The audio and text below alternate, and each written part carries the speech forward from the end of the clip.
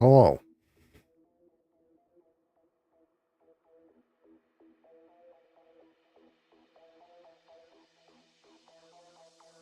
Board Game Bird, how's it going? Crassus, you just waking up there, brother?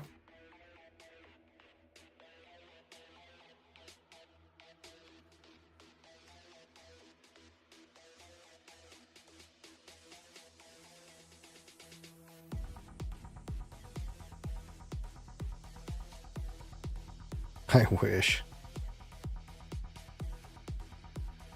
I definitely just got up. And had a shower.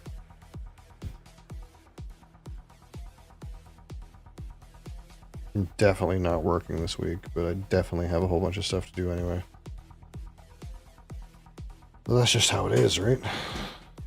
You never really get a week off. Vacation, that's a myth, you know. What a middle class dream that you'll take your vacation hours and go on a vacation. Wow. What a dream that is.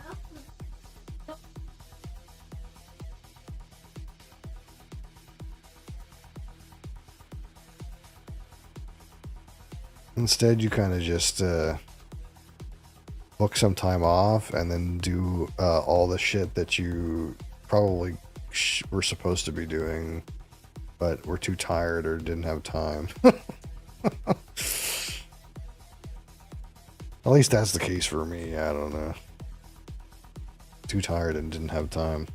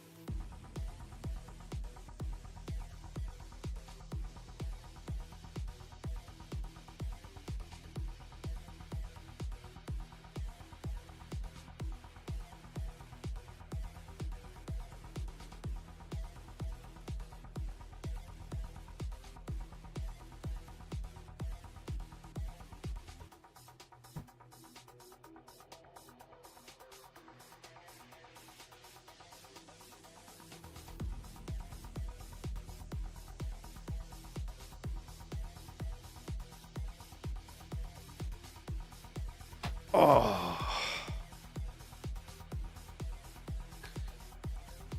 Who's this? I think they call me the blood boiler. I might boil your blood, so you stay away, you know. It's dangerous stuff.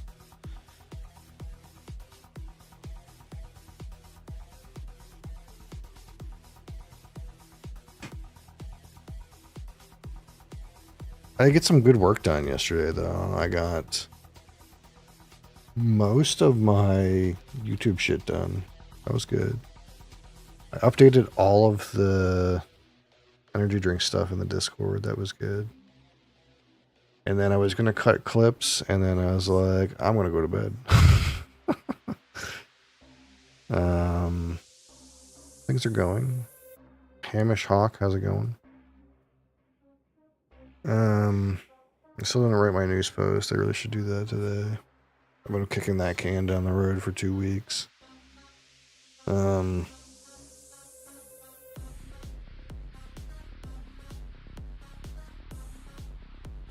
We're here. That's what's important. We're here. We're here to talk about this Red Bull Summer White Peach. That's what we're here to talk about right now. Not the regular peach, but the summer peach. It's a white peach instead of a peach.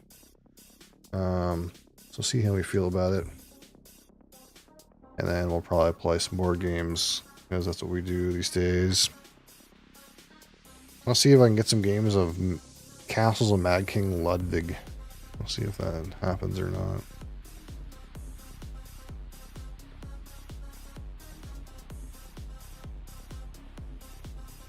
I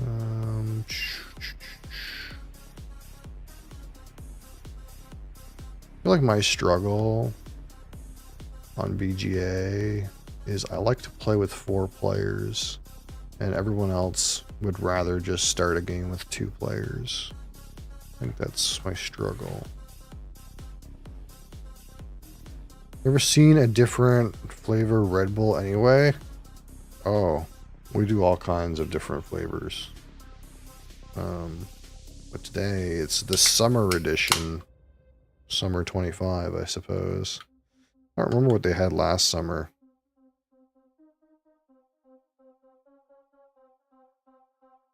It is not colorless. It's like a slightly colored thing.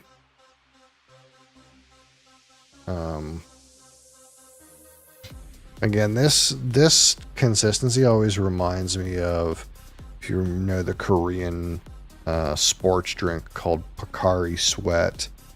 That's kind of what this always reminds me of. This kind of like gray color. This like cloudy clear, if you will. No random floaters in this one. Carbonation seems maybe a little light.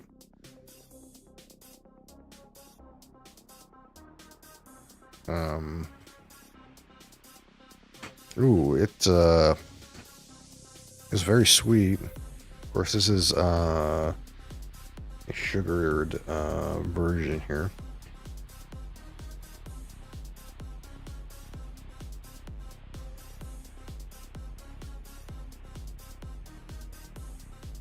I mean, it's very thin on aroma. Like there's a little bit of that like zip that you get from a peach smell. But it's also just kind of like really just sugary. Which, as much as you feel like that would be normal for these types of things, you actually don't get that like kind of straight sugar note that often. It, honestly doesn't smell like much. Like there's a little bit of a peach note and a little bit of a sugar note, and that's about it. It's almost just neutral, which is terrible, in fact. Of course, as you guys know, for how I judge things. If it doesn't smell like anything, that's useless to me. All right, summer edition pink can, white peach. Cheers.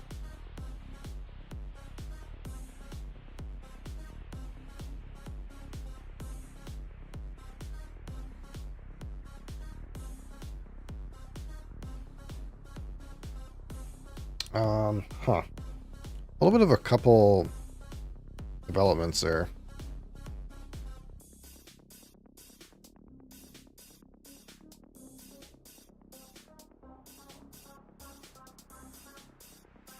I don't know if I like that, personally. You get a little bit of the sweetness up front, and there's some of that kind of like soft peach flavor.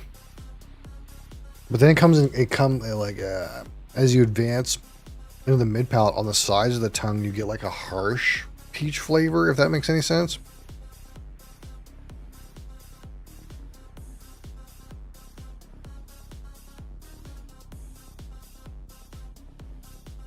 And there's almost like a bitterness on the back palate and finish.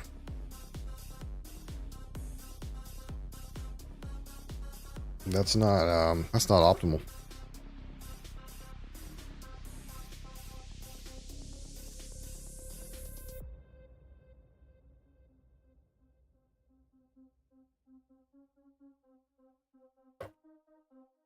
That is not as good as the regular peach can, by far.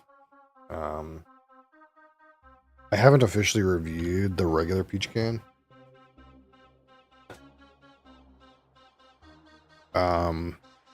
I guess it's not technically just peach. It's peach nectarine.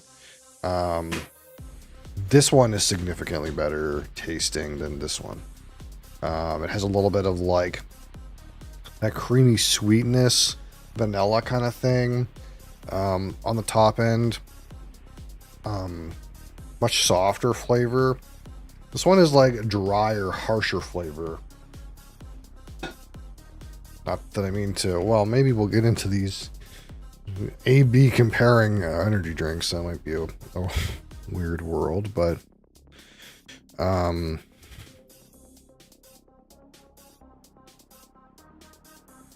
little bit of latex on the nose. This edition is not good. This is kind of like definitely a temporary summer blast kind of product, not a shelf stable. And and it kind of shows, you know, they kind of probably just quickly put this together, shat a batch out, and probably don't plan to make it ever again, I would guess. I sure hope not. Not a lot to get on the aroma, but there is actually a little bit of latex in there. So you can't hide. You can't hide anything.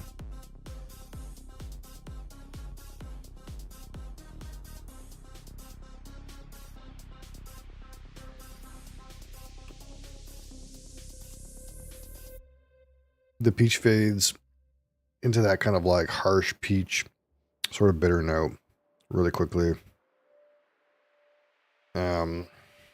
It's sadly not optimal.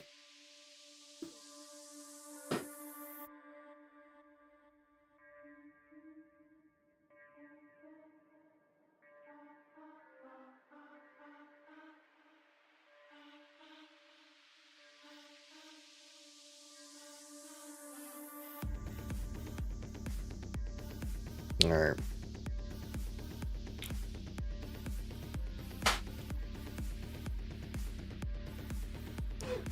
Let's throw out some numbers here.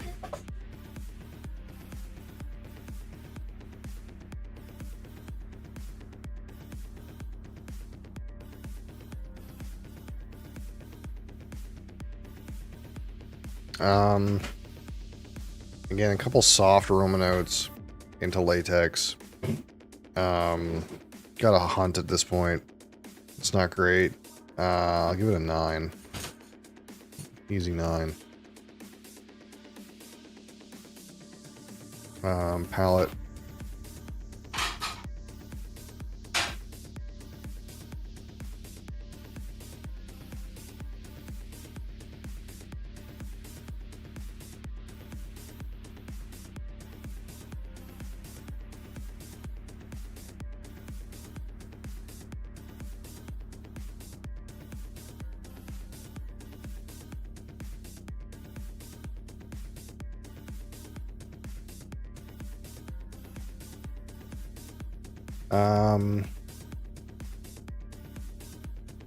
Again, that kind of like slightly sweet peach up front, harsh peach in the back, bitter in the back palate.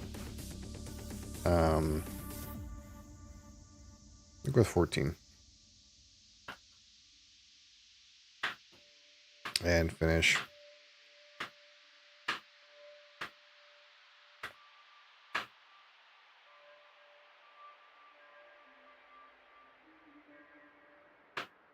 Mostly slightly bitter.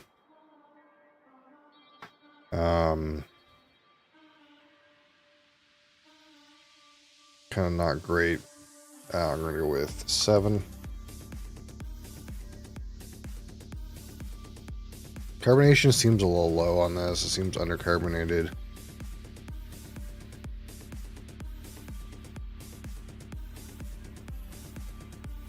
Like it just feels a little flat.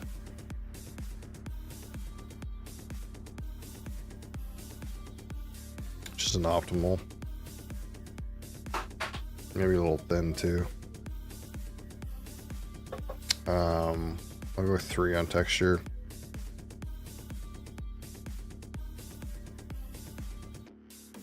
So out of 15, my personal subjective opinion with this summertime white peach Red Bull.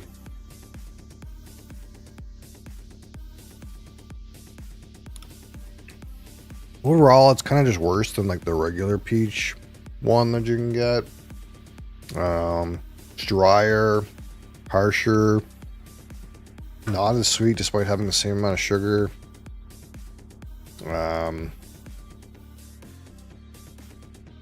Probably just get the regular one, you know, get the like I can get this one. It's just better. This is kind of just like a summertime blast kind of like product. Probably not really worth. It's not bad. Palate's not bad, but the rest of it's kind of like pretty mediocre. Give it a strong 5 out of 15.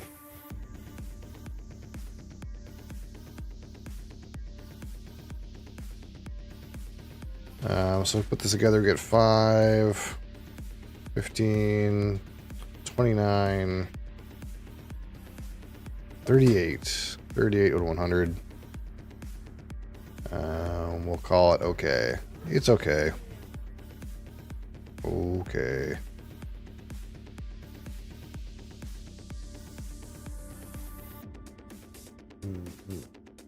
Oh, you never brought home Ghost for me.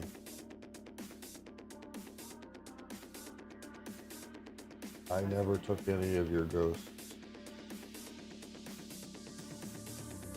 I've never even seen any of your ghosts. I don't know.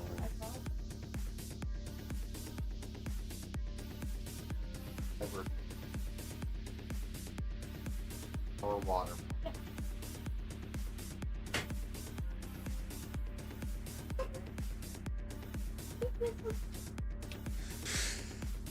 Alright, what are you guys saying here? Don't you agree that... What did you say? Something treat should have more carbonation and slightly less sweetness? I have no idea what that is that you said. Tahitian treat. I have no idea what that even is. I'm gonna be honest. Let's go, Wyatt. Oh, it's a gnome. Am I getting gnomed right now?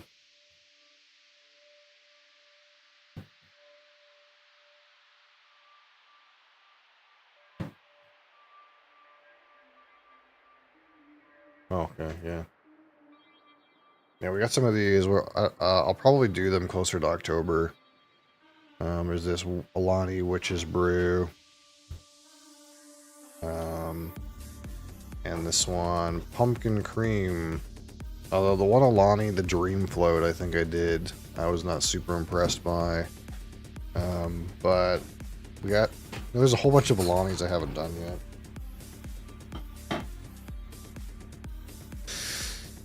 The Fruit Punch Soda. I've never heard of that. I do not live in the United States, so that might be why. What do you want? You little demon.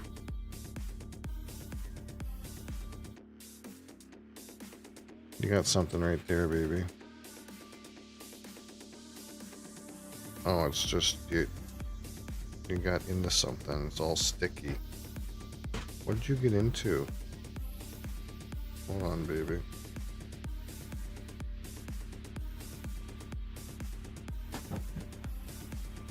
There we go. Thought you were in the US? Oh no, I'm not in the US. I'm really close to the US though. I could drive a few hours and go to the border, but you know, things are weird at the border these days, so I don't tend to go. You know.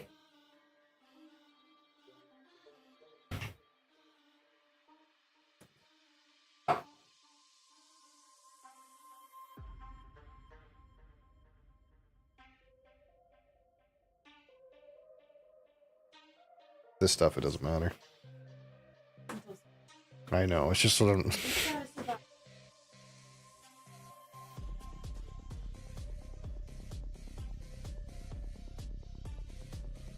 That's all. What? You keep knocking over my random shot at Canadian Club I have here. I got for free.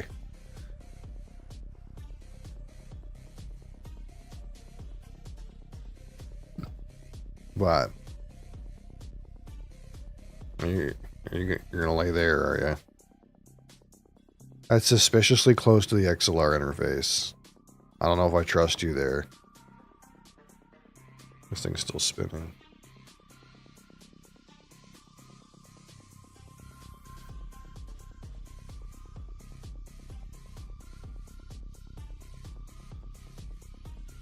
What, darling? Do you think we're gonna get a game of Castles and Mad King Ludwig? Or do you think that's impossible? Well, it doesn't hurt to try, I suppose.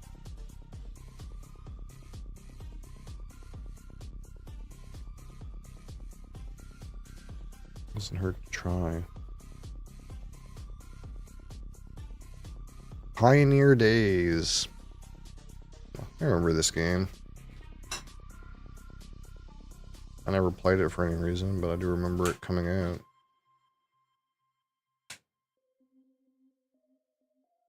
It's one of those games that came out and you're like, ah, that's a game. And then you just, no one really played it and you forget about it. You know, it didn't generate the hype. It generated some amount of hype when it came out, but, you know, it faded into obscurity fairly quickly. What BGG rating do they give it? 7.2? Yeah, that explains it. Ah, yes, it's one of these tasty minstrels.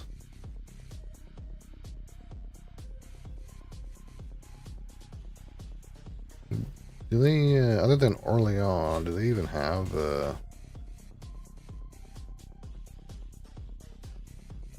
real belter, you know? Can't I sort these by, like, rating?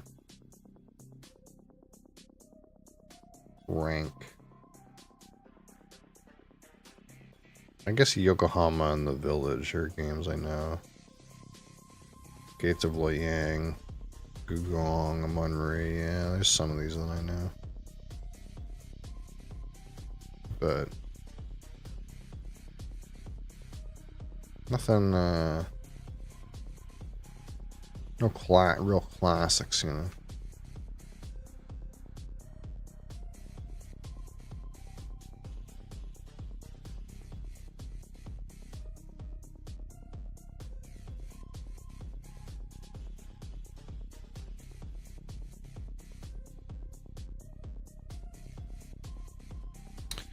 Alright, let's see.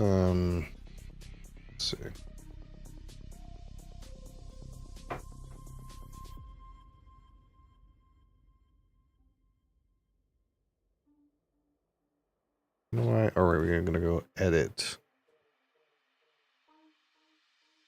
Then we're gonna go boom, done. Save. And then we gotta hit this button here. Boom. We're in. Pop that out. What do you think, Kat?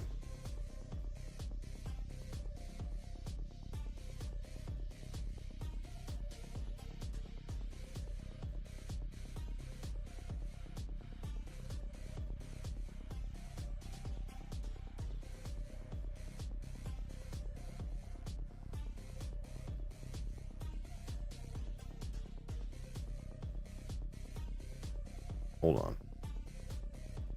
Forgot to close some stuff. Save as. Oh.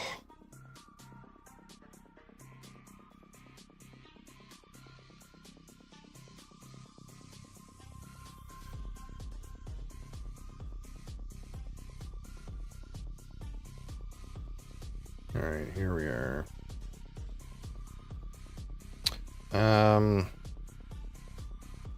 What I mean to do next. Oh, I need to change category.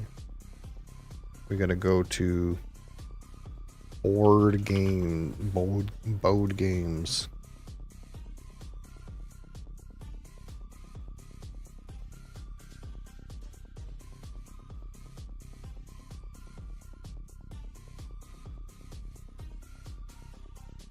What's going on in there right now? I'm playing Gloomhaven. I'm playing some game. I had no idea what it is. And then there's a Japanese guy playing something. Cool. Cool stuff. Cool stuff. Alright, I'm getting to the end of these. We're winding down all these asyncs. I'll think about that game later. Yeah, I'll think about this game later too.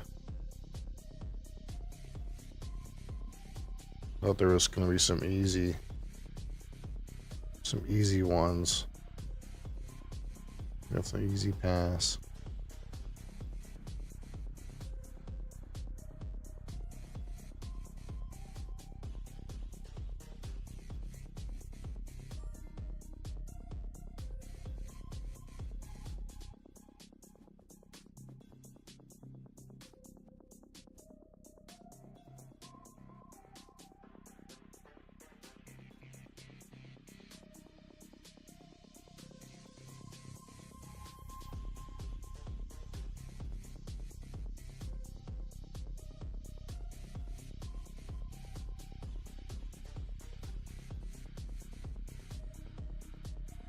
That it.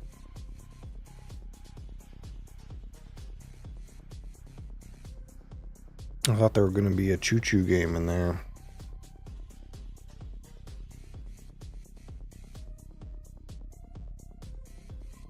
No. Alright, what do you think, Kat? Do you think if I search for a 4-player game of Mad King Ludwig, do you think it'll happen?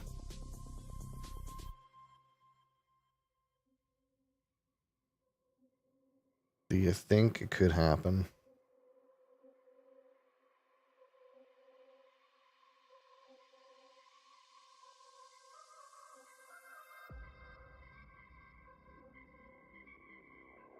Let's see.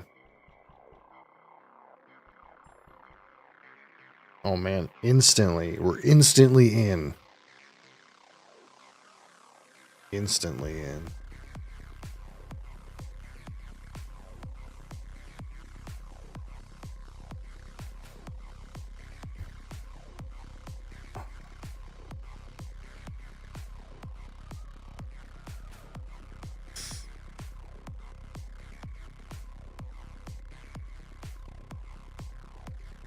And then 2 guys are gone.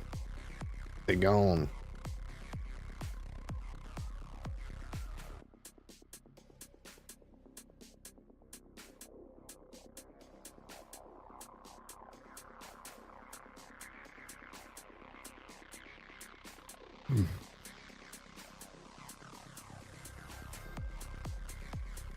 Boom.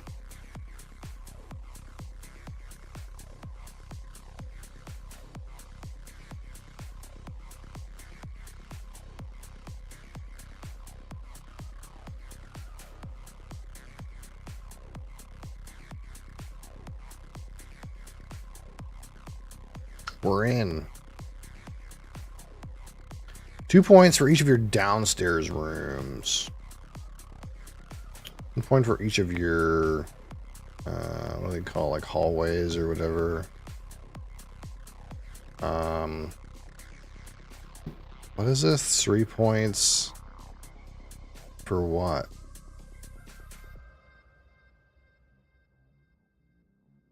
Score 3 points for each bonus card belonging to any player that scores 0. That seems not great.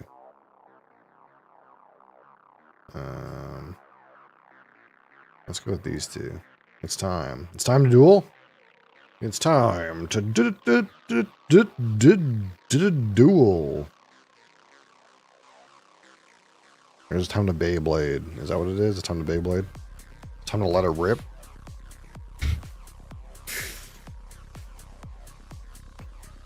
It is time this Friday for Final Fantasy IV.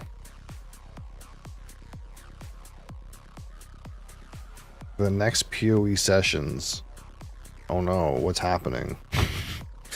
What's these PoE sessions that are happening soon? Terrifying. Let me move this. Alright, what room do I want?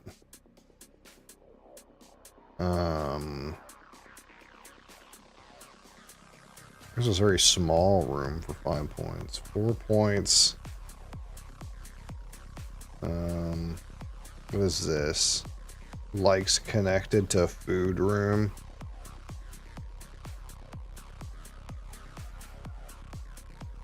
Four points for connected to food room. That's what that is. And this is 3 points. 2 points connected to... Is that foyer? No, that's connected to... Fire cozy room. And it also likes connected to music. Activity room, that's what that is. Activity room. And I don't know what this symbol actually is. Poo 2.3. Is it gonna be lit? I need to go downstairs though. You will gain 3 points. Is that what I want to do? That's what I'm doing.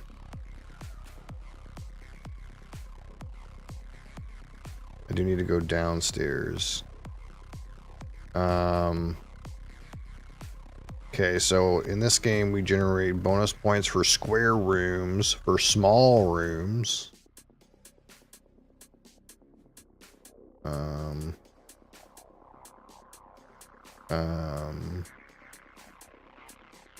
Downstairs rooms.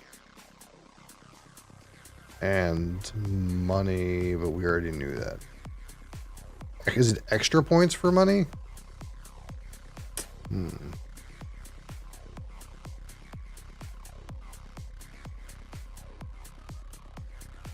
Oh yeah, so he's pushing all the small rooms up here.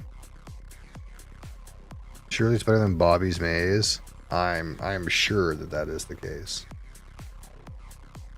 So this wants bonus points for activity room. So we kind of like this pool. Wait, no. So the pool. Okay, so the pool is going to lose. We're going to lose points for putting the pool next to the observatory, but the observatory wants to be next to this, so it's a net. It's a net 0. It's a big room. Now we could take the pool downstairs. That's kind of what I'm feeling. These kind of negate themselves, but it's a giant room worth 6. And then maybe we'll go downstairs from here. You know. Something like that.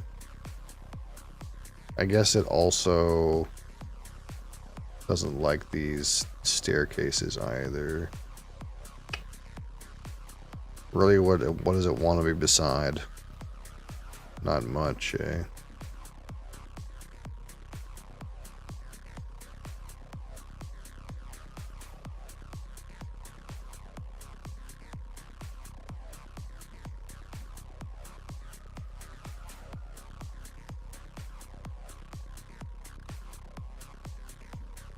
So small rooms are between... I'm a prime customer.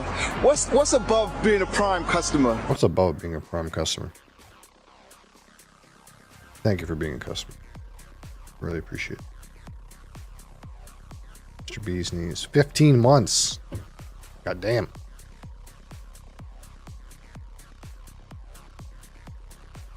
God damn it. That's a few. That's a few months right there. This is worth 5 points. Plus as a small square room. This is more like 7. but it's expensive.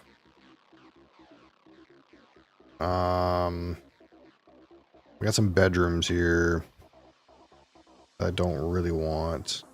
I want to go downstairs. Let's go downstairs. Let's go down the stairs. Actually, maybe we can go downstairs right off of here. Like that. Boom. Instant downstairs. Instead of taking it off of the pool. Because the pool... What can I do with the pool? I gotta put, like...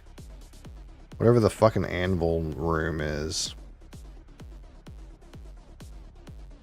Or other activity rooms. I gotta put other activity rooms beside the pool.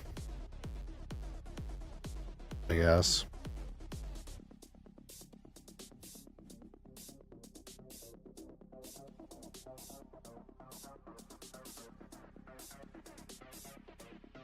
What is above a prime customer?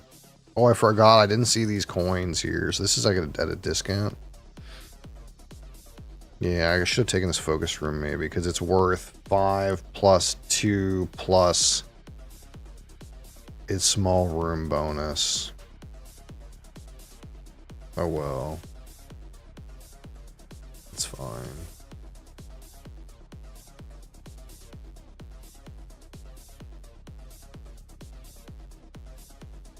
The pizza oven.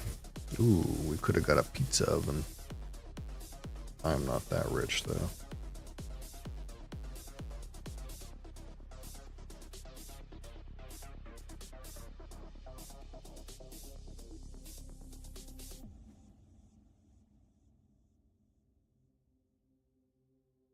This guy put a 300 on the deck.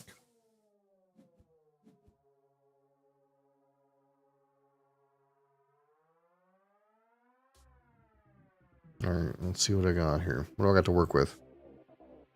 Dessert room, piano room, 9-pin alley. Okay, so I kind of want this 9-pin alley. Maybe we'll shuffle these down here. And whatever this is, this dessert room, our friend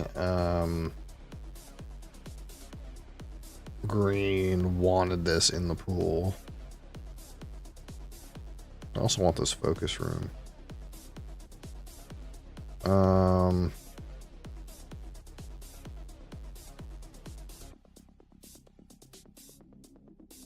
Is this what I want? Or do I want like this? Does anyone else have a downstairs? Can I look at their shit? So this guy's downstairs is covered. You don't have a downstairs. This guy does have a downstairs. So Green has a downstairs. We'll put this here. I'll try that.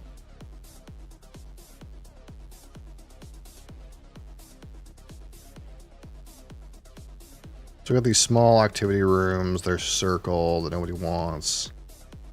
And then I kind of want this 9-pin off of my pool.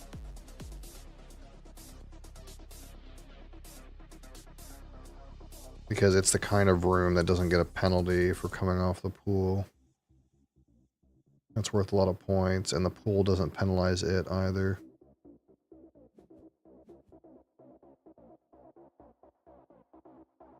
Yeah.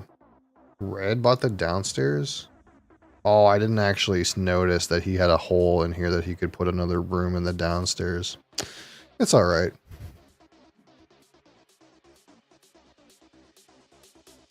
I got good money for that.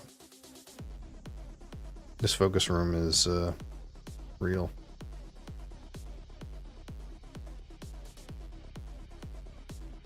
I want the 9-pin, but really I could take any of these cheap rooms or this focus room.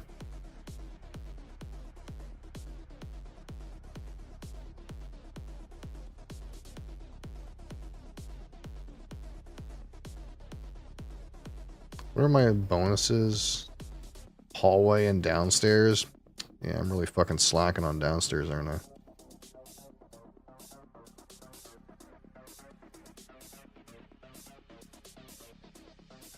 I mean, I haven't had much chance to go downstairs. I should have priced the downstairs a little higher, maybe, but... Yeah, maybe the downstairs should have been here. That's fine.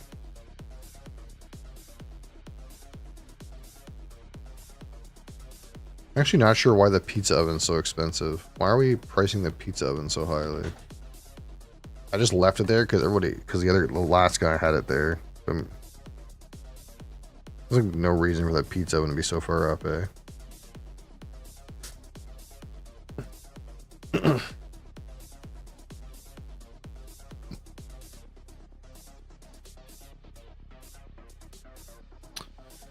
So how do we place this 9-pin?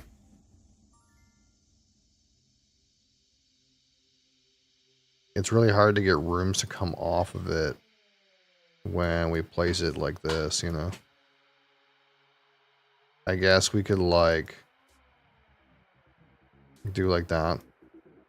And then we can go this way and straight down. Cool. Big 5 points. Pink cabinet.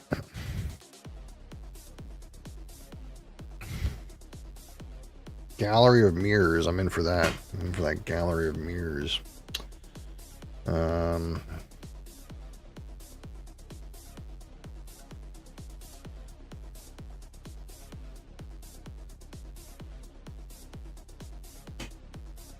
Necropolis, not bad.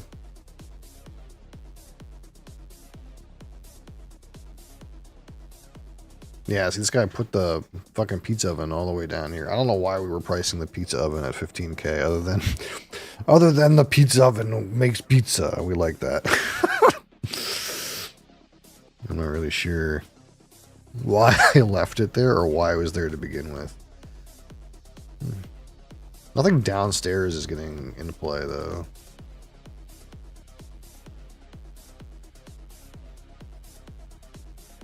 I made my downstairs stairway, and then nothing happened with it. So I can take outside. I can take one of these outside rooms. Obviously, square, small rooms are good. This one is getting cheaper by the day, this focus room. And we could put this next to our observatory. And that bonus is it. Whatever these rooms are called. These, like, living spaces or whatever the fuck they are.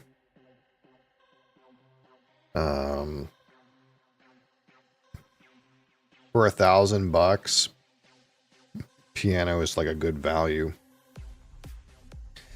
But this one is going to be what, 600, 6,000? It's worth 5, 6, 7 to me. Plus counts for square rooms. Plus counts for small rooms. I guess I'm not even like close to the small room like leaderboard though.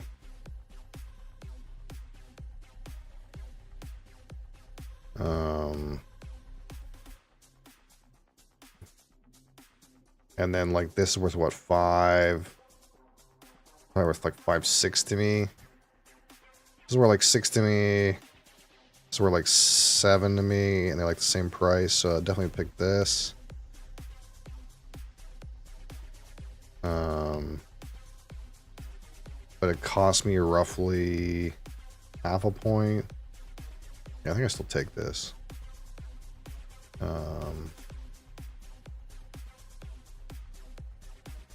We'll pluck it in right here.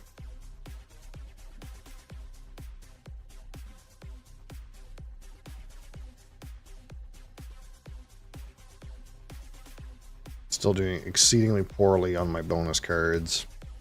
So I definitely have to score better with my actual tiles at this rate.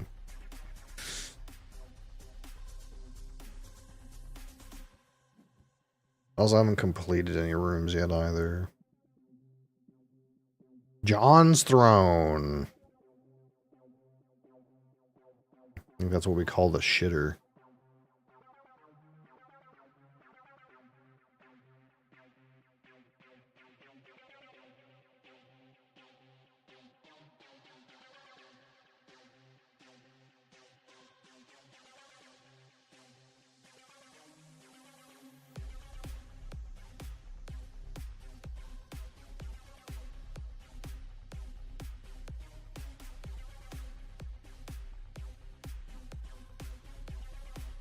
Why is the Necropolis $1,000, dude? I'm in. We're in, dude. 1K? It's free! It comes with 1K. It's a free fucking tile. Free? Can't argue with free. You cannot fucking argue with free, dude. Fucking free. Attached to my 9-pin.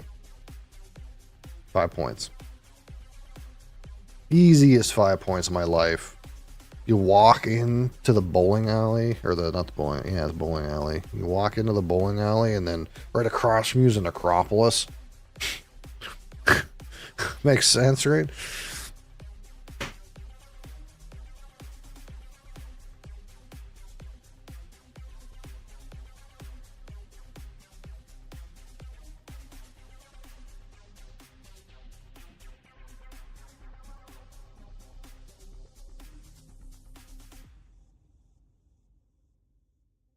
I still want this gallery of mirrors too. It's good for me, but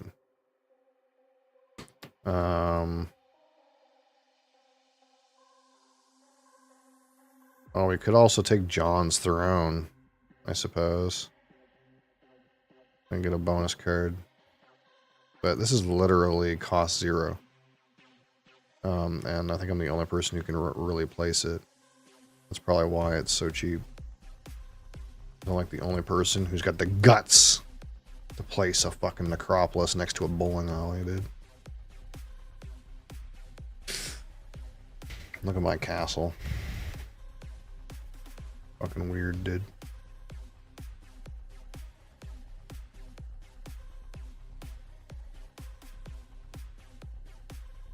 Where's green? Why is green all the way the fuck up here? How'd this guy score so many points?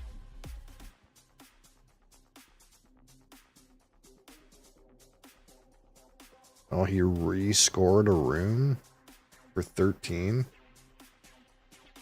This guy knows what to do. Or something. Oh, this guy's fucking vestibule is fucking popping off. Look at that. What a vestibule that is. Guy knows what to do.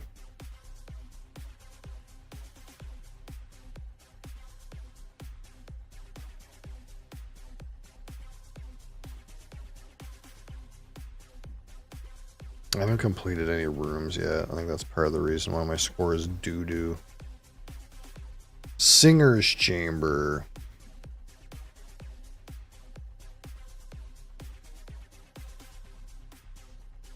Man, you cannot do anything with this.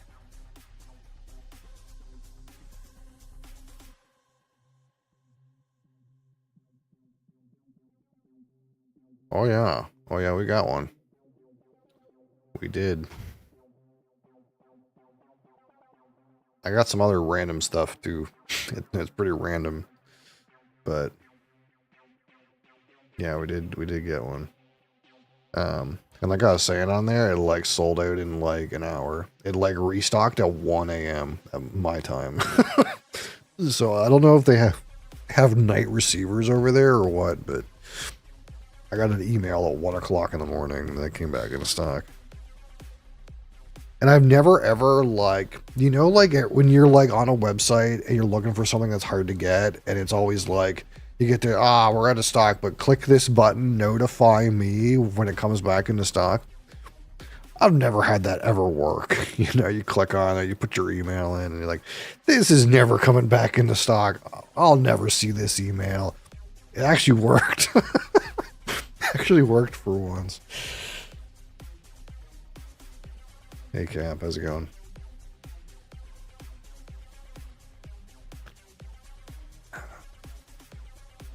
Is this downstairs Crown Treasury?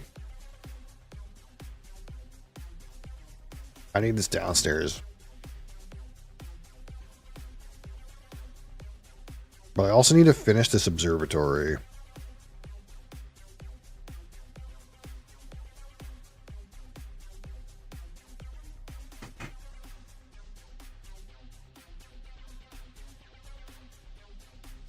This is worth an extra 2 points to me, and it's worth 2 points per... I don't know what this symbol is.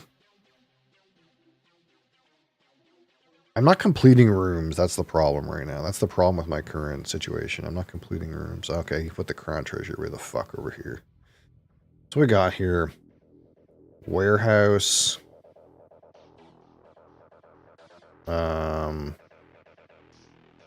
That's not very useful. Can I even put this anywhere? Man, it's so hard to get this piece to work. That's why it's always really cheap when it comes up this warehouse. It's really hard to make this one work. I think the study is probably a good value. I could finish my observatory with it. And then go like right here. Boom.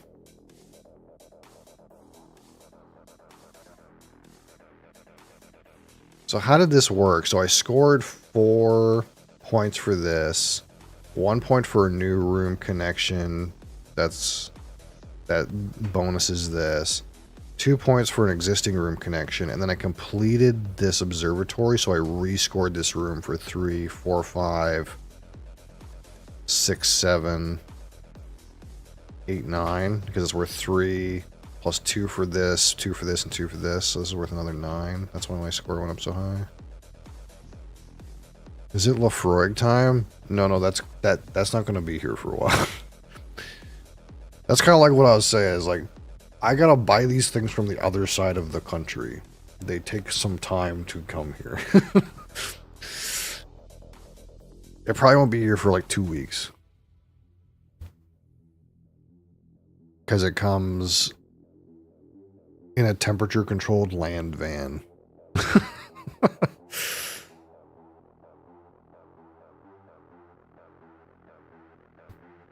So it'll be a while.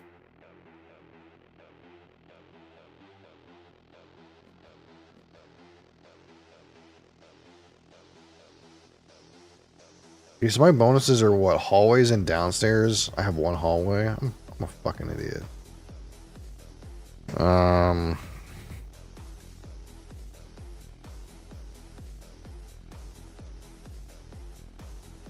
Can I fit? I wish I could like try to fit this in. Yeah, I don't know when that's gonna be, but we'll see when it gets here. We can try to make it known.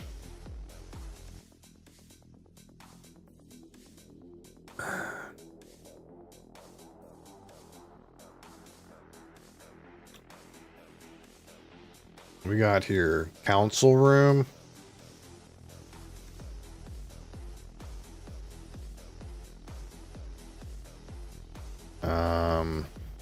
I guess we can keep this treasury here. Is this singer's chamber really that good?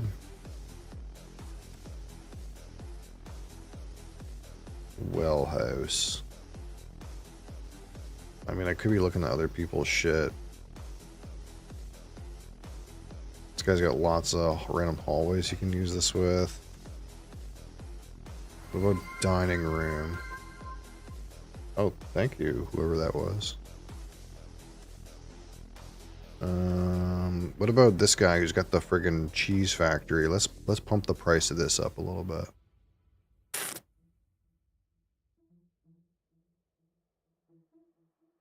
I don't think anyone can make this thing work. They want to buy it for that much. Fucking Godspeed. Anyway, somebody procced my thingamabob. So what does that mean? We're 5 subs short of the Ardbeg Spectacular right now. That's what that is. That little noise.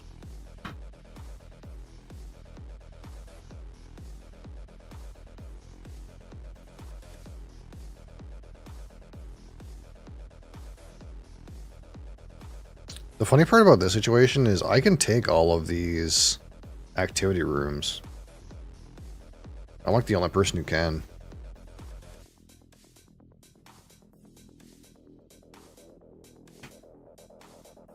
I could take this council and actually put it on the other side of the 9-pin and complete it and put it here.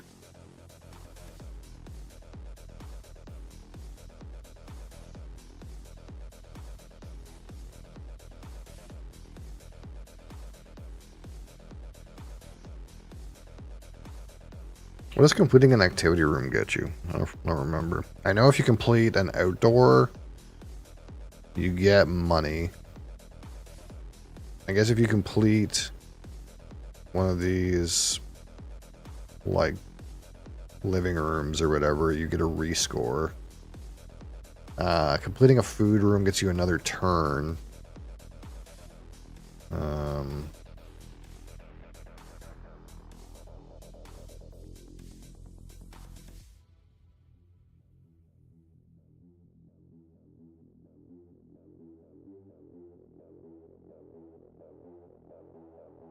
I don't remember what the rest of them are. I guess I could go find out.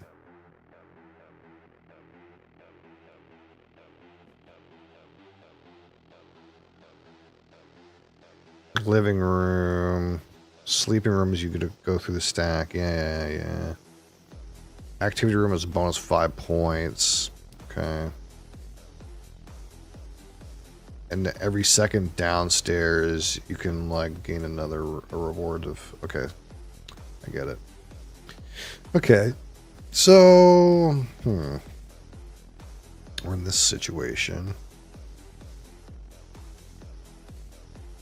No one bought our expensive stuff. But that's okay. Maybe I take my own gallery of mirrors. Or we could take the bedroom and go this way and try to do a food wing here.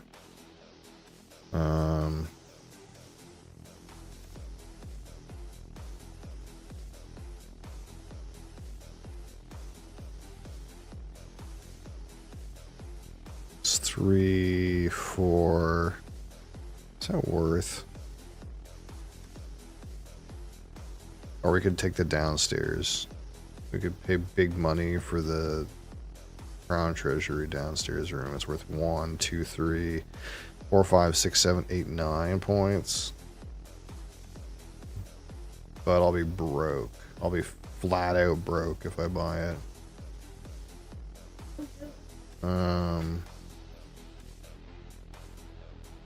I guess we could pay 7K for this thing.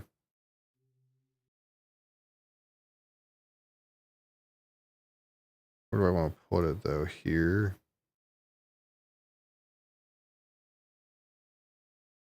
Something like that.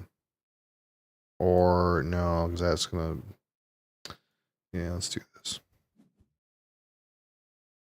What's the objective of this game? Oh, it's a typical one of these games where you want to score the most points, but the idea is you're constructing a castle for the Mad King Ludwig.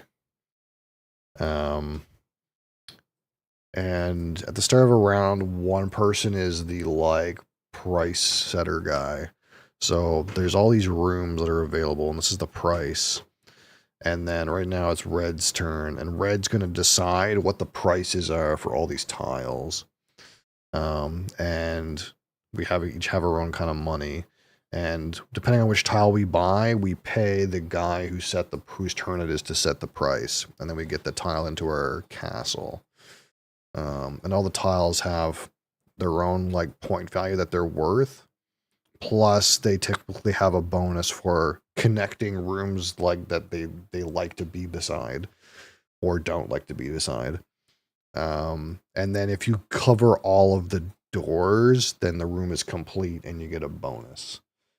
And that's the basic premise of the game. And then you just kind of score as many of these castles points as possible. So we're each kind of building our own little castle. Trying to, like, configure in a way that scores the most points.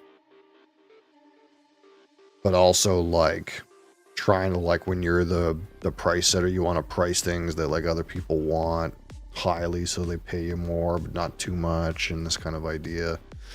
You want to try to ascertain the value of stuff,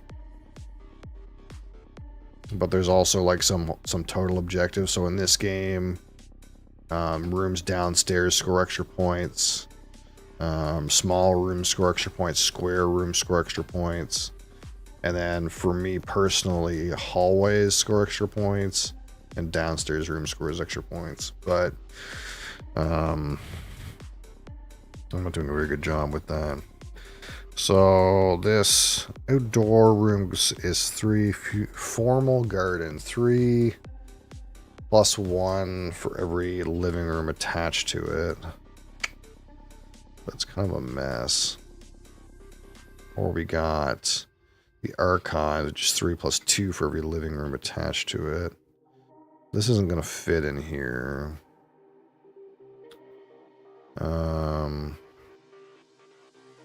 What could we do? We want to try to complete this study if possible. So this is the cheap one, and I don't have a lot of money.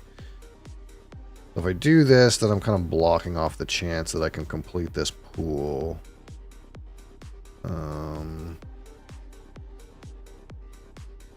What can I do? We could do this, but it's going to be very hard to complete the garden. Or no, I guess then the outdoor rooms have a side that can't touch anything. They're like outdoors, if you will. I guess I could do something like this. That's not great, but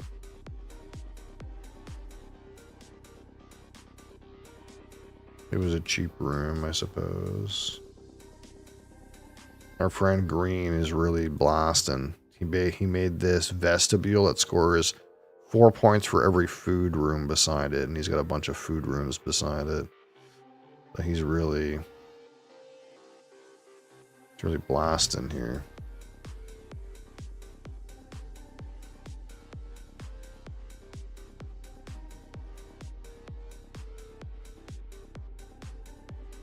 So I kind of have like this part of my castle, which I'm okay with, like these activity rooms, which are loud. I have this part of my castle. It's like all living rooms that like to be beside each other. And I have this downstairs that I've never ever been able to get something to because like this Laker guy swallowed up the first couple downstairs rooms.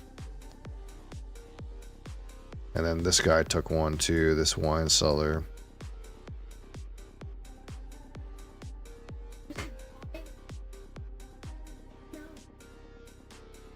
So it's kind of unfortunate because I get actual bonus points for downstairs rooms, but it's been hard to get one.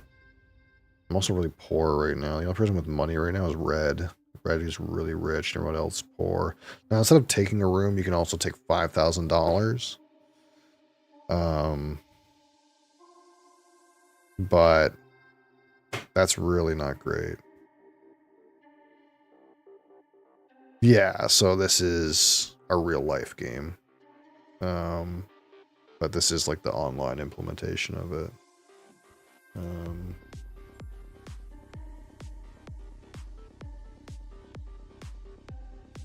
So if you like go in here, you can always kind of go to the BGG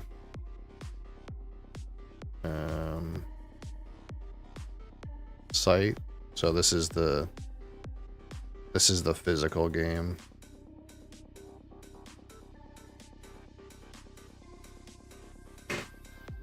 This one's been around for a while. It's quite a classic title, if you will.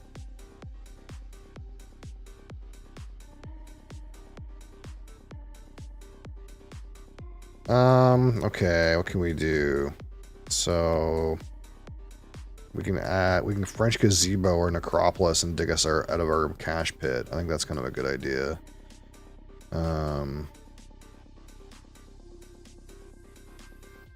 West Tapestry Room. I think we need to dig ourselves out of this cash pit. So we could put this here. It'd be worth 5.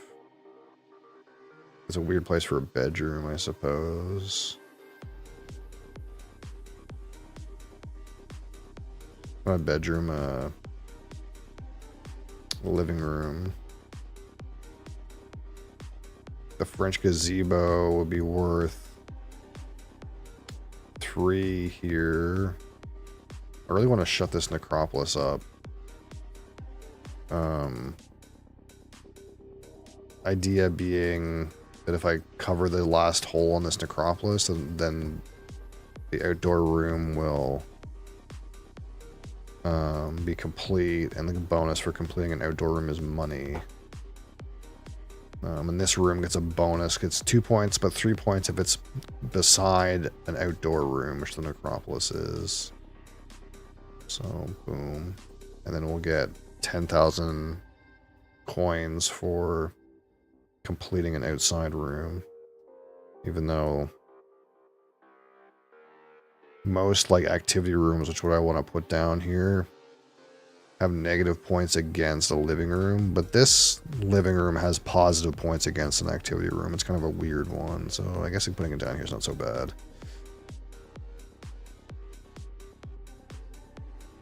Nice to finish this pool and this 9-pin.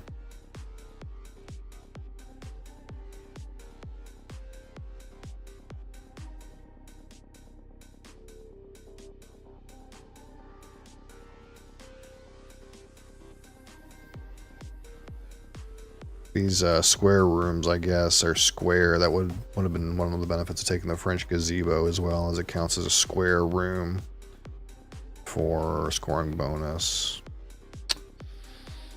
So I could have put the gazebo here, and I would have scored less points up front. But I would have the opportunity maybe to get more money out of this. That's a square room. I don't know. Somebody bought the fucking Crown Treasury. That's not even good for him. That's a very strange thing to purchase. He paid a lot for that. But he's only got one living room here. It's a very weird thing to do, if I'm being honest. Okay. Green's pricing. I would love to get this coral cabinet right here. I would love to get that.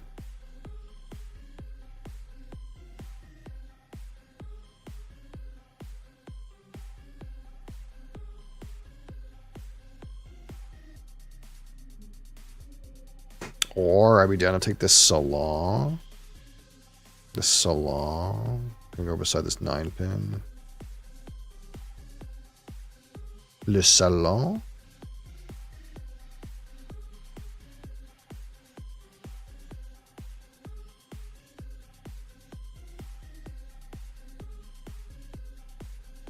There's also a world where we could try to put this French gazebo beside the indoor pool, but then the study's fucked.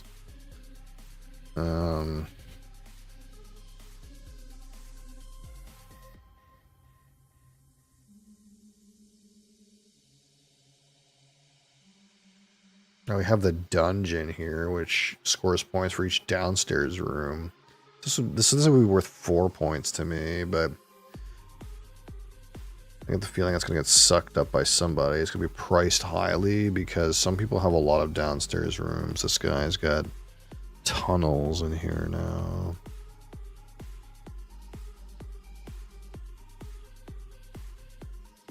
I'm assuming it's going to end up priced highly because, yeah, it's going to be priced here because this guy, Red Laker, he's got lots of money and he's got a lot of downstairs rooms. I'm kind of like really slacking on my bonuses. I don't think I'm going to win. Maybe I'll get second. That's how it feels right now.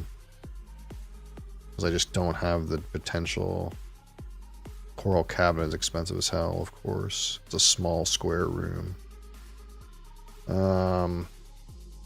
You're with a porch, but I don't have any bedrooms. Now we can go to the grand bedchamber off of the foyer. That would score 6. Plus we could put a hallway attached to it.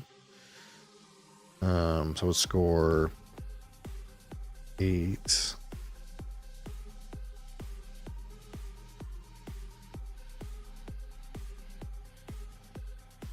Still kind of want this salon. That would score me 3, 4, 4, plus another 5 for completing the 9 pin. That's 9 points. This is already 8, and it's half the price. So this is like a better value. We can like plop this in here beside our foyer, like so. It's a pretty good value, and that completes our foyer. So we get a hallway for free, and then we take our hallway and put it up against here, and that'll complete the bedroom. First 2 more points. And then we can choose a stack. What do we want to do? Let's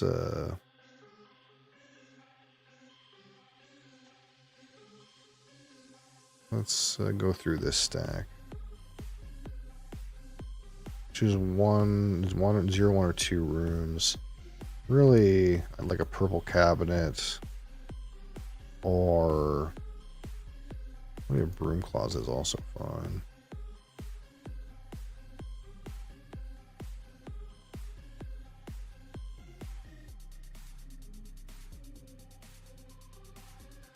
But I think there's no way I'm going to catch green. It's almost impossible.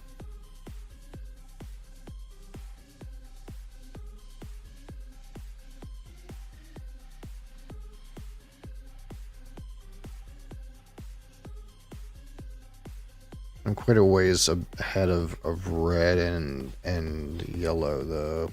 I guess that's one of these things where it's like I'm finding it hard to complete my objectives.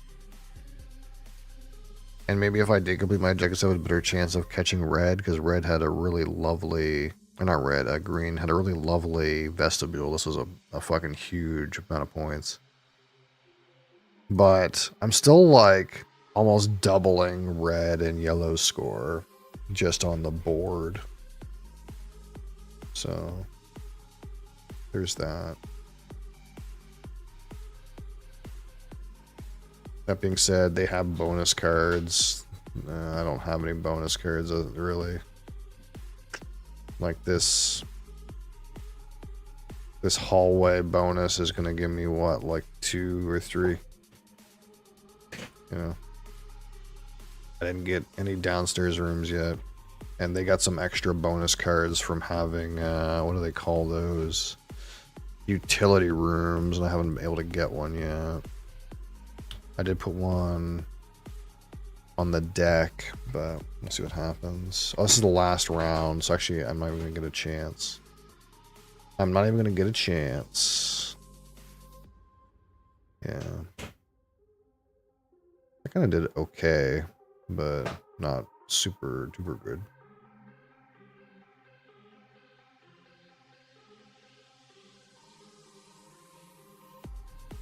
Now there is some other bonuses here. Again, I'm actually leading for square rooms, so that's good. Small rooms I have very few, so I'm turducken there. Downstairs, same thing. And third for money. So there's going to be some bonus points awarded here. Red's going to get some bonus points. But actually, you know, red could get a sizable amount of bonus points and even pass me. We'll see what happens.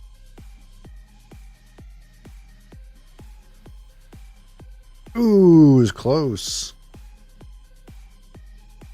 Yellow actually caught right up to me because his bonus cards gave him 26 points.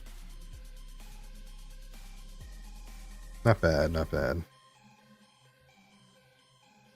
Yeah, see, I just didn't score anything on my own bonus cards. Wonder what I could have done better.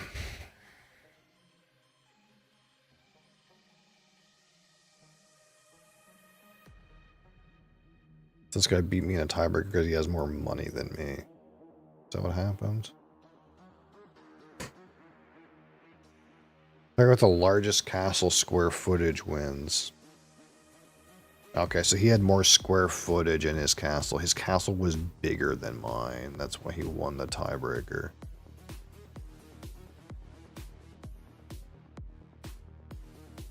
Oh, cool. That's how you set up the singer's chamber. I was wondering how that would even ever work. Oh, you could put it on a hallway. Like flat on a hallway too. The problem is like it scores negative points for hallway.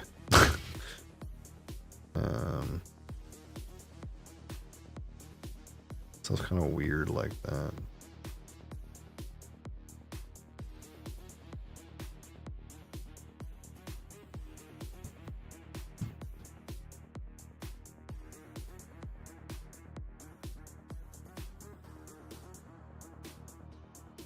All right, we'll try again.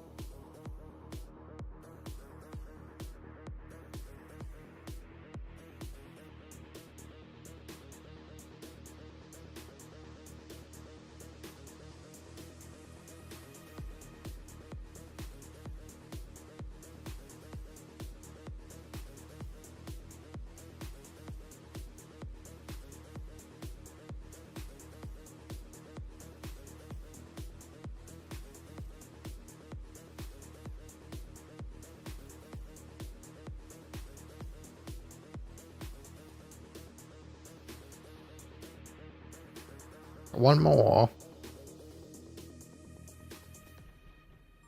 We're in. Boom.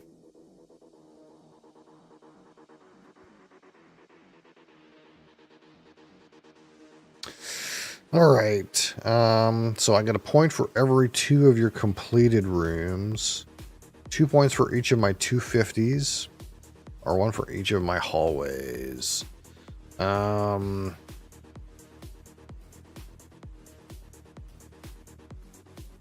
point for every 2 of your completed rooms? Oh, that seems kind of steep.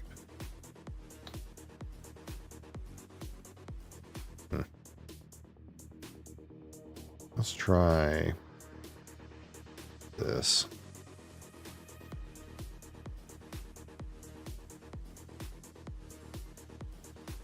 Ooh, I get to price first, eh?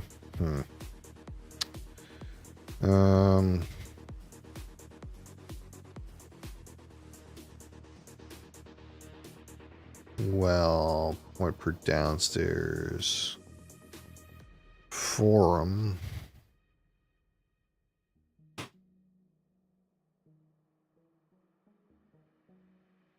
I don't know what these are intrinsically worth. What is this? What are we scoring here? Unique types. Square footage of downstairs. Downstairs hallways. An activity. So maybe like, I don't know.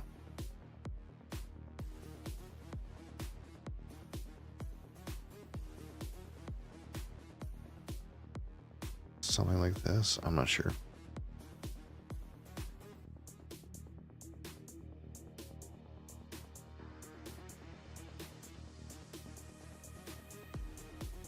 I guess no one can play stuff downstairs right away, maybe, so maybe I should put the downstairs rooms at 1 and 2.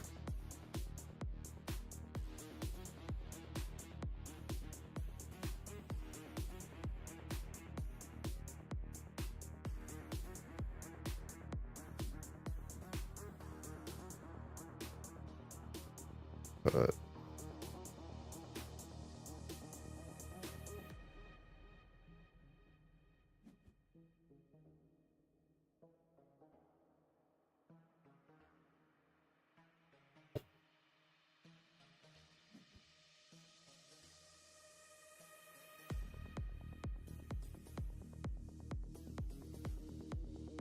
Yeah, maybe like that doesn't make sense. Maybe the downstairs rooms were supposed to be here.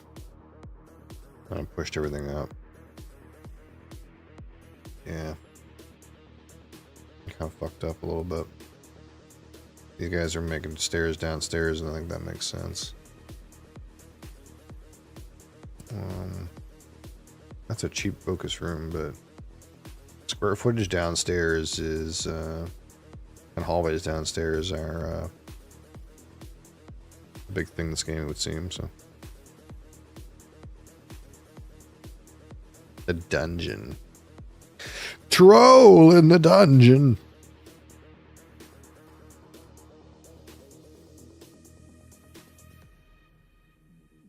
But those guys are spot stairs anyways, so I guess I missed out a couple $1,000s on the pricing of the storage room. Maybe I fucked that part up. Hey buddy, how are you? Have a look at you. Okay. Don't you be pressing those buttons. Don't you be pressing those buttons, you.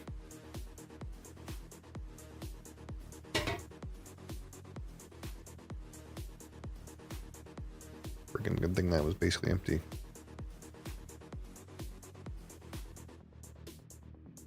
You're some naughty, you know that.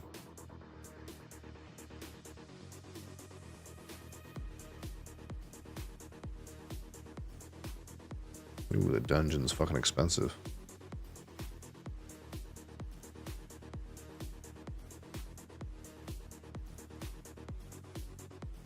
But of course it is the dungeon.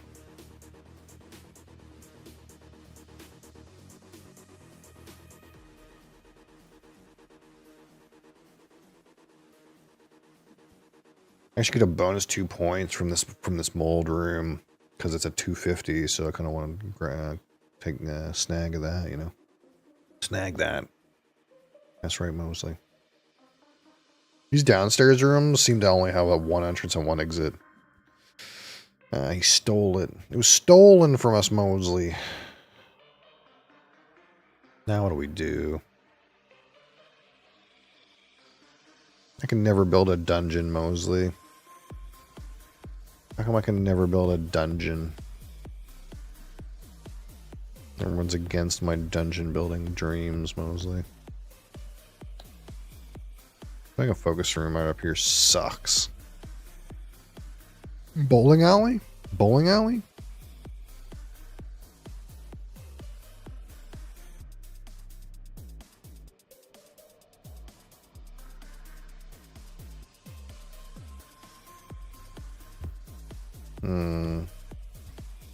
I want to take a hallway.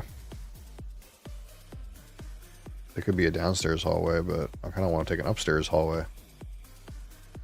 Like this.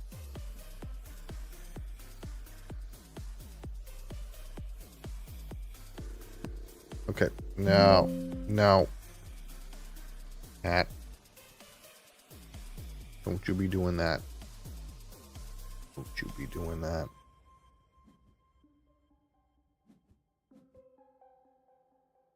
Just freaking always getting into the buttons, you know.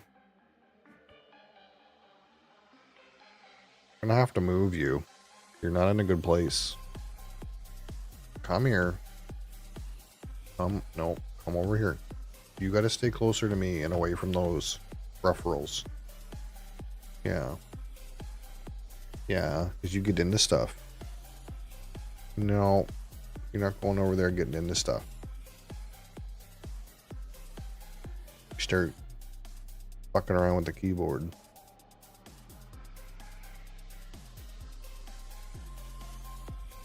Yeah. I know you. You'll start fucking around with the keyboard.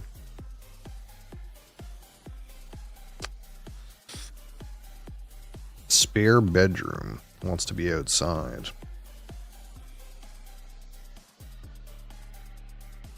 I'm about to just start laying these slowly ever cheaper activity rooms.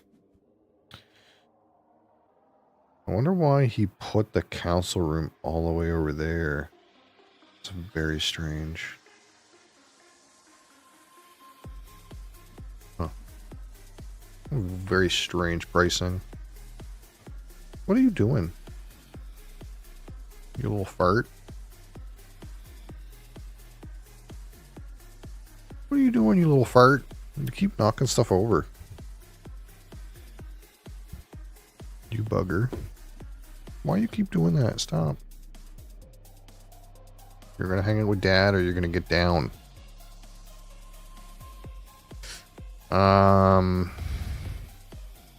Do I want to pay 7,000 for a dungeon? I mean, yes, but I think it's focus room is free. This 9-pin is 4,000. And this is just a better deal, isn't it? Deals.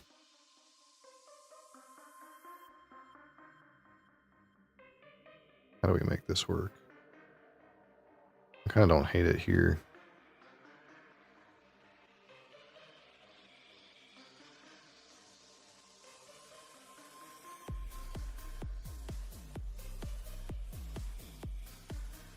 Something like this.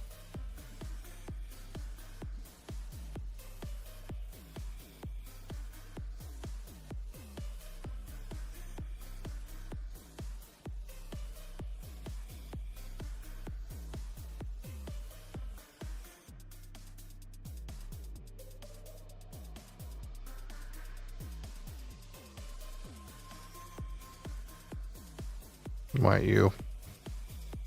What you? Huh?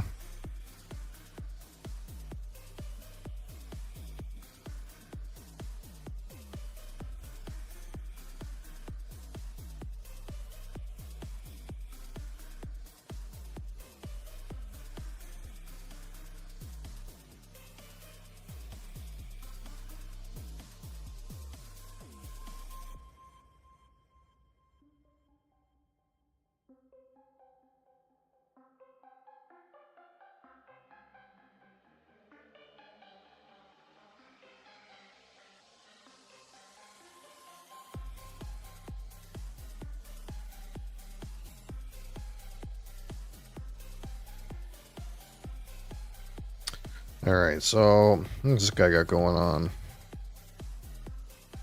A forum that goes downstairs. He's got that focus room. So he's going downstairs, spare room, bedroom. This guy's got the food vestibule that he did. He's got food bonuses on his thing, but hasn't capitalized on that yet.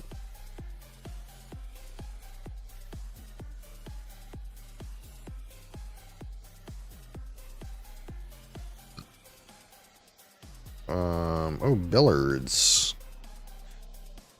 Billiards is nice, dude. Those billiards going. Billiards. Give me some cheap billiards. 6 for that billiards.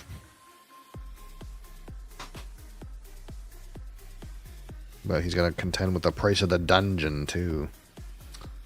The dungeon. Pumpkin patch. We also put a French gazebo around.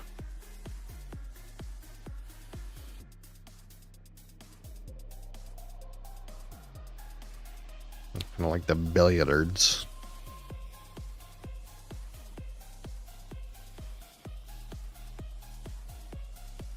Something like this.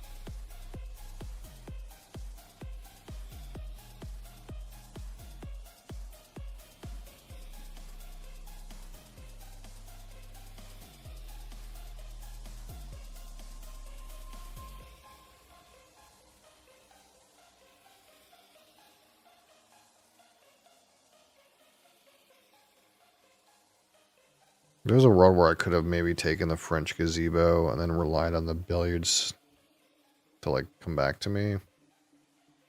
But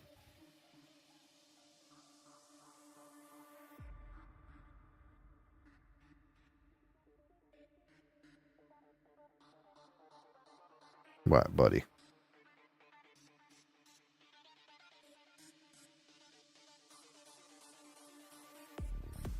A gunk on your face.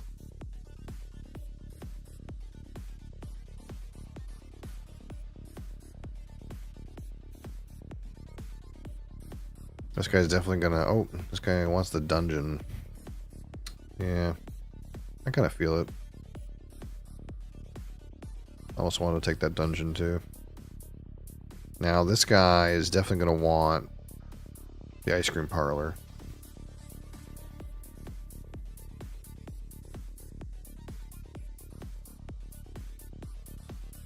This guy go with green. What's green got? He's building a bunch of hallways. Do you think green goes for like the ballroom or something? I feel like he doesn't want these outdoor rooms. Or, I mean, I don't know. He's got the spare room. He could put the pumpkin patch or the gazebo next to the spare room. That makes sense. You know, right here. It's cheap and completes his bedroom and gets him a bonus. You know? Could be real.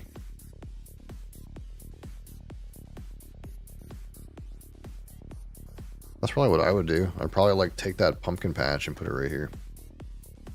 Or if you're mentally planning to do the like guitar thing, you could do that. But the pumpkin patch doesn't have like a thing that goes down, so it's like it'd be like more.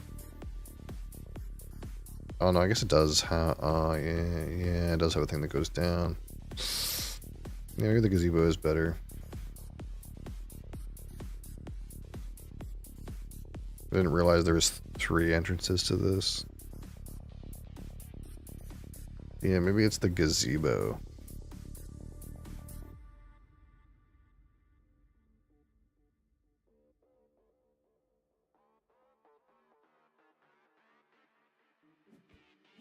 Oh, he took the ice cream parlor. Fair. Almost like steals it from this guy. If anything. This guy really wants food rooms right now.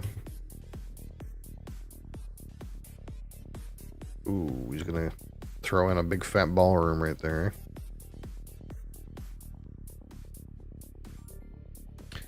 Okay, my turn to pick prices. I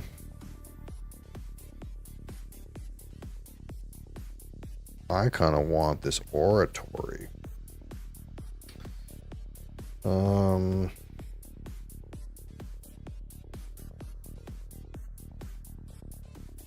What is this? Royal Bodyguard room. These things are equally annoying to use. I think this food room is a little bit desirable. What is this? Nap room. Let's try this. Well, actually, what's the deal with this council room? Like, why is this so expensive? Not really sure. You don't want to put it too far down because it comes with a big discount. But I'm not sure why it's so far up here anyways.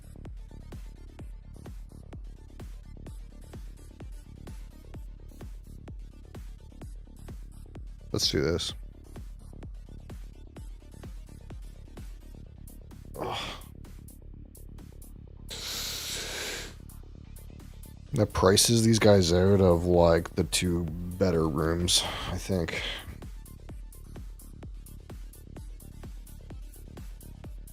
Like Red can't get his dining room.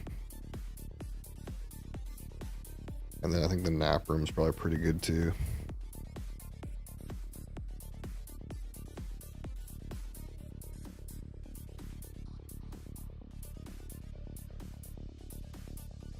And these like kind of annoying outside rooms are still very available. Which they'll probably get bought, but but like not great, you know? Okay.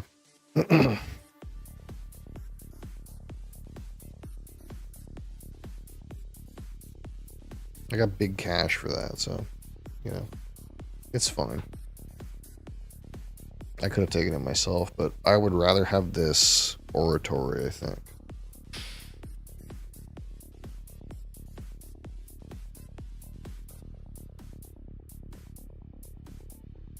Because this is going to be worth 4 plus a bonus 2. And I can put it in my clump of, like, activity rooms.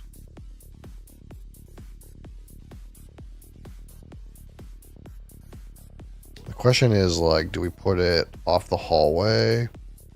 Yeah, I think so. Like, you put it off the hallway so that these 2 get filled easily. And then you just have to plug the top with something. I was kind of maybe thinking I could put it, like, here. And then make another hallway. With the foyer. Actually, that might make more sense. When we get the foyer finished.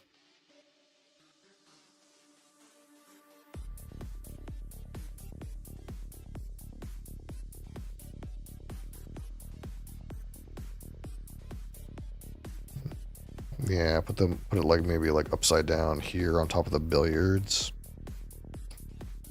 And then when I complete the foyer, we'll do a hallway through it that'll complete this part.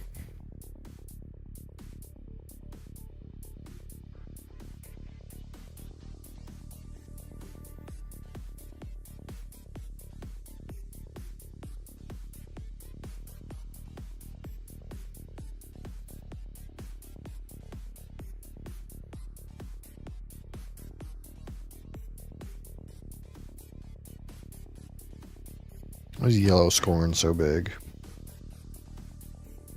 I guess he completed his forum.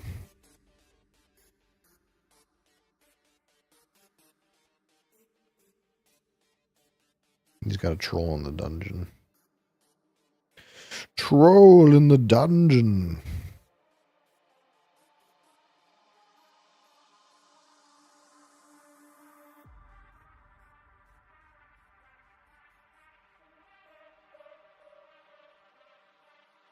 Arnold. Hey, Arnold.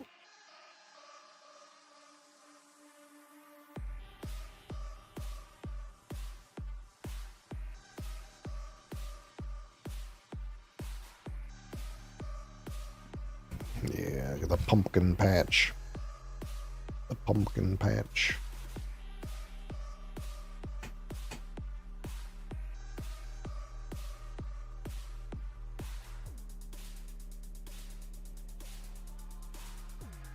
The boiler room? That's mine. That's my room.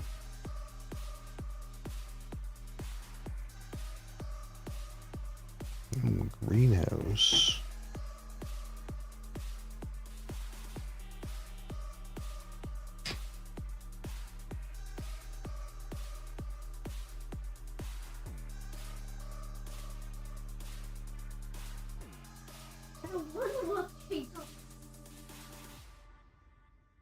That's going to be a tough sell.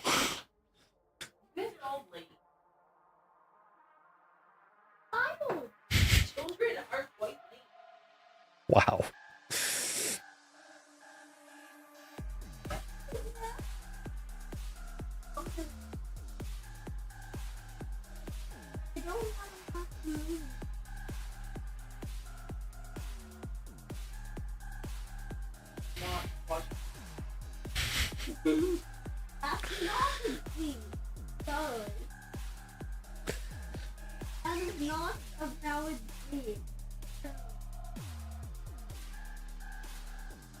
Hmm. No, it's not really that. I want this boiler room. That's what I want. I want to plug my billiards with the boiler and get a card. A real card.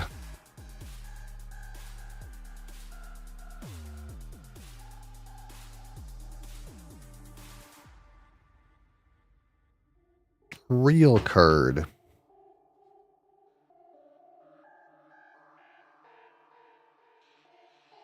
not sure why the Royal Bodyguard room is so expensive. It's kind of like, in this game though, this is kind of like the spot where you put something where no one can buy this. And these are expensive because yellow wants them. Not yellow. Green and red want them badly. These food rooms.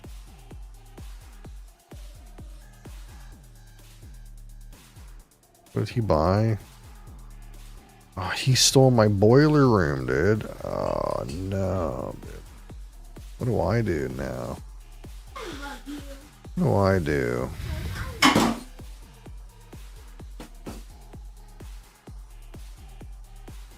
Now, what do I do?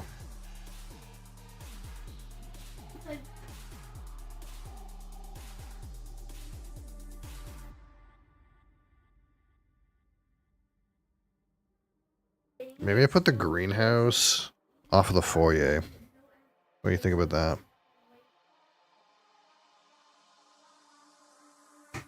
Or we put the nap room off the foyer too.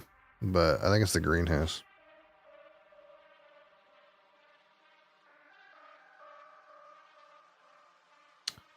What am I doing for count? These guys got all kinds of different counts. I'm kind of shit for that. I can put anything off of the foyer. What? Maybe I need. Maybe the greenhouse. Yeah, I think it's the greenhouse. It's easy to complete. To new type. I'm in it.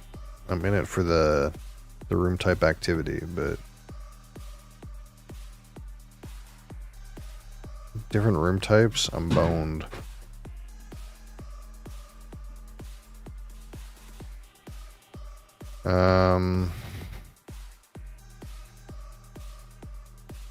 Yeah, I think it's this. And we'll just spin it upside down. Or, I mean, it doesn't have to be spun upside down. It can, well, like, I can put it anywheres, but this, like, this gets me done things. Like, we can go boom. And then I can get a hallway for free. And that hallway will, like, fix my oratory up here. Boom. And then score 5 points from that. I guess that makes sense, you know.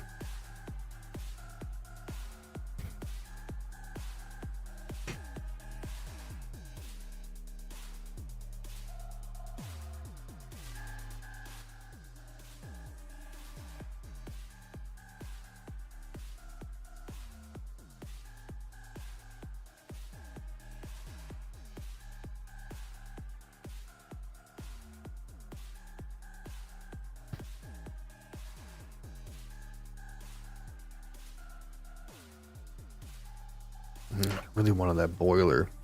That's what I really wanted.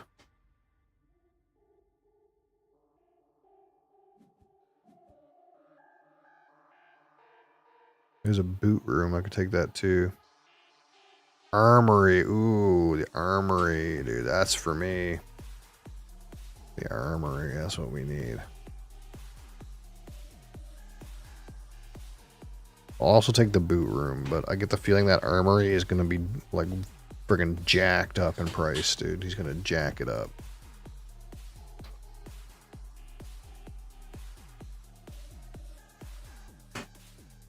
It'll be 10 or 15 for sure. I'm almost sure of it. I'll end up having to take the boot room.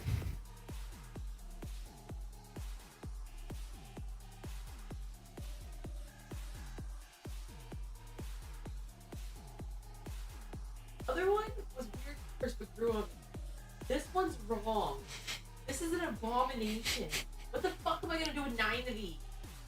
Oh my god, this is so bad. This should never have been made. I tried to tell you those Alani things. Like carbonated pumpkin pie spice. I mean, that sounds exactly what I would have expected out of that. That was gonna be creamier.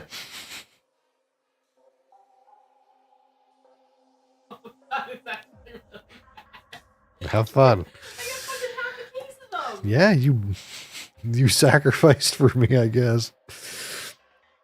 I didn't ask for you to do such a thing. The armory's 6,000? Oh, I'm in. Give me this. Give me. What does red want? Surely red doesn't want the armory. Nice. This is me right here.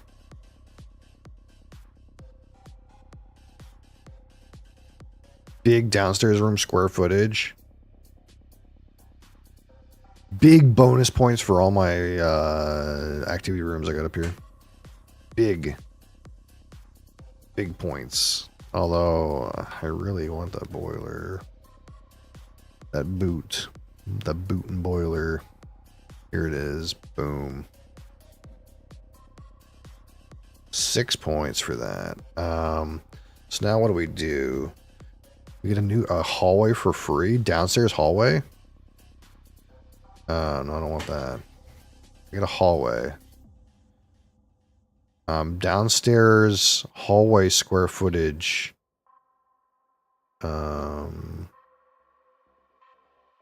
Is worth something. What if we just do like this? Boom. Now I'm first for downstairs hallway square footage. Is that what that is though? Square footage of all rooms of the indicated type. I shouldn't have 650 though, right?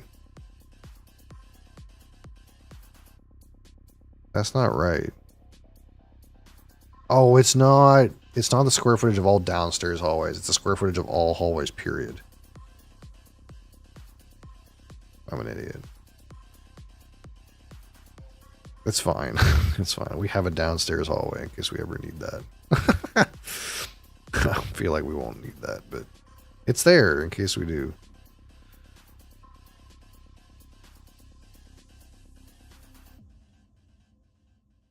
I should put it off the greenhouse or something. I don't know.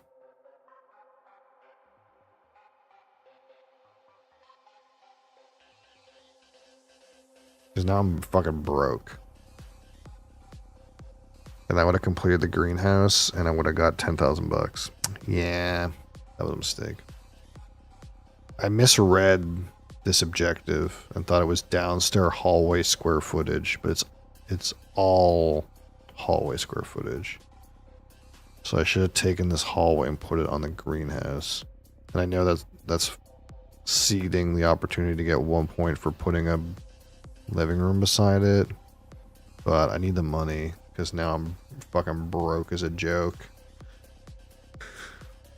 Oh, and see, there's like this mead cellars here. That would have been good for me too.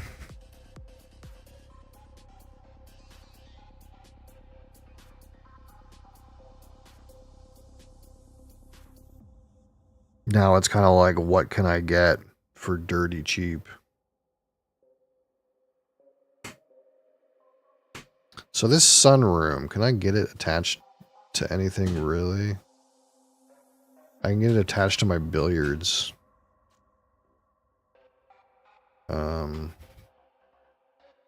That would be 5. Now, I think I need to get this thing finished though. So if I pay 2,000, I can get 6, which is worth, and get 10,000 in plant reimbursement. Now then again, I'm master builder next, so it's not necessarily a rush to cover that up right now, but this is like maybe the best opportunity I'm gonna get, maybe. So let's just do that.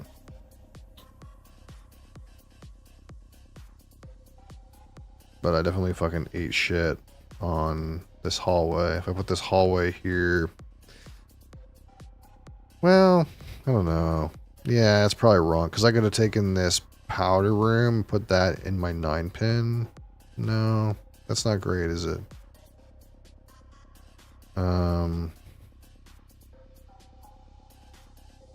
I could have put the boot room here, lost a point.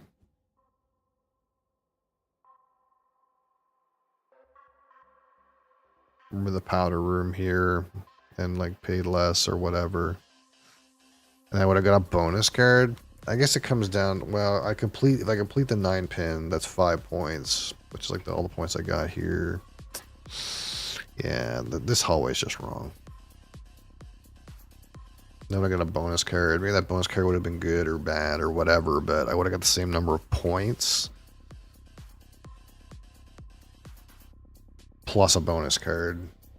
So it's pretty much all wrong. Who else has activity rooms other than me? Yellow. I want that mead cellar.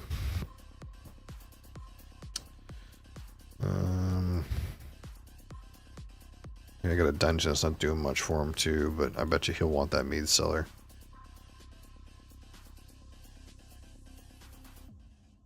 This guy probably doesn't want the mead cellar. This guy's got a whole bunch of different types of rooms, like he knows what he's doing. Weird. Imagine being a bunch of different types of rooms.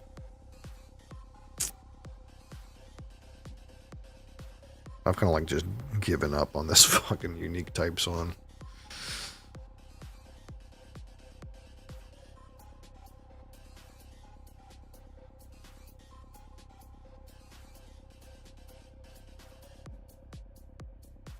We got it here. Singer's chamber. We could gobble that up.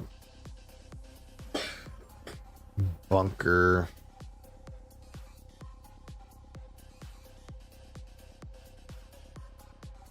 Okay, so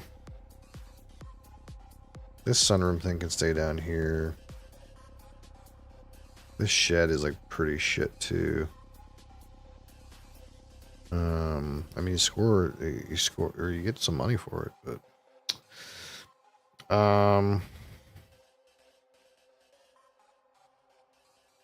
maybe make the mead cellar a little cheaper. I mean, it's got a discount on it already. The antechamber can stay there, probably. I can take that singer's chamber. I can also take the mead cellar. It's hard because I don't want to pay 9,000 for a mead cellar, but I'd also be okay with the singer's chamber.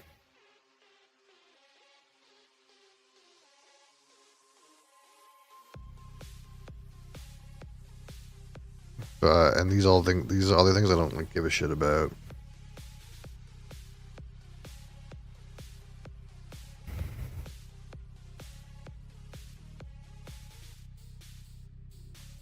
I guess it's like this.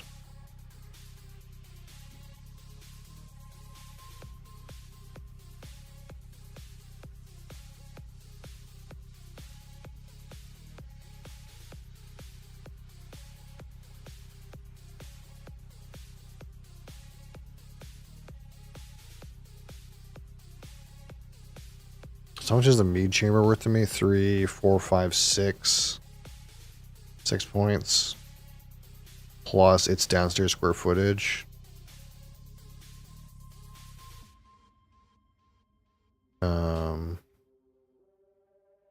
Actually, shed's not terrible for me. I can put the shed here. Like, shed's not that bad for me. Singer's chamber's pretty good too.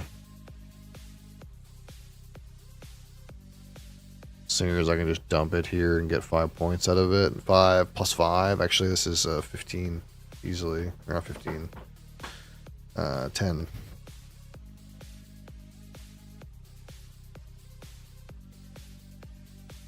Like, maybe the singers and the mead were supposed to be switched.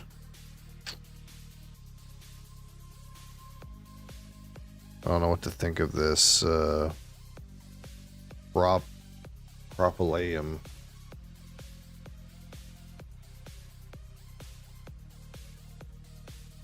The shed is actually just not the worst either, because it's 1, 2, 3, 4, 5 points plus pretty easily makes 10,000.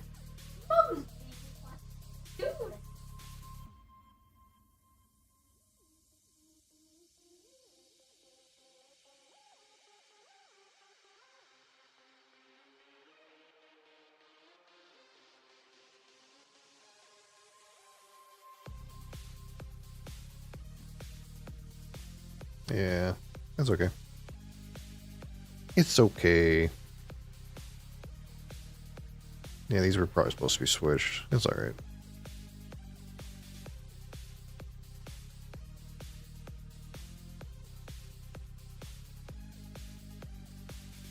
I guess it becomes... Do I want this shed beside my East Tapestry? Or do I want the mead cellar? Mead cellar's 6. And this shed is kind of... But the shed is kind of nice here for 3.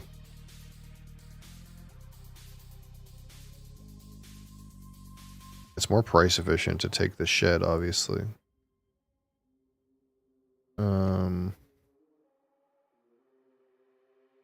I think I still pay 9,000 for this. I think that's still the thing to do. It adds downstairs square footage as well, which I'm now like very clearly winning in. And the shed doesn't seem very desirable to other players, so I'm like kind of happy to pay a little amount for this shed later. It would be nice to get some things to just plug up these activity rooms, though. I think I could take any of these long activity rooms. Like a long activity room right now is worth like this is 5, 6, 7, 8. Plus, if it plugs up this hole, it's worth another 5, like the 13. Like these are pretty good. Still winning in hallway square footage. Still winning in number of activity rooms. I've kind of like given up on this thing. And I'm winning in downstairs square footage as well.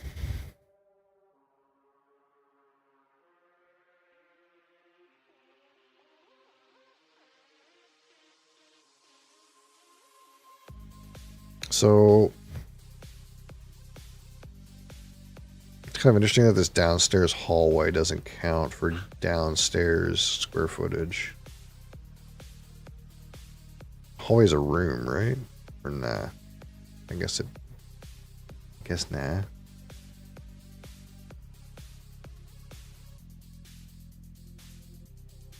We'll see what happens, but like, for example, I'm happy to take this shed. Okay, yeah, someone else took it.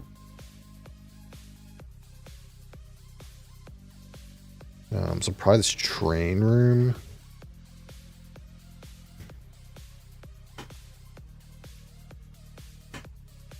The problem is if I put a train room here to plug in billiards, then I can't ever complete the train because of how it's oriented.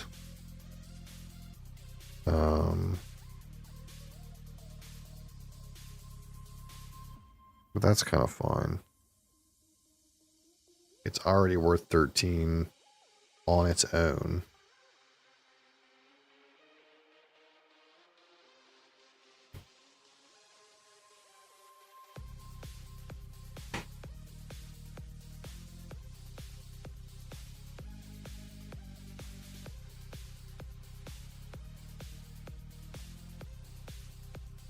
How many rounds are left? I guess there's 11 cards to come out, 11 tiles to come out. So it's like 3 more rounds, probably.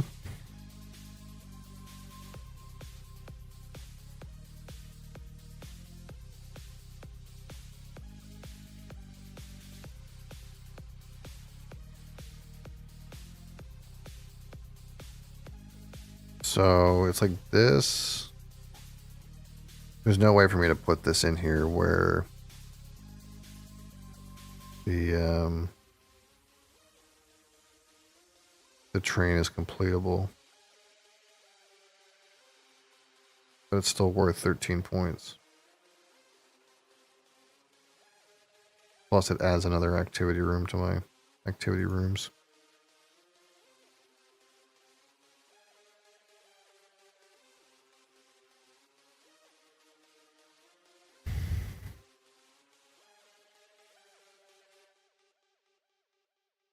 And this one's worth how much? 5, 6, 7, 8. 8 on its own.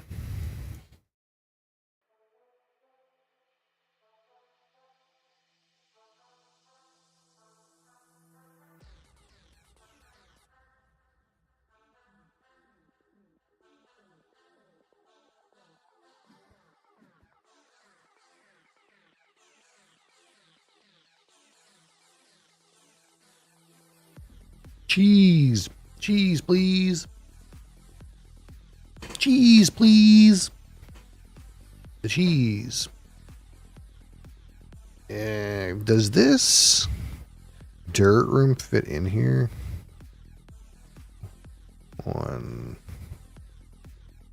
2, 3, 4, 5. Like I can't tell. I think it fits in here. I want to plug this 9-pin alley if I can. This would be the only way to do it here, though.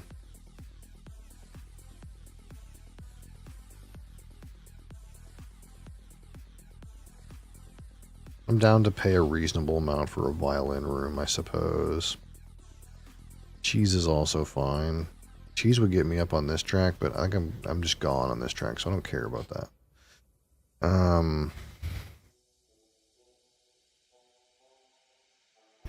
The hole is just worth 3 to me.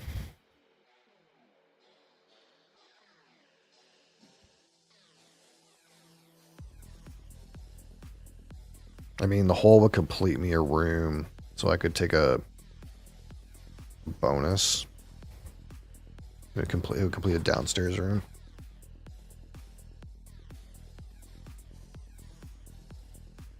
So I can get anything out of here. 5 points, another turn, 10,000, a bonus card.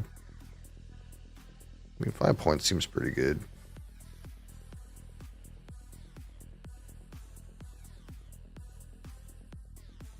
Rescoring the room doesn't do much. Are bonus cards worth more than 5 points if you don't know what they are? That's the question. This antechamber is becoming cheaper, but it's not very good for me. This dirt room is the one that fits my configuration. This utility room does not. Now for 1,000, I can just take the violin, and that's worth 3, 4, 5, 6 points. You know what I mean? Like we could just take this and put this here. And that's worth 6, and I pay almost nothing for it.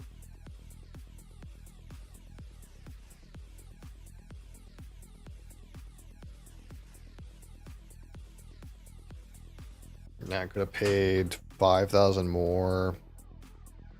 And scored what? 3, 8. I scored 2,000, 2 more points. That's cash efficient points, I suppose. But you don't really want to like think of it that way. I wonder how many points per $1,000 like a good player would aim for like being really money efficient. Converting 10,000 for 1 point is obviously not how you want to look at it. Like 1,000 for 6 points is extremely point efficient though. Or money efficient. I think 5,000 more for 2 more points like might make sense. All right, what do we got here? We got tunnels. And that's going to be worth 1, 2, 3, 4, 5. 1, 2, 3, 4, 5, 10, 11 to me. It's pretty good. And this is worth 2, 3. Why is this so cheap? Why are the tunnels so cheap?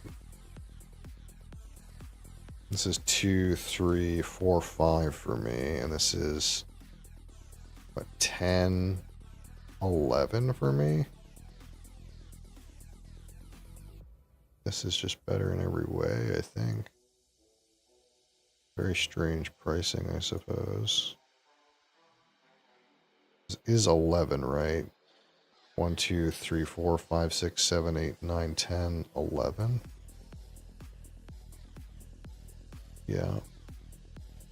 Choose a completion reward. So the question is, am I supposed to take a card or am I supposed to take 5 points? I'm going to take 5 points because it's so late in the game that I don't know that I can like get a card that's going to get me at least that many points. But maybe on average, I would have got a card worth more than 5 points. I don't know. But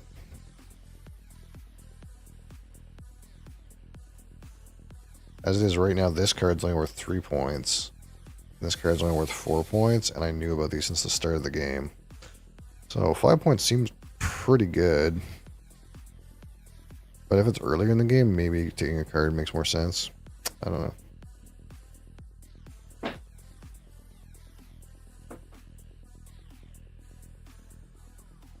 So there's this round, and there's one more round. So next round will be the last round.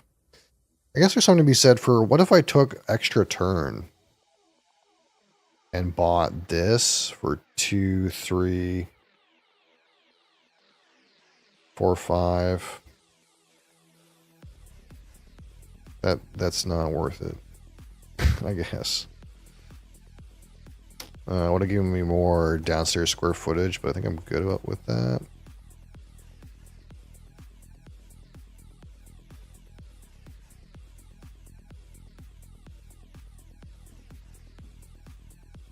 I don't think there's anything else that makes sense for me to buy. I couldn't afford any of these things. Well, I could afford the antechamber, but... or the anteroom. But... this doesn't do very much for me.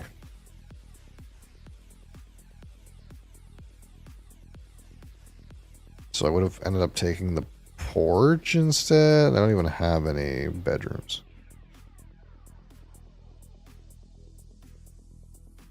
They would have just went in the tapestry chamber. Which is something to be argued that maybe there is a way I could have completed this tapestry chamber and scored like 3, 4, 5, 6, 7, 8, 9. You know, extra. I don't know.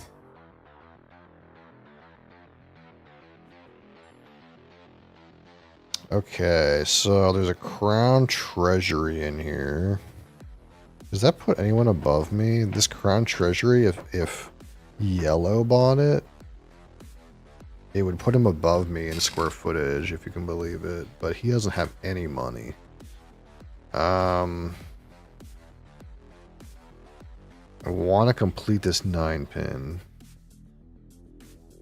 The sanctum is the way to do that. We're going to put this porch down here. No one wants that. I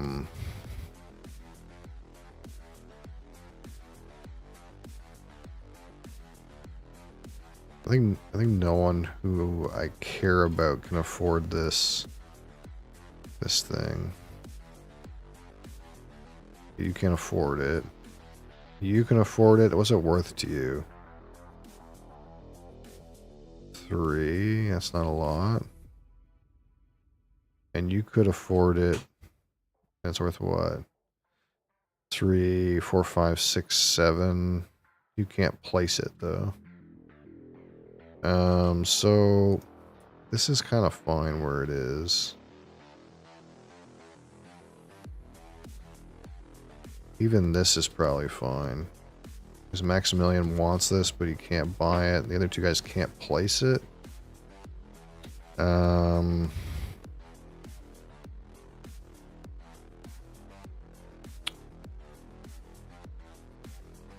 Is this Windy J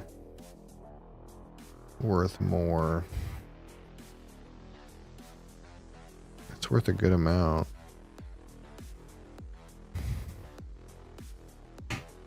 washroom.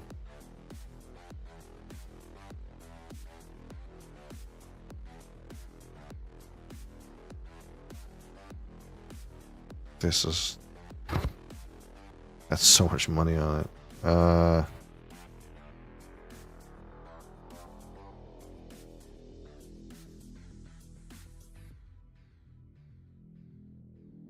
don't know, something like that. I kind of want the sanctum so I can finish my 9-pin, so I'd lose a point there. So before, this will be 9 points total. Maybe I should have put the sanctum higher up, but it's just hard. Because this washroom is 2 plus a bonus card, and that's probably like more easy to make work than this. This is kind of working for me, but maybe not for other people. I guess it didn't really look super hard. I guess you could use this to complete the China room, but this guy doesn't have any money. Again, the guy has no money. What could be done here? Doesn't help him on this. This doesn't seem that useful for green.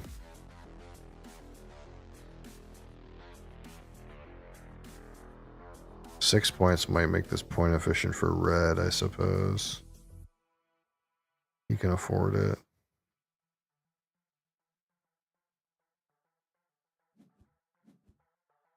And he can't afford the washroom. I made it too expensive for him.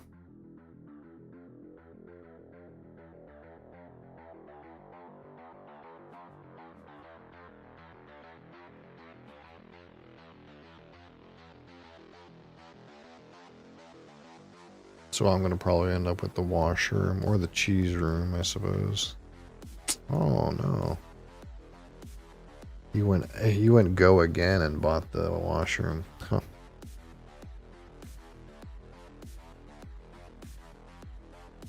Wonder if red buys the antechamber since it's really cheap. I think he's going to end up buying this sanctum that I actually want.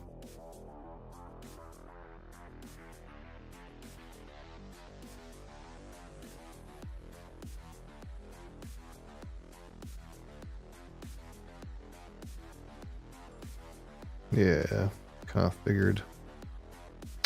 So what can I do with a cheese room or an anteroom? Cheese room I can do 4 points with. Neither of these plug up my 9-pin. Yeah. How much money do I have? 29k. I guess I kind of scuffed it a little bit by not making the sanctum more expensive. Oh well. It is what it is, as they say, I suppose. We're the winner, though. That's what's important. Look at their bonus cards. They're making big points on their bonus cards, and I'm making dog donkey, dude. I wonder if bonus cards are supposed to be worth more than 5. They scored on average 5 or more from their bonuses. Do I get to see what their bonus cards are now? This guy got a bonus for big rooms. I mean, this is like easy to make 6 points out of, you know? Buy 2 big rooms in a game, you know? Maybe my bonus cards have been a little dog shit. I don't know.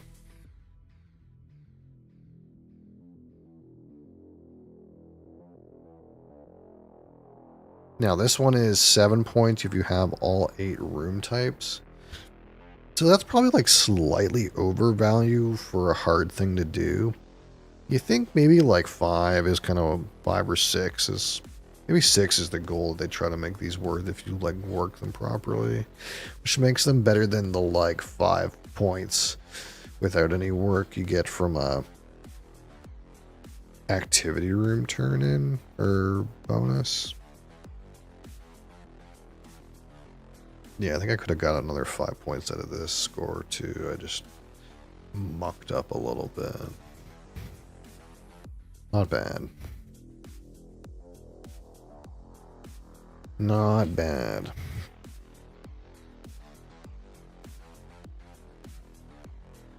Arnak has ended. Did I lose? Yeah, I've been playing bad at that game.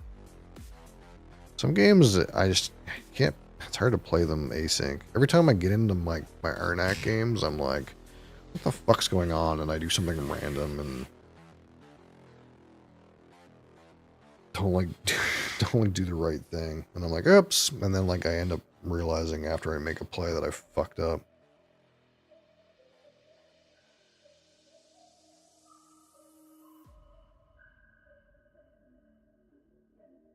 Okay, let me get the something to drink here and probably do another one of these. We're binging the Mad King Ludwig today.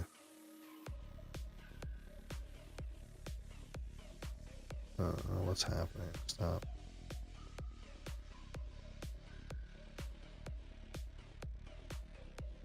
Oh.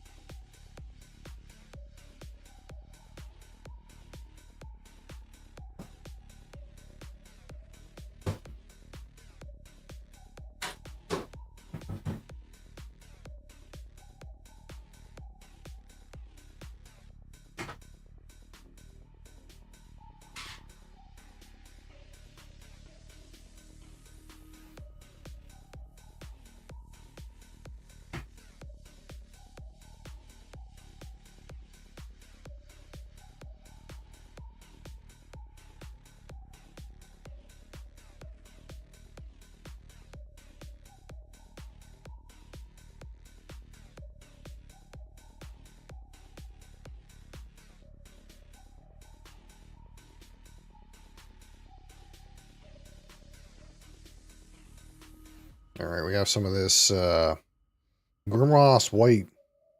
It's just white. White beer. They later say it's our Belgian wit beer, but it also just says white beer on it. Many times. Huh. I think this is kind of just your standard wit beer. With like coriander and orange peel and that sort of thing.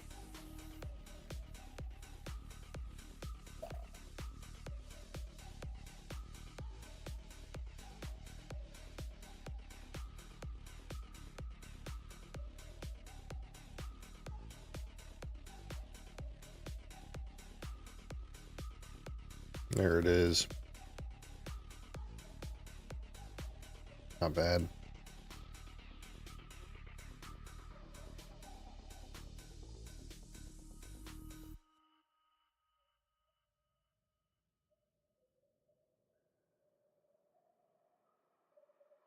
Now I wonder, do people play with this tower and moat? Is that normal? Should I be learning how to play with a tower and moat? Or do people usually play without those?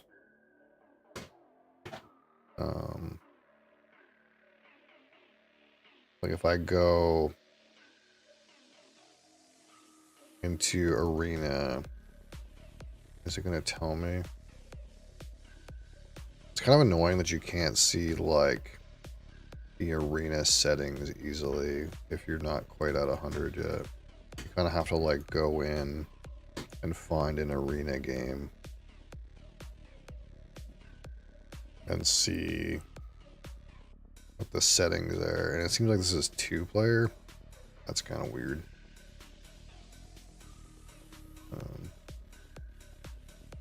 I kind of want to just get to their lobby. Let's see what the settings are. It says all cards in favors. So they're not playing with like tower and moat. I don't think. At least not in this. What would you say? Season.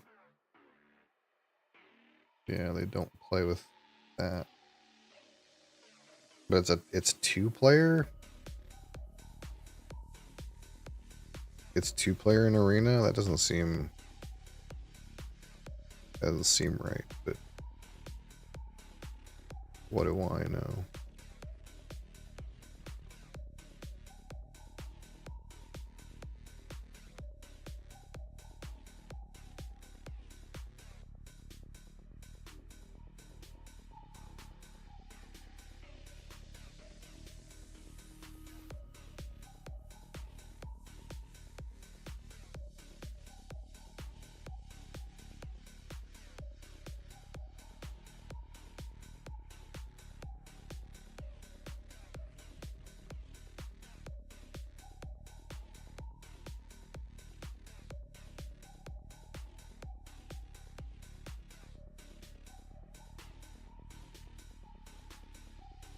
Yeah, that's the thing that drives me a little bit batty, I think, about this, about the BGA like community is too many people want to play like 2-player of like every game. 4 players is a board game. 2 players is checkers. I know it's not, but you know what I mean. You know, you want to have some added dimensions, you know. Maybe it's like more directly competitive when it's like one person on one person, but I think it takes a lot of consideration to consider the multiple dimensions of people.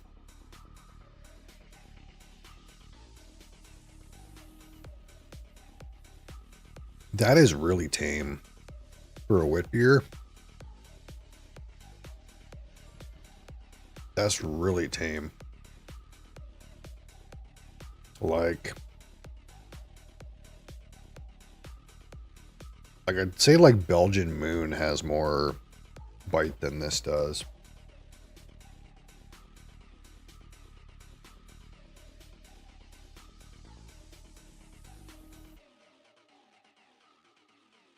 Two points for 200 rooms, 1 point for every 5K board money, or 3 points for each of your big fat rooms. Let's try this. Like, let's try this idea that, like, 5,000 is secretly worth a point to me. Let's see if our brain can, like, analyze cost efficiency so well that we make that card make sense. You know?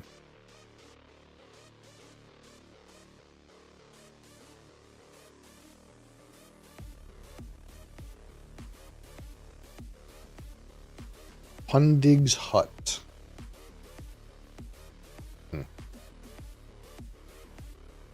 So what are our bonuses here?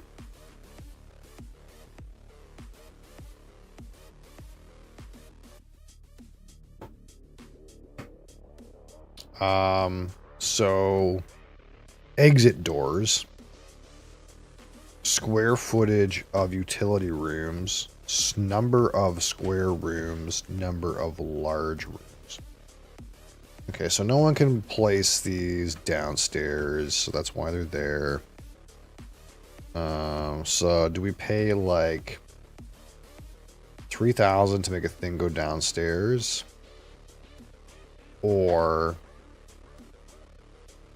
we pay 4,000 for this nook. This nook seems terrible. Now 6,000 for this hut is not the worst.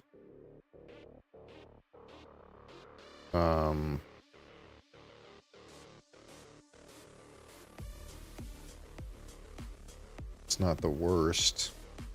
Makes us money, I suppose.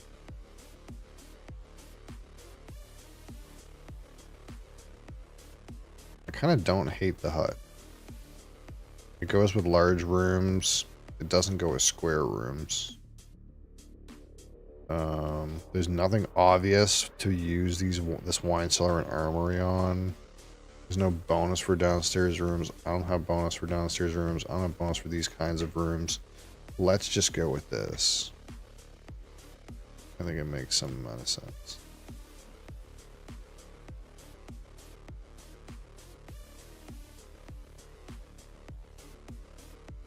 Let's go right outside. Maybe I should have spun it so that the grate was facing down.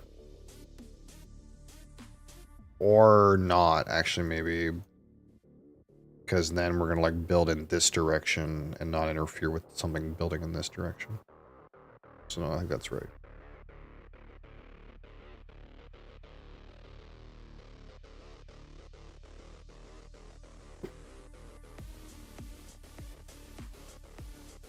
External entrances, that's an interesting idea.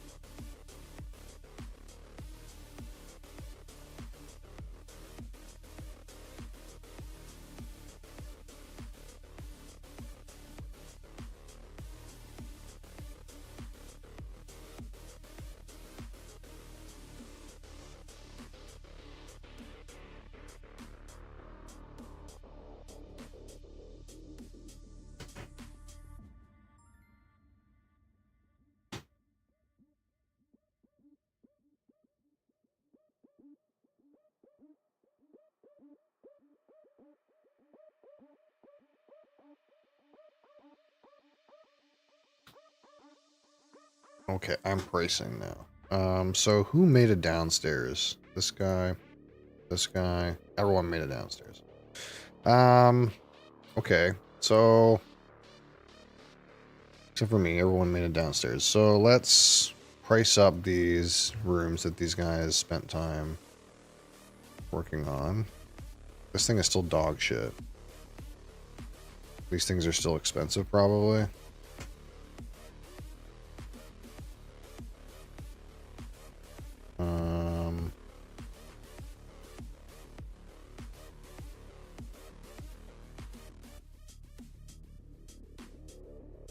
Large room's worth more. I think this makes some sense. Try this.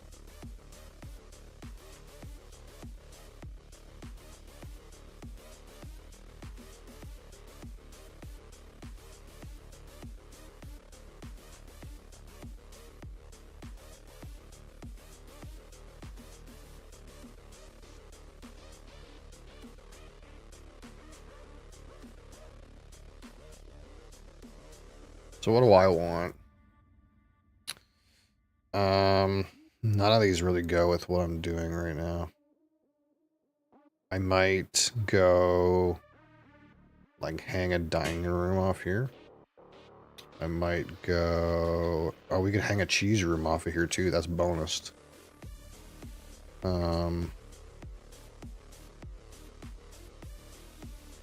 This bedroom is a pain in the ass.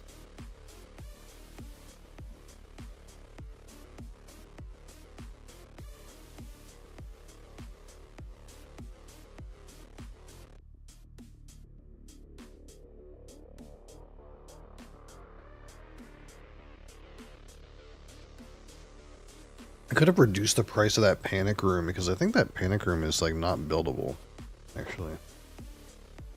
Now that I'm looking at, I think no one can actually build that panic room. But There's only to be said for like keeping rooms at least purchasable so I can make some money. I don't know.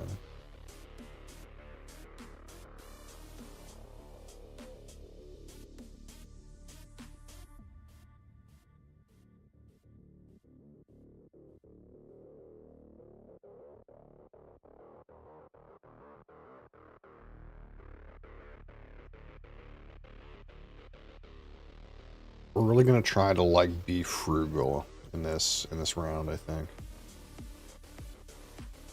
And see if I can really push this bonus points for having money thing.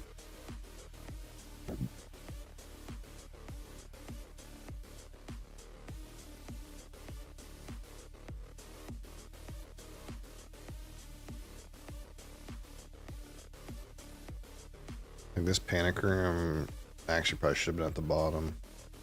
Or like here.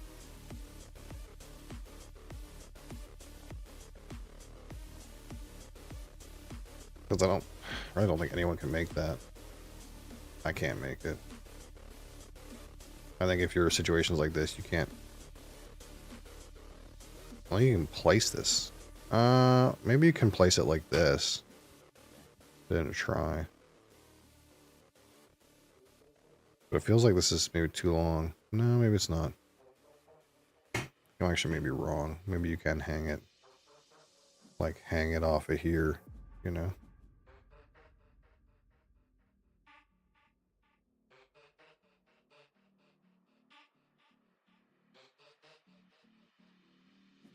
These guys are bloodthirsty for some downstairs rooms, dude. That's kind of interesting. I ended up with, like, kind of these cheaper ones, which I kind of sort of figured I wouldn't have the chance to buy. So I kind of want to hang this off of here, you know?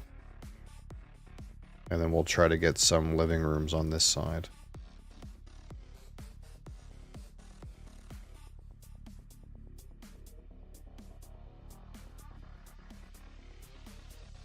What was the room yellow got? Oh, cheese. Yeah. That's fine. Venus Grotto. Yeah, that's kind of cool looking.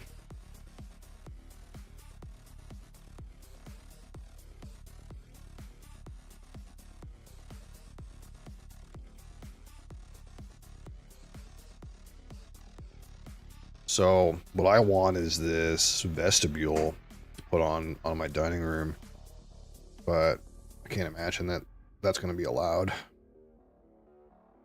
That being said, I do have 25K, so I can pay any price for that.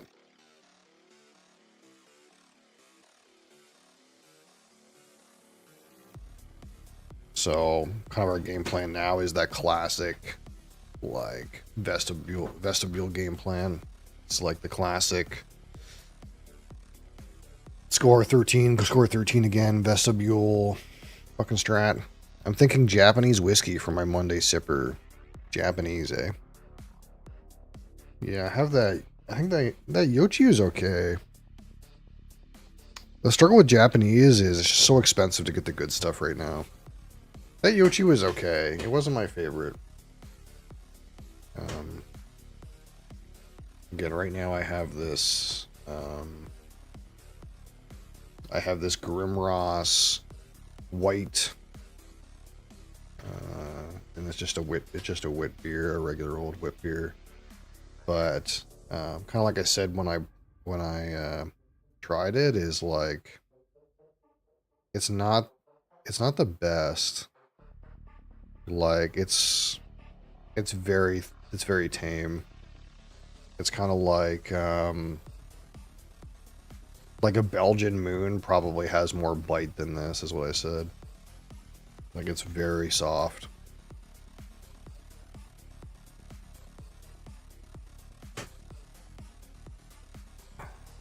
Like it's very, very crushable, you know.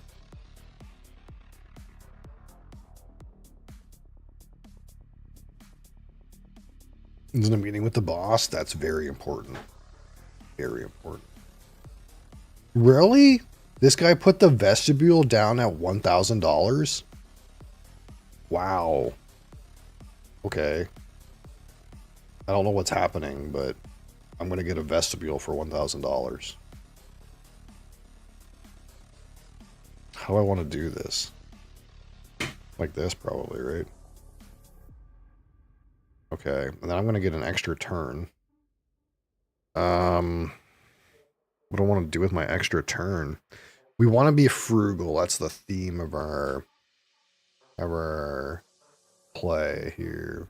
So I could get this Ona's Nook for free, but how the fuck do I make that work? It's free, but where does it go?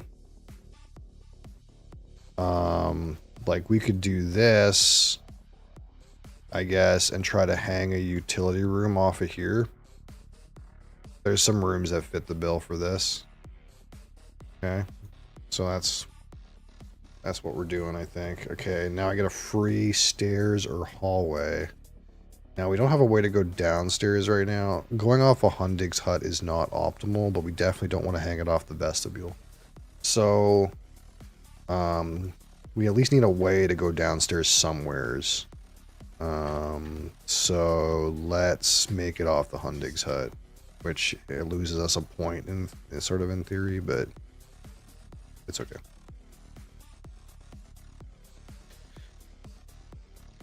She gave me more work and then told me her kids asked her to buy a lake house so they could have their birthday parties on it. Excuse me, what? They are like 7. What the fuck?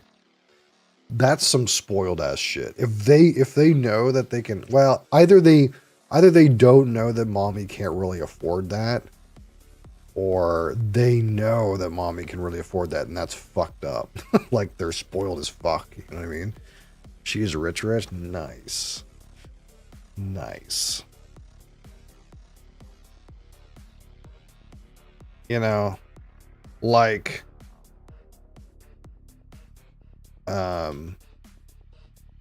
I don't,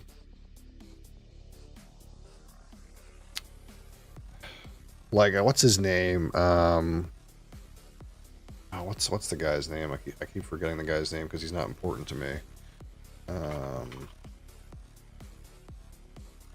Kevin O'Leary. Kevin O'Leary, like, what he does with his kids is like he tries to like show them that like you have to earn your own stuff. Like if he's flying somewhere, he'll fly like first class and he'll put his kids in economy and he'll be like, this is like your lesson for you to understand the value of like money and how money is freedom and stuff like that. And that seems like kind of fucked up too. I don't know if I'd want to be like that harsh about it, but I think you need to teach your kids like the value of money if you're a rich person, you know.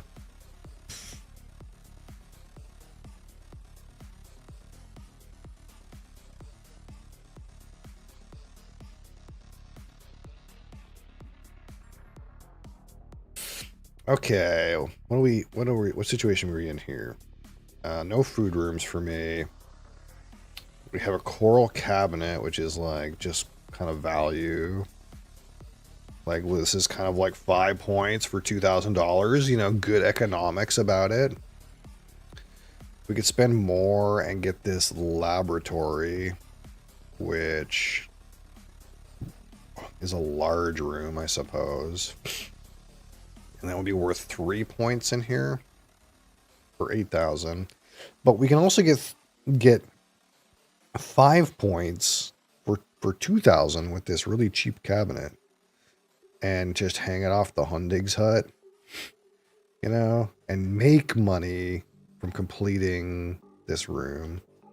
Now we got the bog, which again, we like utility rooms with the bog. We could put the bog off the Hundig's hut as well, I suppose.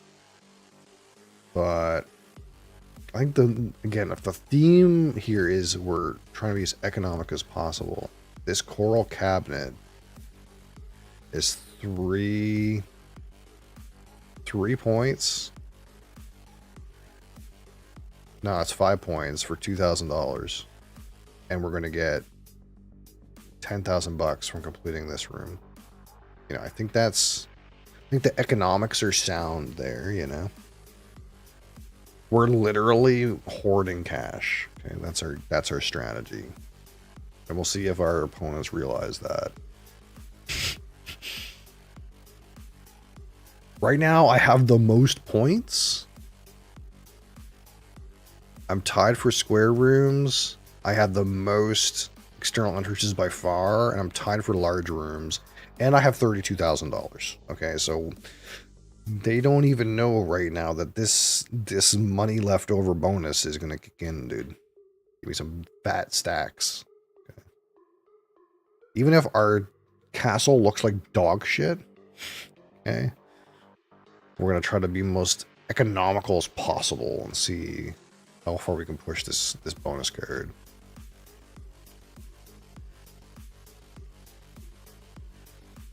Yeah, but this oh,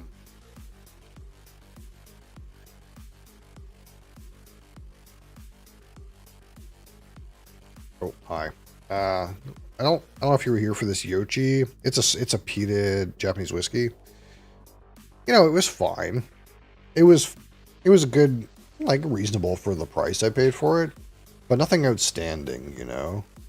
And I think just like we're missing some age-stated Japanese products. Age-stated Japanese products are so expensive and so hard to come by right now. All you get is like this non-age statement stuff. And this is fine, but it just doesn't compete with stuff out of Scotland, really, you know. That's the problem right now, I think, in my personal opinion.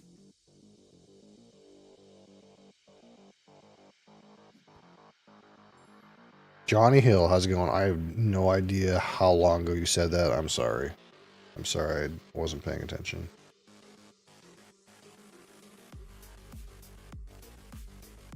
All right, so now what have we got? We got the Hypnoposium, which I would love to buy, but I can't put it really anywhere. It says product to Japan, so I guess it's made elsewhere. Yeah, I think Hatazaki is not authentic Japanese whiskey, but I'm not 100% sure. I'd have to go check. This fungus room, again, not bad. I kind of want this vault to put beside my Nook, so that would be worth 3, 5, plus a bonus card. Now instead for 2,000, I could get 3, 4, 5, 6, 7 in theory.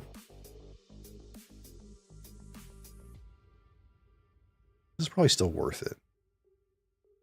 And this puts us in for the room type here. Now this kind of cuts off the top of our castle, but I think this is probably still worth it.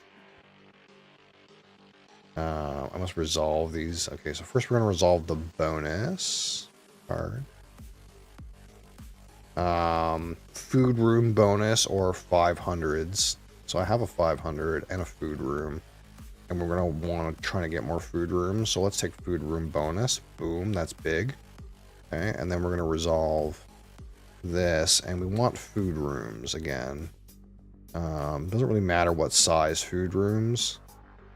So let's go with maybe small ones. Because they're more likely to be down here, not be extravagant, I suppose. China room, pantry room, buttery. These are all fine for my purpose. Doesn't really matter. Boom. And since they're square rooms, they help with this, but they're not large rooms, so they're not going to be too contested.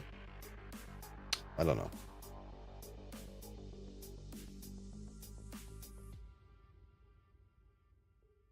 I think that was still correct.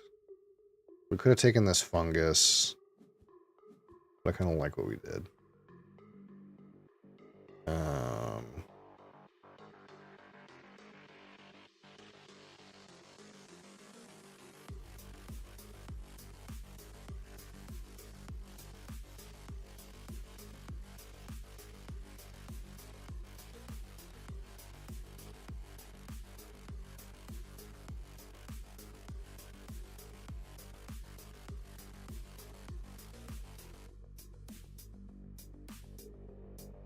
So let's see. Hanozaki.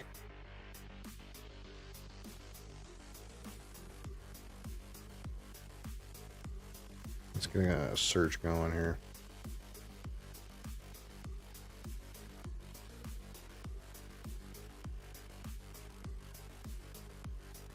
Where's the fucking search thing?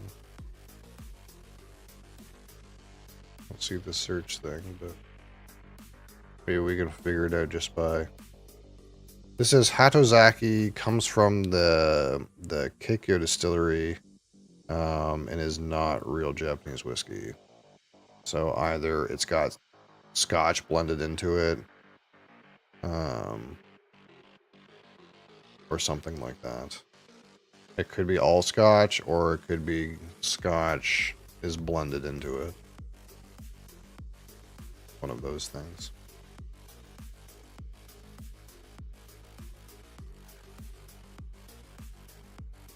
It's got an agave taste to it. That's kind of funky. Maybe it's got tequila blended into it. You know, a little bit of mezcal in there.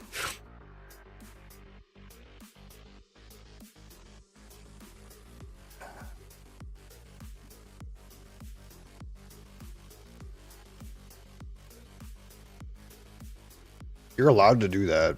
You're allowed to do that in Canada. Very slight peat.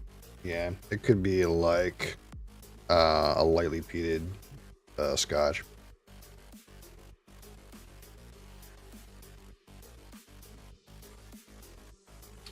I get to price the rooms.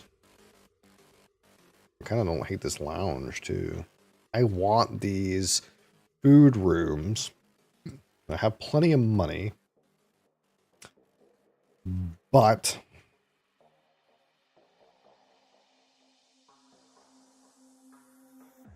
this guy doesn't want my food rooms. This guy kind of wants my food rooms, but doesn't have a great place to put them. And this guy probably doesn't really want my food rooms. Sort of. I don't want to shuffle them too high up here, though, because I don't want to pay that much for them either. Let's just keep things roughly as they are. I think this is cool as it is.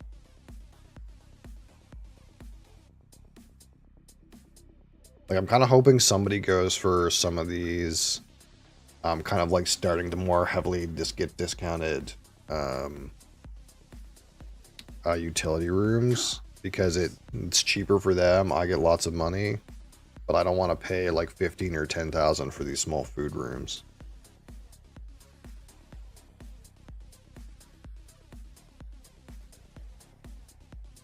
But I don't want them to be so cheap that other people buy them. You know, I want it, like, the food rooms are worth a lot to me.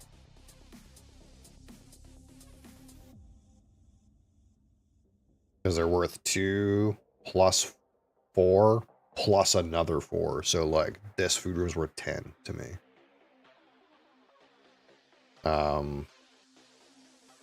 More or less.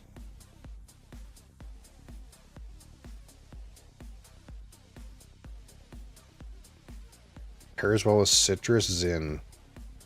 That's a thing that you can do.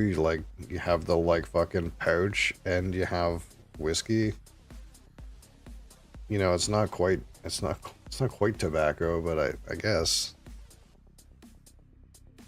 you would definitely have certain flavors would pop for sure. Like, probably if you have a citrus pouch, then whatever the citrus in the whiskey, you probably will detect way less of that, and you'll detect something else instead. This guy bought my food room for 6,000. See, this guy bought the workshop for 10K at a discount. See, that's kind of what I wanted. So I'm only going to get the China room. It's not optimal. Who paid 6,000 for a little shit food room? This guy? Yeah, see, I kind of see why he wanted it, but it doesn't even seem worth it. I don't know. Whatever. The crypt. The buttery. The buttery.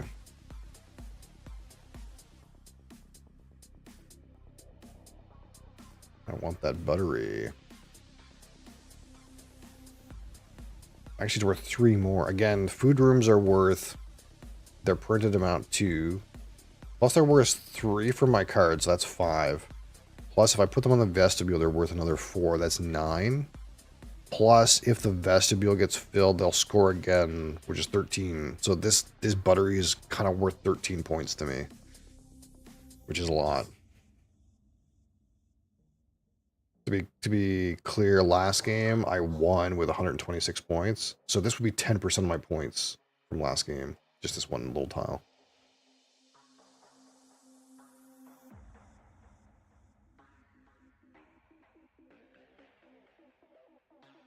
Now, if we're being super economical, we can take the Hypnosium and get 4 points out of that for plus $1,000. That's like pretty cash efficient, this thing.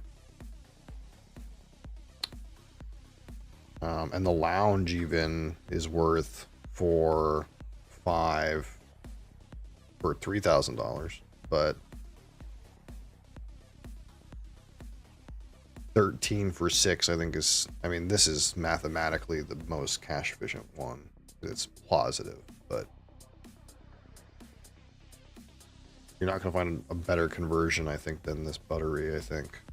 And filling this vestibule is top priority. What's going on here? So I'm still winning in square footage of utility rooms. Second in square rooms. I'm still winning in external entrances. We're in the mix for time for these rooms. Okay, so Guy put the buttery all the way over here because he knows I want it. So he wants me to pay 10k for the buttery. But he's still giving me the option to get plus $1,000 for 4 points on this Hypnosium. I don't think anyone else is going to pay 10k for this buttery. So I could like play the game a little bit and be like, hey, I'll just take this. And because no one's going to buy that. No one else is going to want to buy that at 10,000. The only other guy that even cares about these food rooms, he doesn't have enough money for that. Now, if I put this Hypnosium on my China room, I'll actually complete the China room and get another turn. So there's a world where I could take something else. This crypt is worth 4 points. What else could we do? We could hang the panic room off of something. For 9,000, that'd be worth 3 plus a bonus card. Putting a bottomless pit down here is worth 4. I could just take $5,000 too.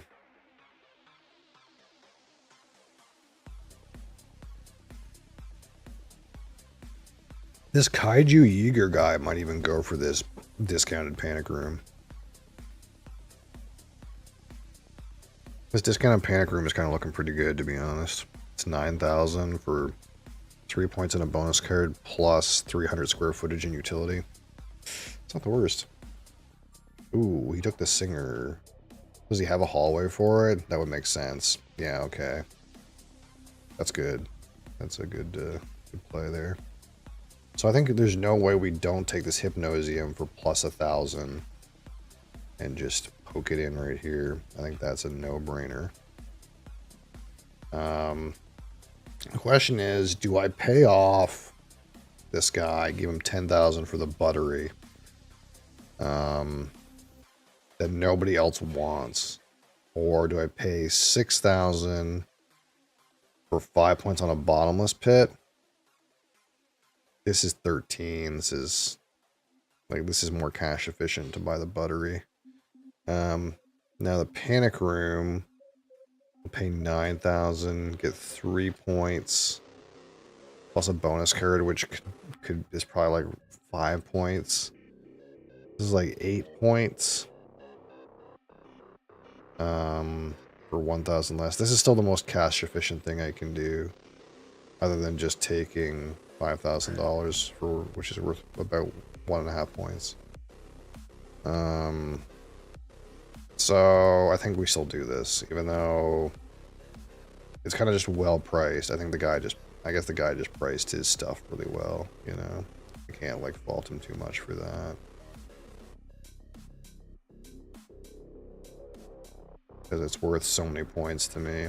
The guy may or may not know that I have 3 extra points for food rooms in my hand. Probably not. But it's obvious I want it because I have this vestibule that's almost completed, and that's going to score a shit ton for me. We're going to be slamming. Now, he's kind of in the weird situation of he's got to take whatever the scraps are left here. I guess he could put this bottomless pit in. You know, why not? This guy's whole castle is a dungeon. It's all downstairs with no upstairs, which is kind of dog shit, right? Because like he's got bonus points for nature or outdoor rooms, he doesn't have any. He's got bonus points for activity rooms, he doesn't have any. That's why his points are so low, even though he's very focused on basement. He's not like taking advantage of like what these basement rooms really do. That's why he's literally like all the way last by a lot. He did price that food room well though. I'm gonna give him that.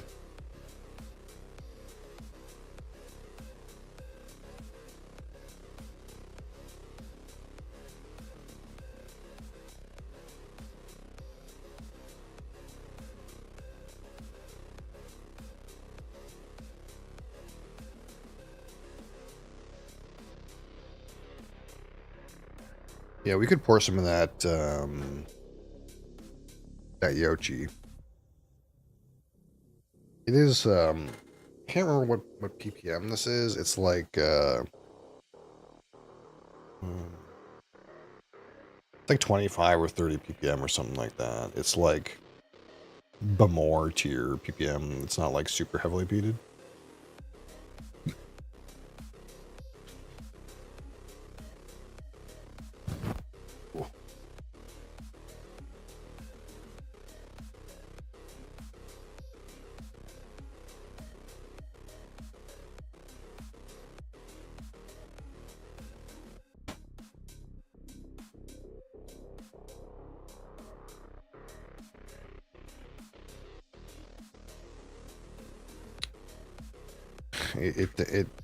It thinks you're trying to say something else. Don't worry.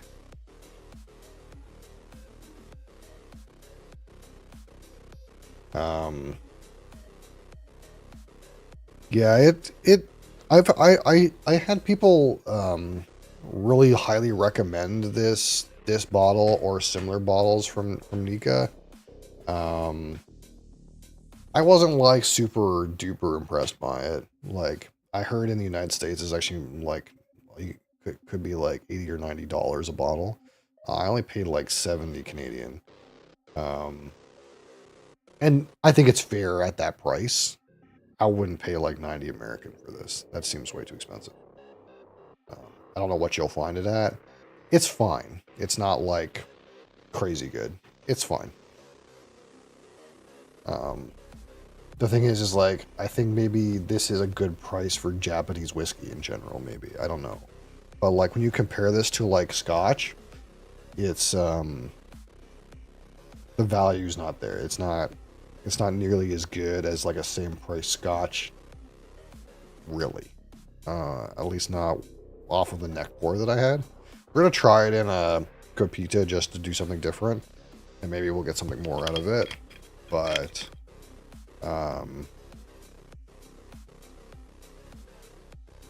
last time obviously I did it in a Glencairn.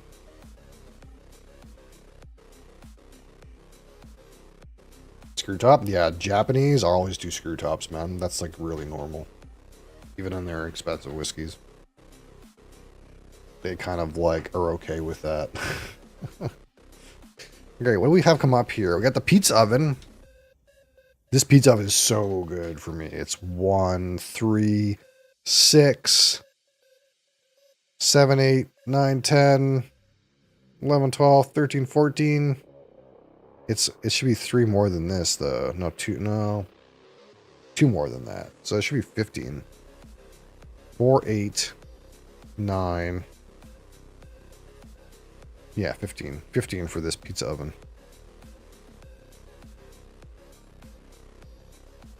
Guy's trying to get me to pay $10,000 for that. Of course he is. So instead, we could take this little room. We could take a little tiny room. That's worth 2 points. That's almost free. I mean, I think I still have to take the pizza oven, right? Like, we could put the little room right beside the buttery. You know?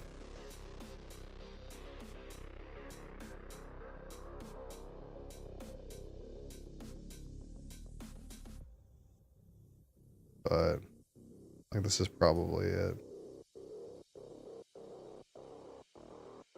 Because watch how many points we're going to score right now. Watch this. As soon as I press this, I'm at 42. Let's see what happens. 67.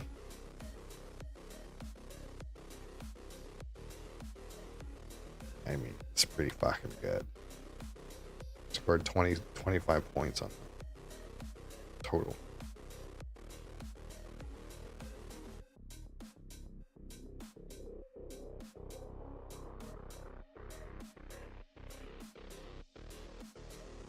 How long does the game typically last? Well, strictly the way the game works is there's this deck of cards, and once it runs out, so basically this deck flips a card over. So this is the other side of the card. It says a 200 room. So you go to the stack of 200 rooms, and then that one comes into the rooms available for play. And when this deck runs out, that's the end of the game. On BGA, it says a 4-player game will last roughly an hour. Probably last longer in real life. It kind of depends. Like, if you play bedrooms, then you add tiles to the top of this deck, so it takes longer.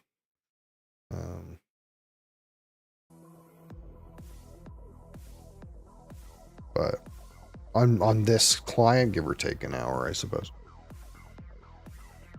I've already played 2 games today, and I started to stream at like 11, 20 after 11, I think. So that was 3 hours ago, and I did an energy drink. So yeah, like an hour and then some.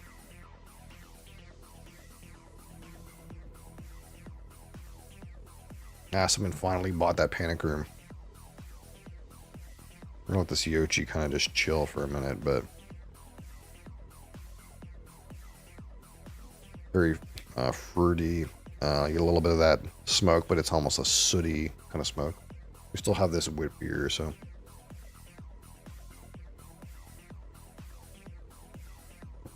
Okay, so what do we have here? We don't need food rooms necessarily anymore. They just have to be cost effective. This observatory would not be bad to put on our pizza oven.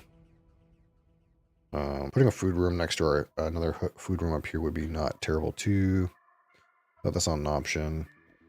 We got a laundry room. We got this coral cabinet we could just put stuff next to. Let's see how we priced things. So porch, this wants to go beside bedroom.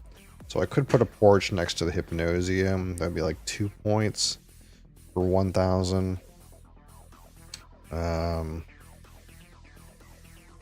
Observatory would be 3,600 to hang it off of here for 8,000. So this is probably still worth the money, right? We could get this billiards room and hang it off the buttery for 3 points for 1,000. So this is better, but we can get $10,000 out of completing this porch. So that kind of like sort of makes the value easier. Getting this billiard room completed is probably unlikely. 3. This is not for me. This Rose Terrace is very unlikely to be for me. We could pay big bucks for a laundry room, but I'm not into that. So what do I want? I want this observatory. We're like wasting all our money, but I think at 6 points, this still makes the most sense. 6 for 8. We could save money, but like again, 5,000 is only worth a point and a half, even with the card. So we're gonna do this, and we'll complete the pizza oven. Now our observatory is uncompletable this way. That might just be how it is. You know, we might just have to be okay with that. We're probably not completing it anyways. Now we get to take another turn. So I think 1,000 for this porch. It's not the worst. We could complete a bedroom and put food rooms on top. Billiards is 3 points for 1,000. So this is 2 points for 1,000 with a chance to do more. I think this makes the most sense here. We'll just plunk it right here. And that completes our bedroom, which means we can go searching for some food rooms. We know there's we know there's no more food rooms to be had in the 100 and probably unlikely in the 200. So let's go fishing in the 300 for food rooms. And here we are. Kitchen. Let's put the kitchen on top. What else can we do? This one is for utility rooms. Let's just throw that on there too. Boom, boom. Seems good. Get some food rooms in the mix. Now I'm actually poor though. I was doing so well with my cost efficient strategy. At first I had like $36,000 and slowly I spent it all. But I am winning by a lot. And I think I'm winning by more than it looks like. Because this card scores 6 points, and this card scores 12 points. And we have this money card, which we were kind of trying to play with, and it's not worth shit. So it's probably bad. Like, this is probably a card you're probably not supposed to take. But I wanted to just see how it went, and, like, the more money I had, the less I could justify hoarding money, because this only makes my money worth 1 more point per 5,000. So money being worth 1.5 when you can spend like $3,000 and get like 5 more points, it doesn't make any sense. So probably you shouldn't take this bonus card when you play this game. This is probably a like what do you call it? A bait. You probably shouldn't take this. So I get to price the rooms. So I got some food rooms that I want, but there's also some high value utility rooms here, like Cubby. Cubby's kind of nice because it goes like anywheres. I'm okay with having this Rose Temple kind of float around in here.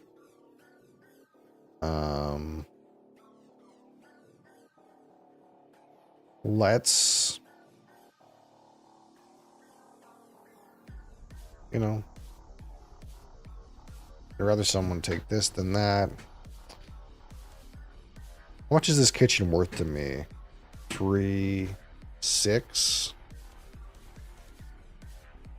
7. This is only worth 7 to me.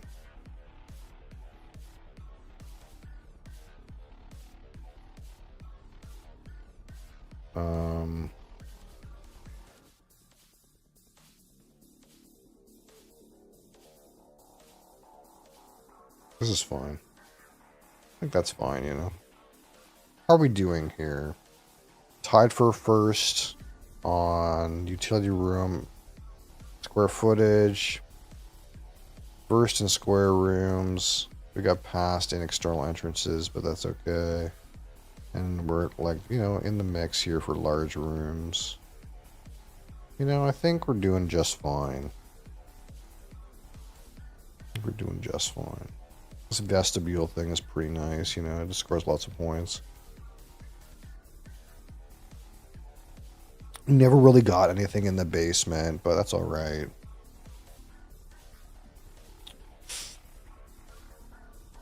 Scored 8,000 for that guy buying a cubby. Maybe I should have upcharged a little bit more on the cubby. I don't know. Maybe it should have been like laundry cubby locker. But I kind of wanted to leave these bigger square footage ones up here. Because square footage is what matters for the bonus points. And the cubby, while it's easy to fit in somewhere, it has not very much square footage.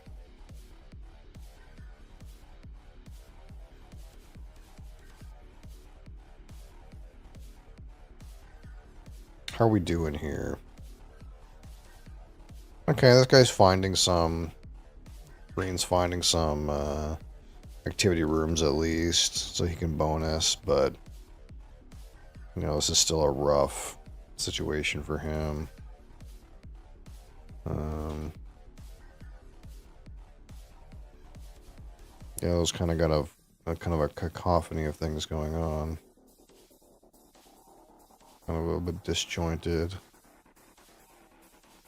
Our friend here's daisy chaining large activity rooms, which is not bad because they score a lot of points as long as you don't like put them next to things that are noise. You know, the noise cares about here, and he's got some bonuses from his armory, so things are going well for him. Actually, the sunroom is not the worst here as well.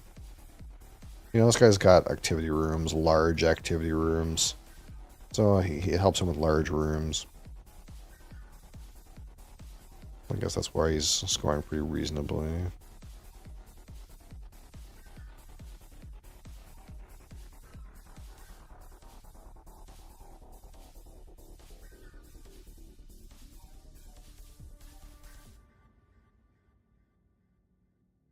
What did our friend take? Oh, he took the Rose Temple or Terrace.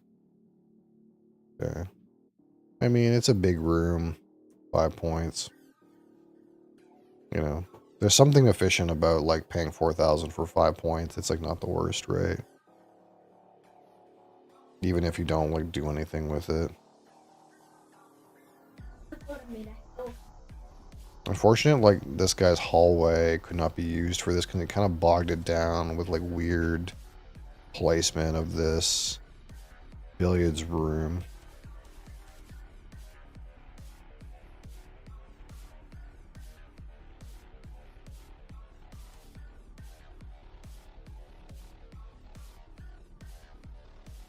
What do I think that orange is going to do? Let's do a thought experiment. What do we think orange is going to do?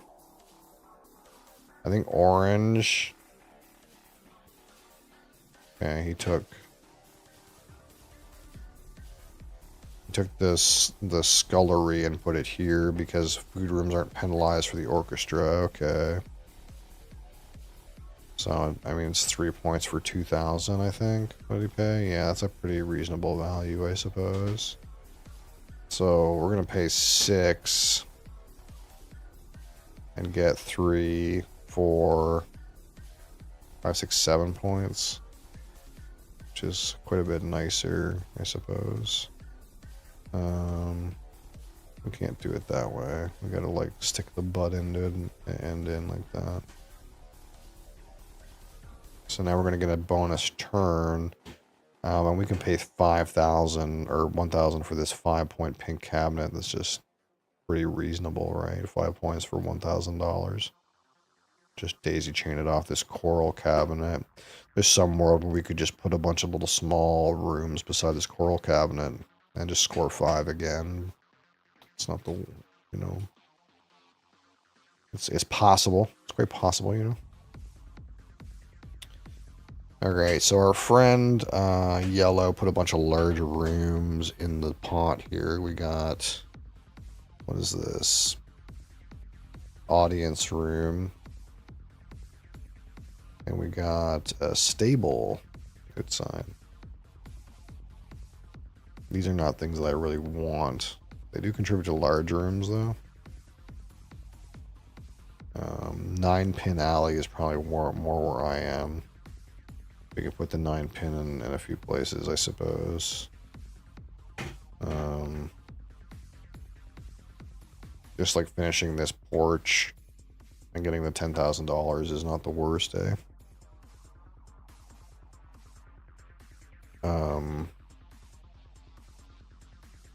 Like you could put a guard in here and score 2, but it's like, you know, whatever. You might as well put the 9-pin score 5, you know. Okay. This is again one of these situations where this is 1,000 coins for 5 points. Like, if you can just put that in, it's pretty efficient. But like, it even almost makes sense for me to take this, you know what I mean? 1,000 coins for 5 points. I was ready to pay, you know, 4,000 coins for 5 points. What about 1,000, you know? I actually just don't know if the stable can really fit under my porch. I could put it up to the coral cabinet, though. Like, why not? Kind of makes it a little harder.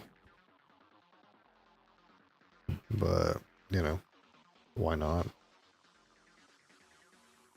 I get the feeling that someone's gonna, that the stable's gonna be taken. I mean, yeah, like he can put it here even. Oh, he wants the laundry room. Okay.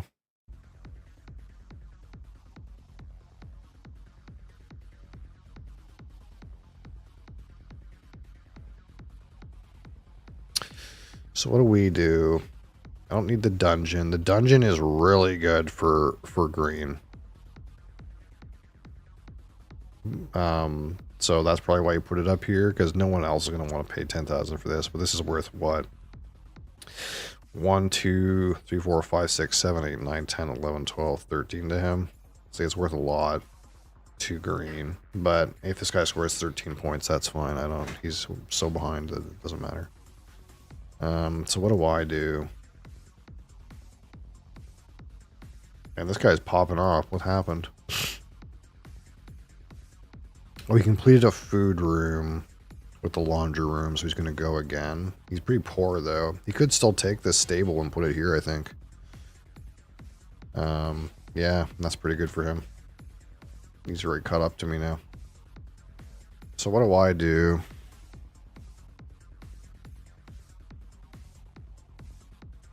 We could take this audience room and stick it out here for 7 points.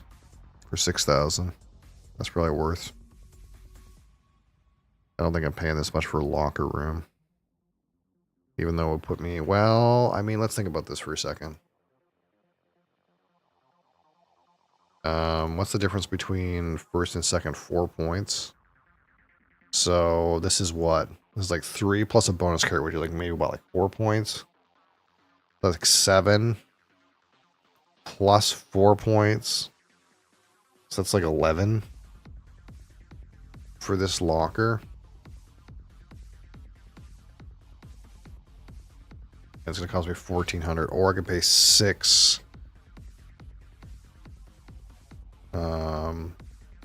for for 7 points plus 10,000.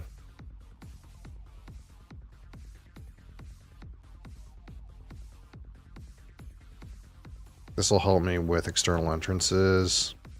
This will help me with large rooms as well. I think this makes the most sense. Just spin it this way. Boom, boom.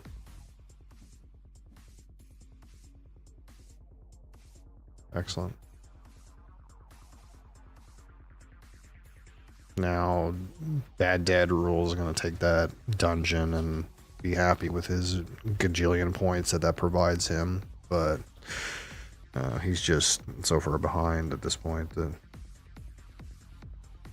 even 13 points is not nothing we have to be worried about, really. Okay, Great Hall, office, strategy room.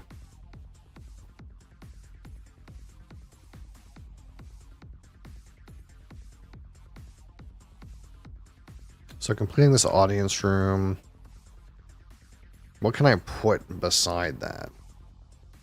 Like, probably just ends up being a hallway, right? So that loses 2 points, but it gets me 5 points. So it's like plus 3 points for a hallway. It's not great.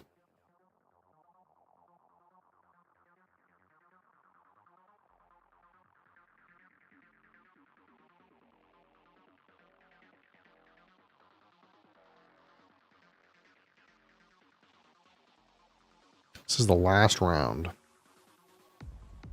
Okay.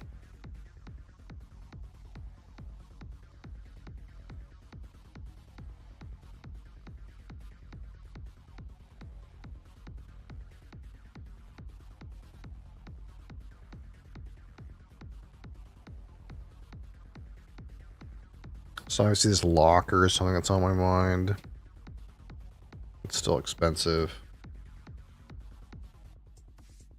Because this locker puts me in first here on square footage. Plus it gets me a bonus card. So like 3 and 4 for first place here. 7. Plus a bonus card like 3 or 4 points. So it's like 10 points for this. For 12. Where would I put it?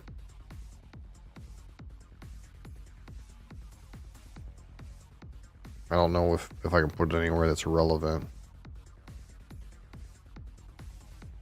It'll end up like beside this observatory or something where it doesn't really score me anything. What's the alternative here? Like I could take this 9 pin and that's worth 5.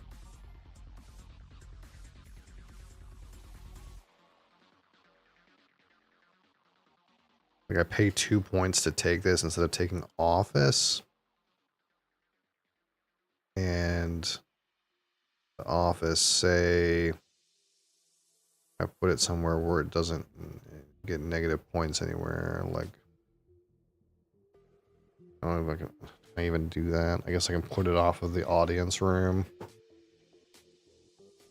And that's 4.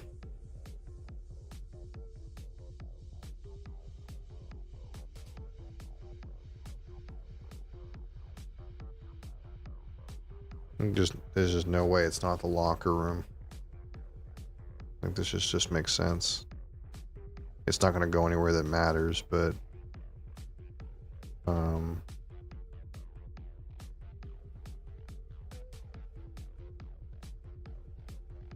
the square footage on the like global bonus is very relevant. So 2 points for each of my 300 rooms. That's worth what? 2, 4, 6, 8. Like this is already worth 8 points. Like this is pretty damn fucking good.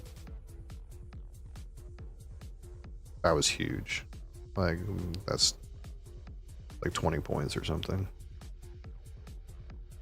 Yeah, so I think even though we deliberately tried to make leftover money bonus make sense, this is a trap. This card is a trap. And I was pretty sure I already knew it was a trap. But sometimes you want to just try stuff to see And there's no way I could mentally math a world where it makes sense to hoard the money. You know, it's always worth more points to spend your money, even when you're buying stuff that's at the fucking way end. Like this cost me 12,000, and it was worth like 20 points.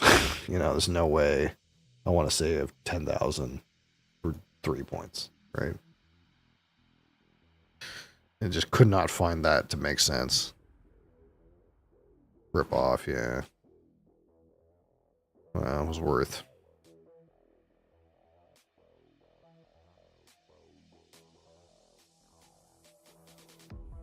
So I think in the future, I'll probably never ever take this bonus card.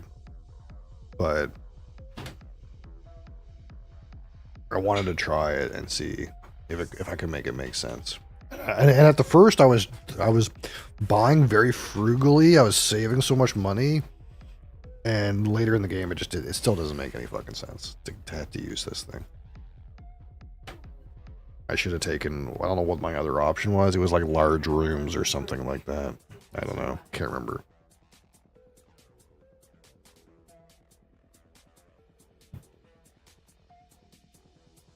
Alright, so we finished out Grimross White wit beer. This thing, it was fine. Wouldn't particularly chase this again. Like you could buy a Belgian Moon and that would be probably cheaper and better. So again, we have this Yochi again, which we've been sitting for a little bit. And we're trying it in a Copita just to see.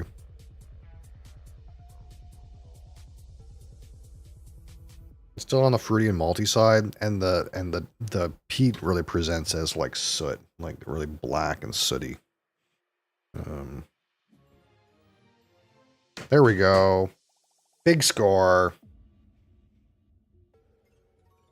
Bang bang. Bang bang.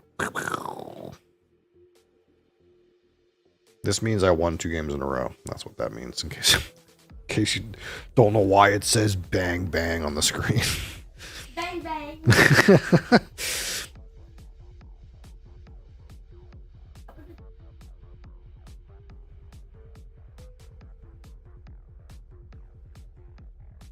So yeah. Nice.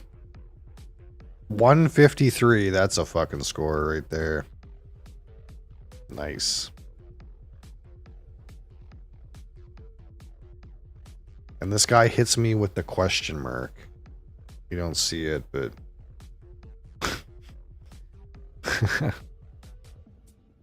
hold on, let me show you.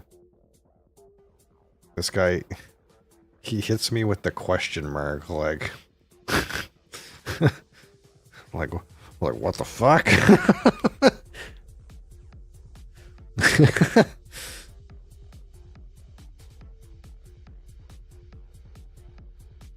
He can't understand how I scored so many points, I guess. I don't know what the question mark's about. I always love that when people hit you with the question mark.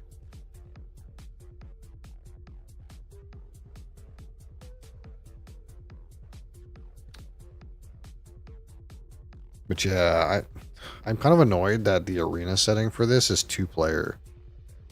Like, huh? I mean, two players. You play Mad King Ludwig in 2-player? Come on. Come on, man. This is a 4-player game.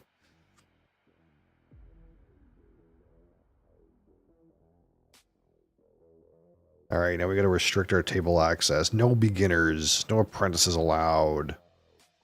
Only people with a good reputation join my table.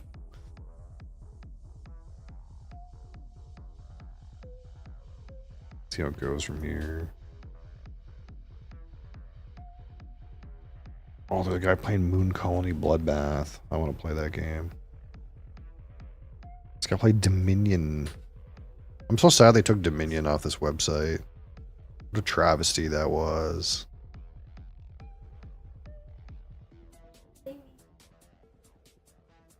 travesty. Not a tragedy. Well, it's also a tragedy, but it's mostly a travesty.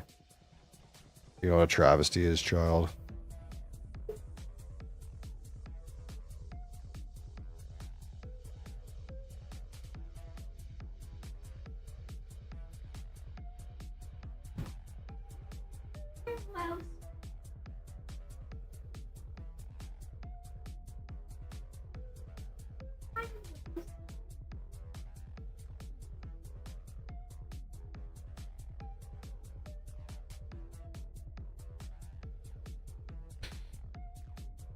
All right.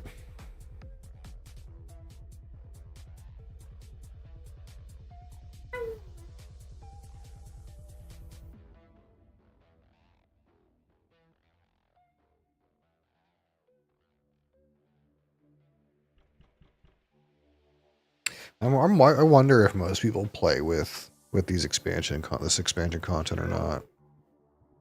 Like the tower and the moat. I wonder if people actually play with those.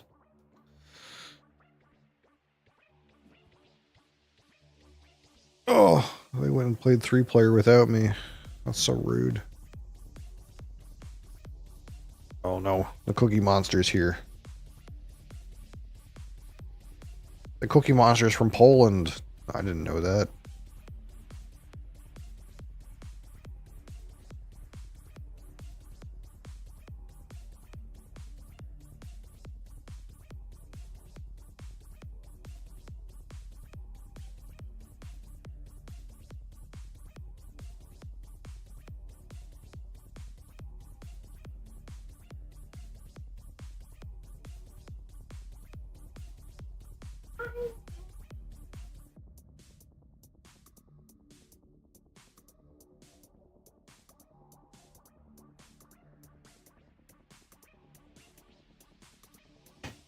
Let's see.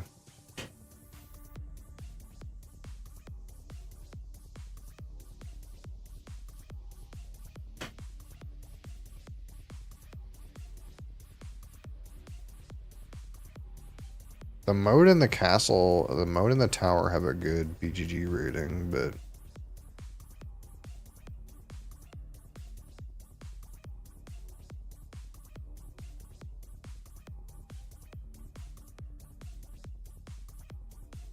I don't really know if that means anything.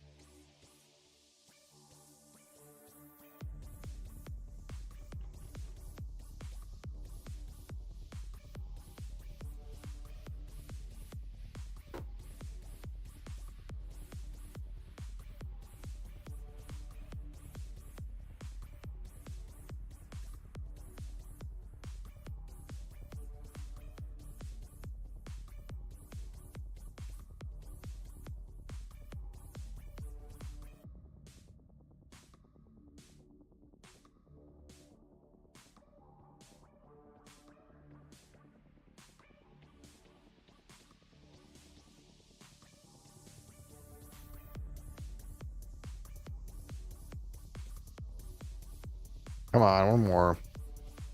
One more Ludwig.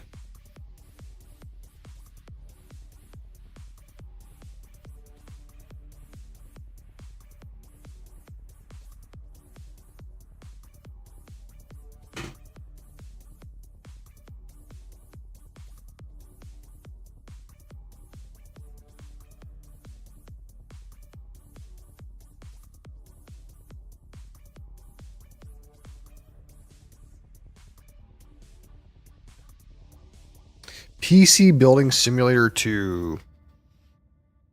That hits too close to home for me, I think.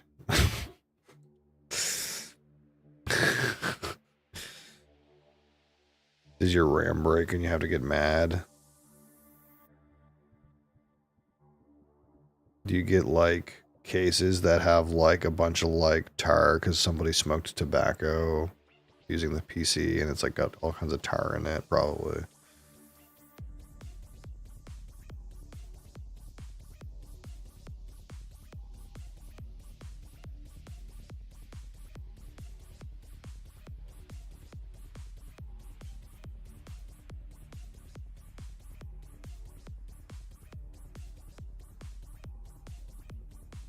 I should go look at the Cache Cleaner again. I liked that game actually. That was good. That was a good like brain rot kind of game where like you wouldn't like, you could just play it and like your brain just doesn't work while you're playing it. You're just like sorting money. The thing that sucked about it is I got to a point where you had to sort marked bills manually by hand. And I think they since then released a money counter that auto sorts marked bills. I wonder if they did anything else to it.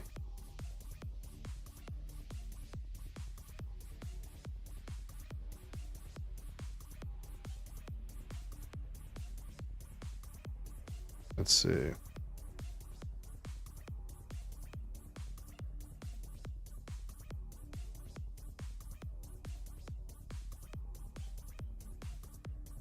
Seems like they did a bunch of stuff all throughout July. Apparently they've been patching this game.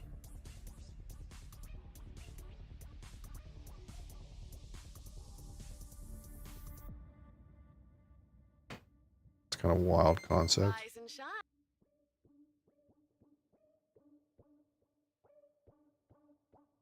They released a DLC that you can get like pink gloves and a pink knife and stuff. Wow. As if we needed that. I get it, but the game seems sick. It was fun. It was fun for a minute.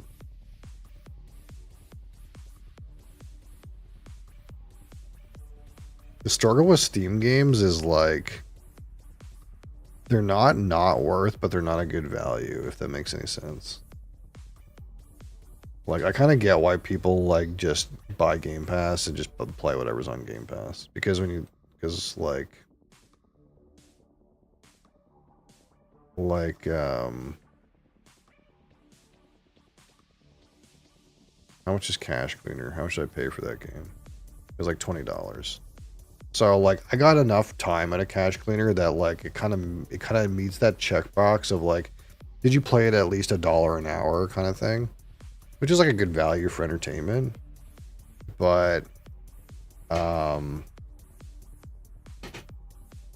it's not like an extreme value for entertainment, if that makes any sense. Like if I stream like a dollar an hour, when you think about it, if I stream like a game for 20 hours a week, I'm paying $80 a month for $1 an hour value content. When like, for example, Board Game Arena Premium is like $6 for a month if you pay for a year at a time. So in that way, it's kind of like not worth it. It's not a bad value, but like I could instead buy a 12-year-old bottle of scotch if I just played board games the whole time. And I get just as much out of this, I think.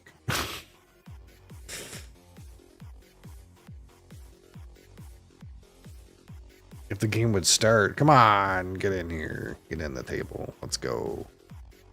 One more Ludwig, and then we'll play something else.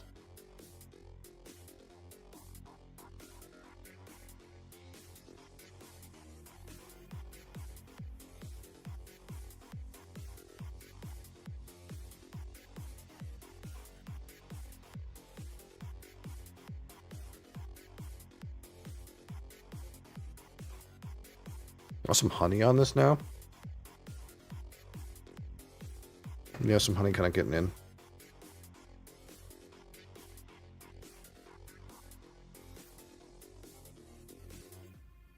Man, with like even these Japanese ones, but especially with Scotch, if you really want to get the most, you gotta like leave it for an hour, man. Because this is all honey after an hour.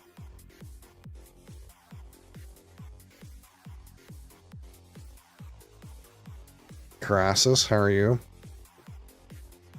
So you're playing you're planning to play Poe 2 again, are you? Is it worth? Should I try? Should I bother? What do you know about it? The sad truth is Poe 2 is the closest I'm going to be to playing Poe again.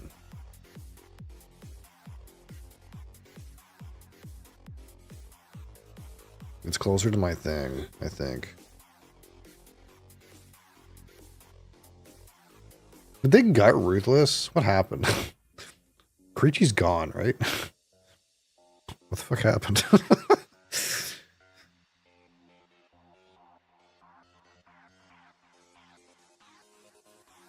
Oh, I'm aware, right?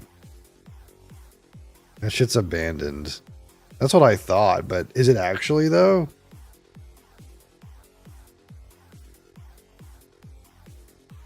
Like real talk. Do they just like, is it like you can't even play it on the new season kind of thing? Who knows? Guy has no clue. I gotta go look now. I'm curious.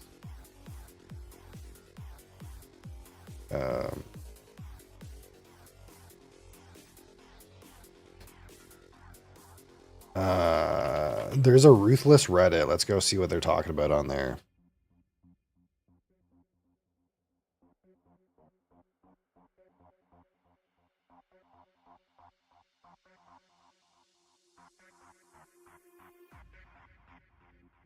This guy got a face breaker on Ruthless with 1000% more physical damage. He's posting it on Reddit.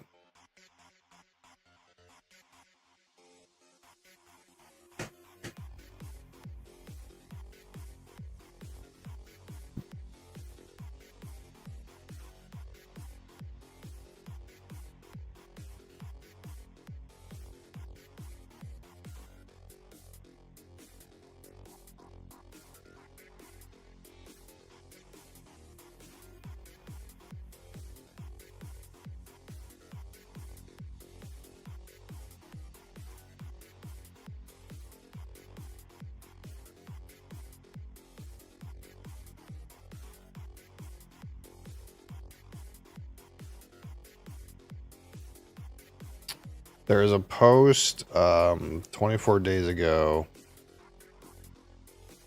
by Brian Weissman. Who's that guy? You must know who that guy is.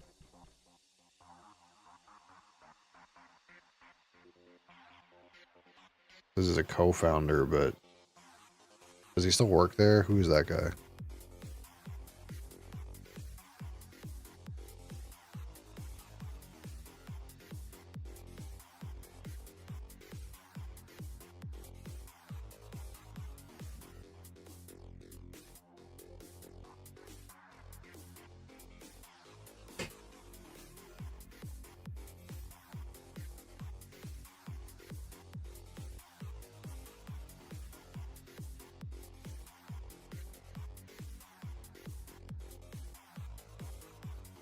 Why no one playing now?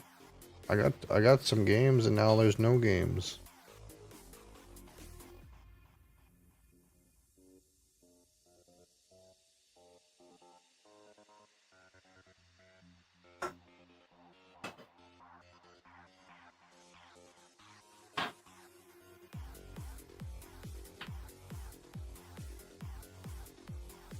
Wait, is it Brian Weissman, the former Magic Pro? Oh my god, it's the same person. That's crazy. I didn't even realize that.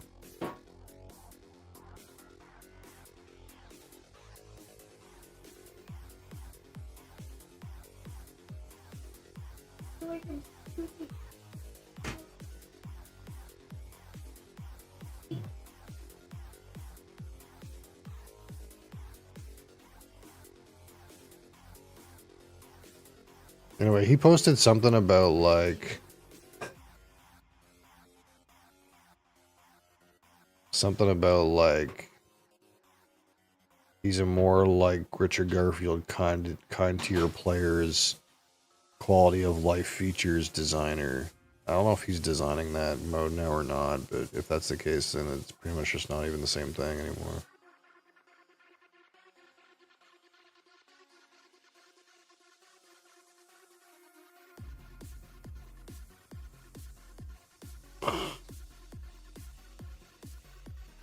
Is this game dead now?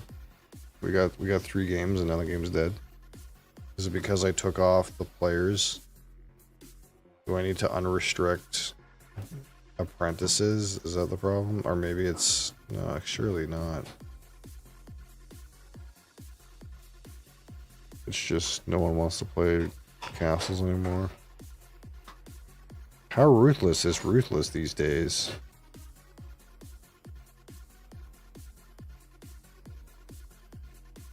This guy finished all T16 maps, got 4 void stones, and killed all new bosses. What?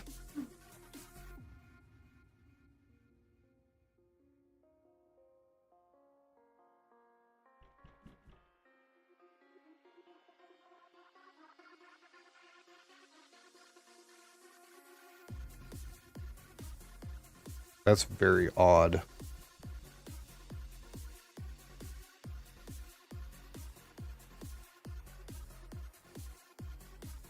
Killing all Ubers is completely reasonable. I feel like it being reasonable is okay.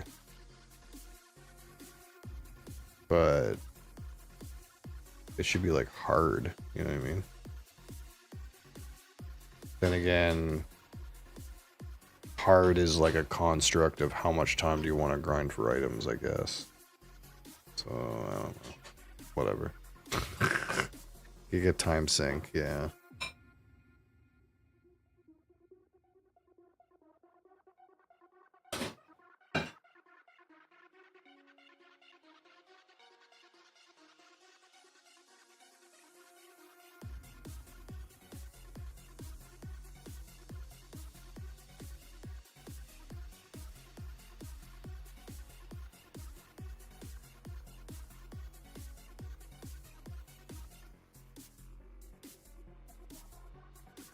Dedge. That's what I think. It's Dedge. Dedge game.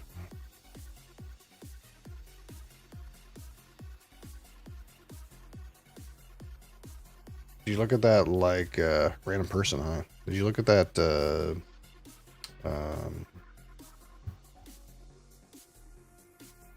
last epoch shit? Time to go back to drugs.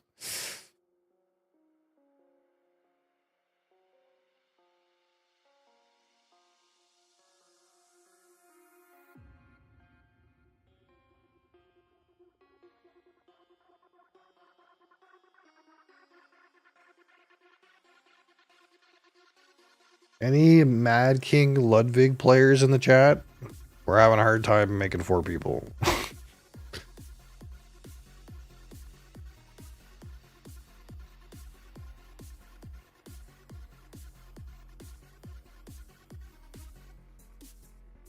Oh, it's so like sweet now.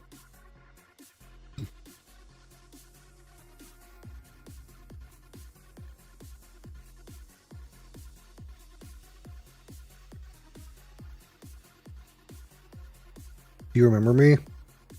I do remember a person named Random Person appearing recently, but since your name is Random Person, it's kind of hard to distinguish you from, say, other random people.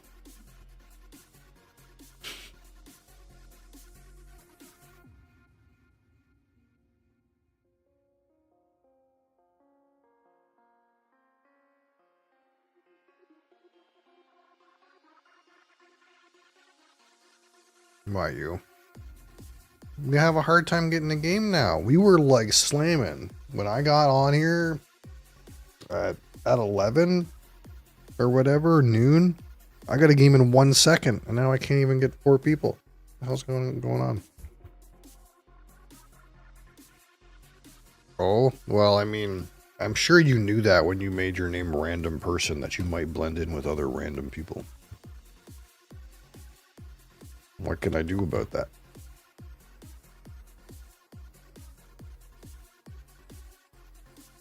Surely you've done this deliberately. You could have made...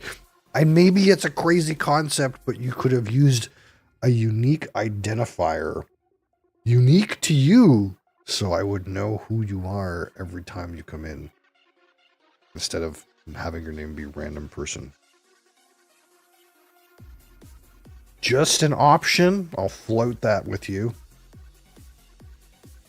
What's the fun in that? Oh, I know. What's the fun in that?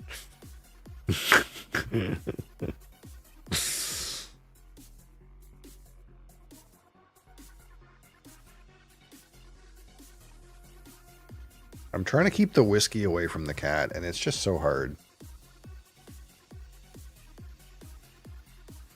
On the Copita, the notes seem a lot like unpeated. Like there's a peat character to it, but it's very diminished. And it's something we kind of like know. I think when we did the comparison with the Copita and the Glen has more like deeper notes to the body. And these Copitas tend to just accent the higher components, the higher notes. It's more like malty and sweet. With some maybe fruits in the background now. And it's a lot less on the smoke. A little bit doughy in there even. Letting that kind of like just chill. Well, are we gonna have to find something else?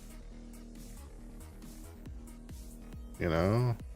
No Ludwig players all of a sudden? What do we do? How about sea salt and paper, 4 players, all expansions? You think that'll happen?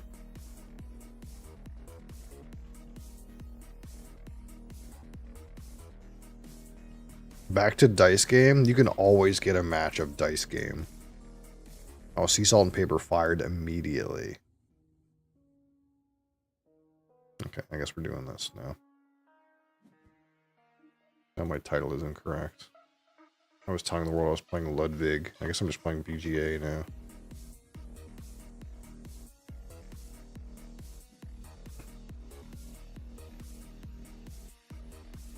Oh, that's the wrong button. 3 mermaids win the game. Okay. If you guys don't know this one, this is a card game. And it's the first to 30 points that's played over a series of hands. And essentially how it works is there's a bunch of different cards that have 2 card combinations and set collection mechanics. But your cards are secret. And then once you get to 7 points, you can either stop the round and everyone scores their cards, or it's a last chance and give everyone else one more turn. But if you have the most points after everyone else gets one more turn, then you get to score your points plus a color, and everyone else gets scoring just their color.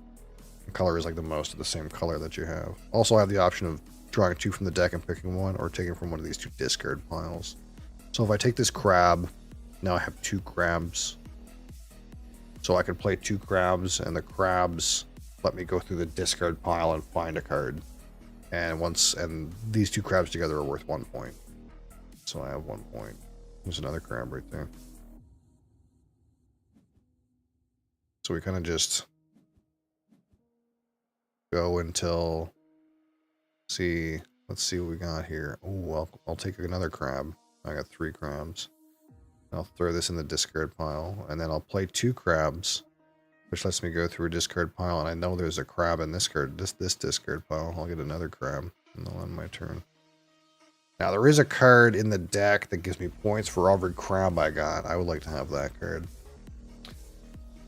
These sharks, if you have a shark and a swimmer, you can take somebody else's card. Oh, see, this guy says last chance 7 points. So he's got a seahorse, which is a wild. He's got an anchor with the wild seahorses. This two is 5. And then he's got a mermaid. So this mermaid is, I guess, white, and this seahorse is white, so that's 2 points. So that's 5 and 2 is 7. This guy got 6 points. Right now, I only have 2 points, so I'm fucking boned. This guy kind of really got in there quick. So he's got 2 points. So I'm only going to get to score. I'm only going to get to score my color. So what we're going to do is let's rip from the top here, and I want to try to match colors, and there's no fucking colors to match here at all. Damn it. So what we can do is we'll take a fish, skirt a fish, and then we'll play our crab, and then we'll get another fish. Or we could get a crab here. So if I take this crab, I'll score 2. If I take a fish, there's a chance I'll score 2. So this doesn't even make sense. Let's just take another crab. In my turn. So I got 2 points. He won his bet, so he gets 7 plus his color bonus is 2, so he gets 9. And we just score our most common color. So 2, 2, and 2. And that's the end of that round, and we go again. Now, in this expansion, if someone has the lowest score, they get a bonus, but 3 of us are at the bottom. 3 of us suck. Oh.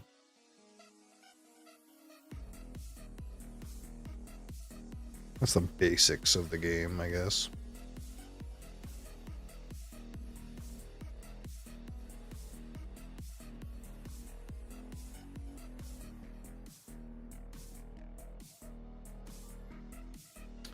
So, let's see what we got. We're gonna take a boat or a squid. Let's take a squid.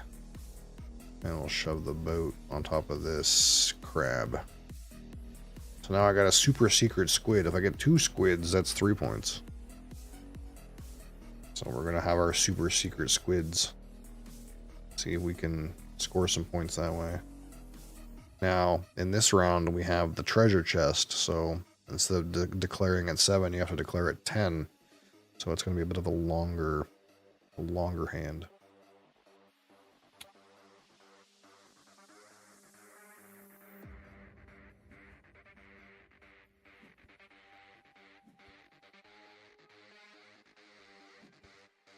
The jellyfish and a swimmer forces everybody else to just draw 1 card for their next turn. That's what that does. Ooh, we got the crab bonus, or we got a swimmer. I'm not doing the crabs this time, though. That's unfortunate. I guess we'll take this swimmer and put the crabs in here.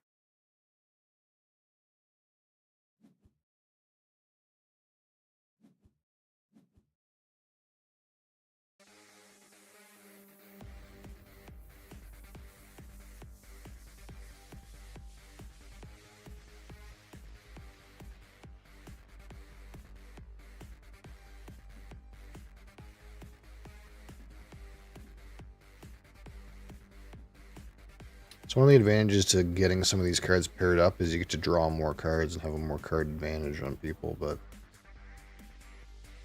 part of the downside is they don't really score too many points.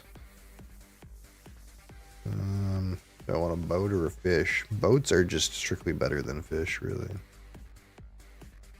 Now, if you have a starfish, you can play a starfish and 2 matching cards to score 2 extra points, but then the cards don't do anything. Boats take an extra turn. Fish draw an extra card. I'm so far from a world where I have 10 points right now. There's a lobster and a crab. You can look at the top 5 and take what you want.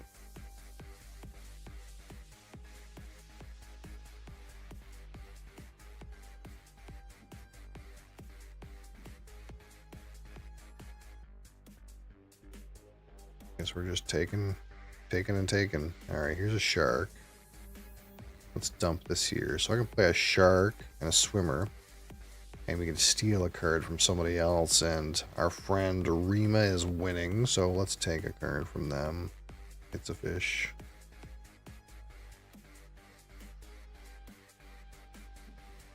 Still haven't found another octopus or squid or whatever this is.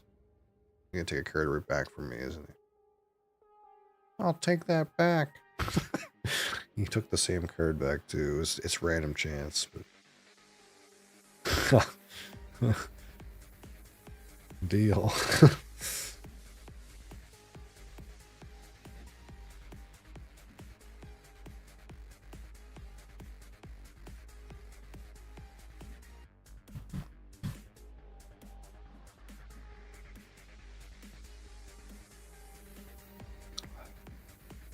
Where's the squids, man?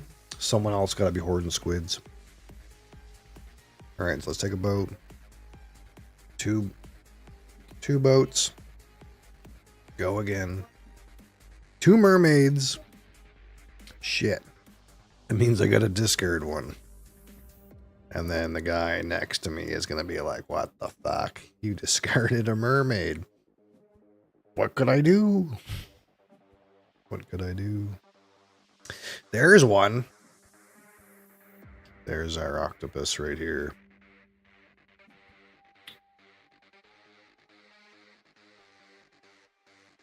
So we know we have an octopus in the left discard. I might need crabs to get it. Oh, Blue is taking octopuses. He's got some of my octopuses over there. Are we on, I guess we could be on penguins. But we have a mermaid, so if we take a common color like dark blue is worth, can be worth mermaid points. Mermaid score is your most common color. So I take the shell, that's another point. But... Alright. I'm probably gonna steal from red again, yeah. I am not in a good position. With these long rounds, you really need to, like, get a collection going. And I think blue... Oh, well... I think blue has my octopus friends. I might be able to score our double mermaids, though. That could be a thing. Now, if you get 4 mermaids, you automatically win the game and the game's over. But we already know that red has one of our mermaids, so we would have to steal one from him if that's the case. Also, if the deck runs out, I think nobody scores. Something like that. Now, the starfish is worth 2 in my hand. I think we're just going to snag that.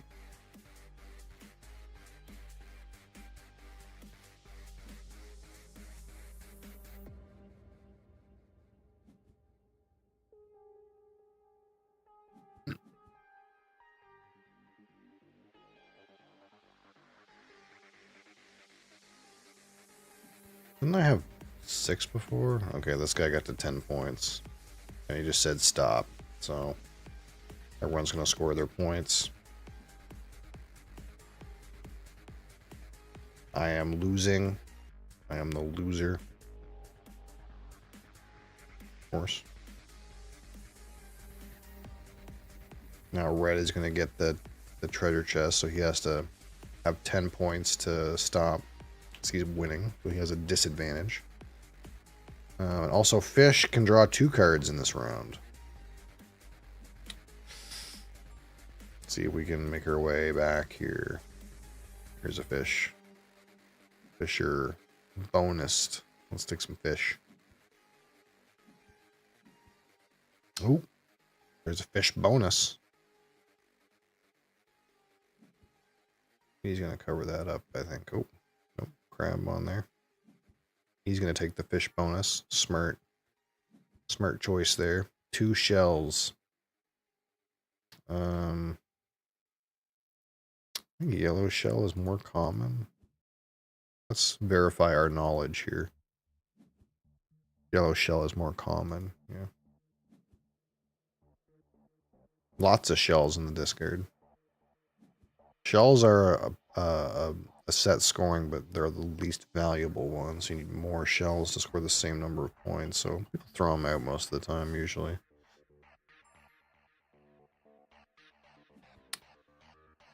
Yes.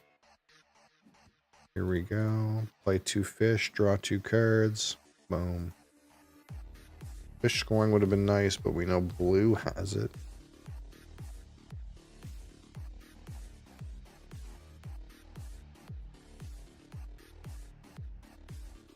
Of course, being efficient and drawing multiple cards is not inherently worth anything.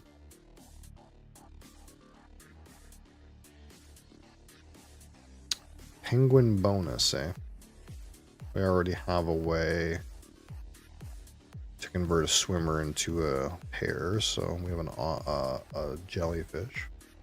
So I don't need a shark, but now I kind of want some penguins. I don't think I've seen a penguin yet.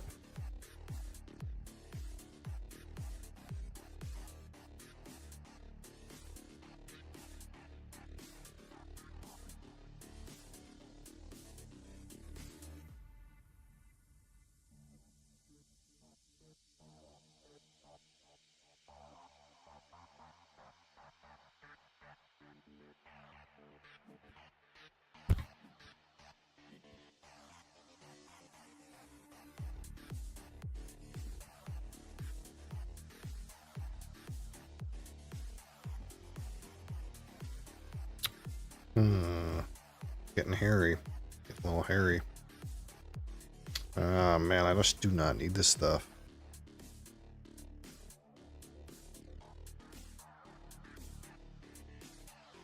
I'm having a hard time making things happen here.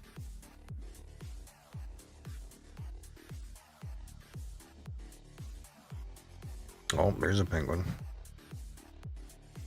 But of course, I'm not going to get a chance to even see that.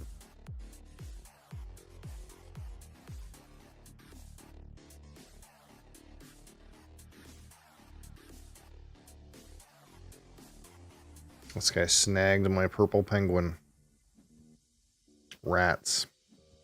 Rats Deezer.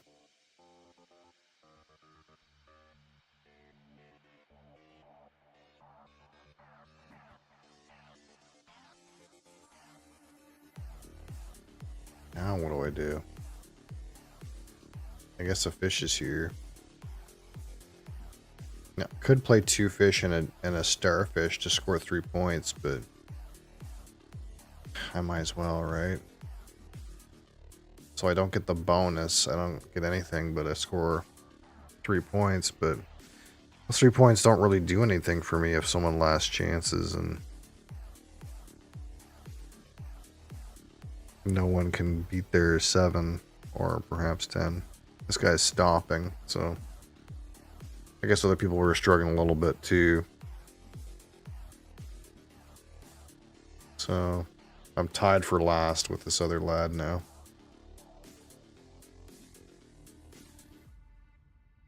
Alright, dolphins. So if you discard a collection card, a shell, octopus, penguin, sailor, or seahorse, then you get to draw an extra card. It wants to incentivize you to discard those set collectors. I will take an octopus, and then I'll discard a set collector and draw a card. Nice when it works out like that, though.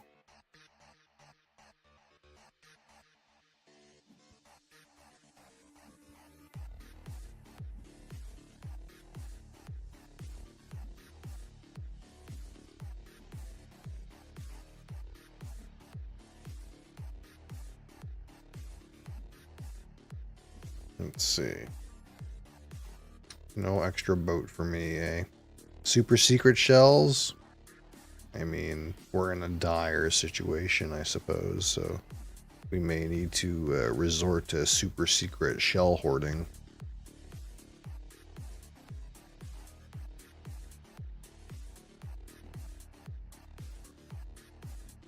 We haven't had much opportunity to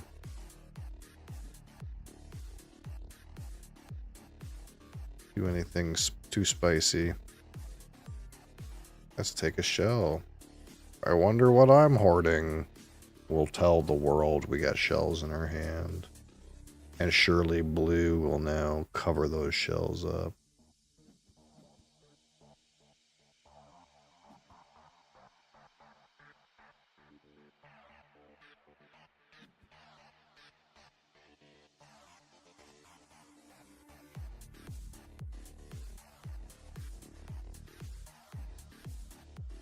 Yeah, as we would suspect, there is a mermaid, I suppose.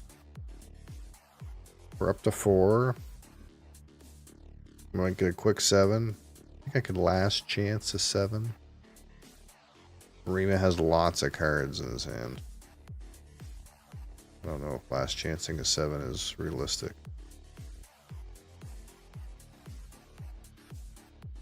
I should say in their hand. I don't know if the dude or not. From Morocco.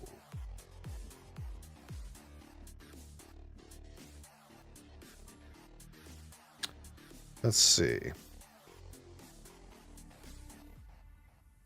I guess we can take a boat. Chuck this. Play 2 boats. Take from deck. Crab bonus or a shark. Neither are that good for me. I guess we'll take a shark.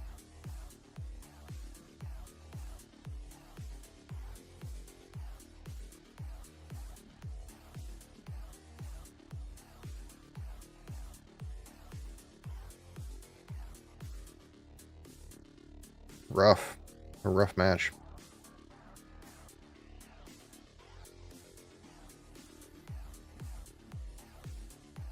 Oh, of course, blue will not allow that shell to enter my hand. He will not allow it. Stop. 13 points! Holy, that's crazy.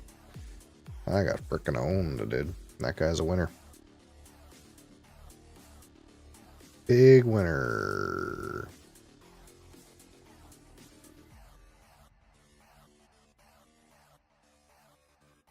That was rough. We got friggin' owned, dude. Owned badly. GG, GG, GG. Alright. Maybe the tables have turned and now Ludwig is happen again.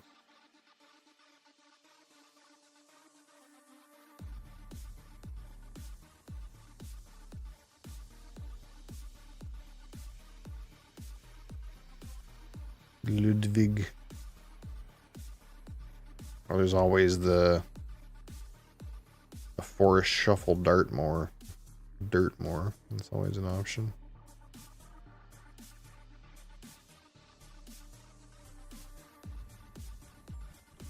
Ooh. Just like that, we're in.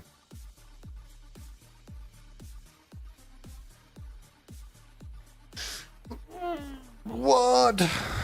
Holy. We got right in and then we got right out. Who declined?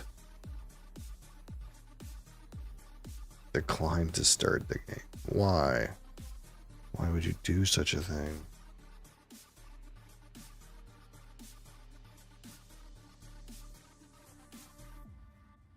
We don't want to resort to can't stop.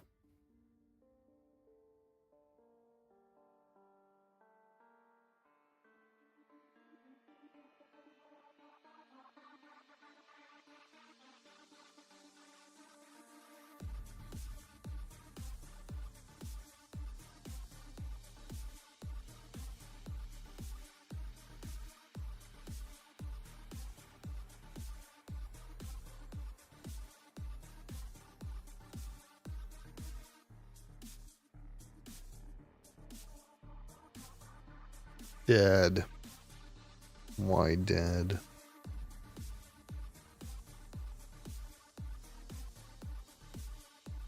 Feels dead in here.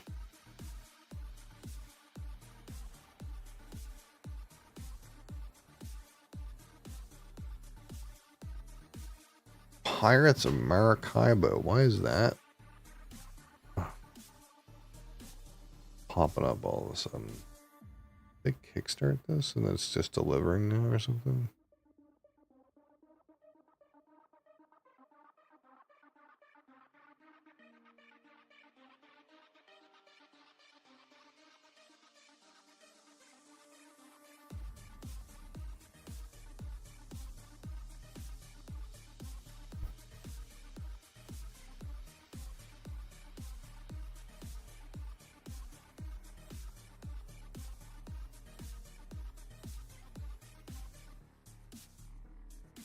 Well, maybe it's just another one of these.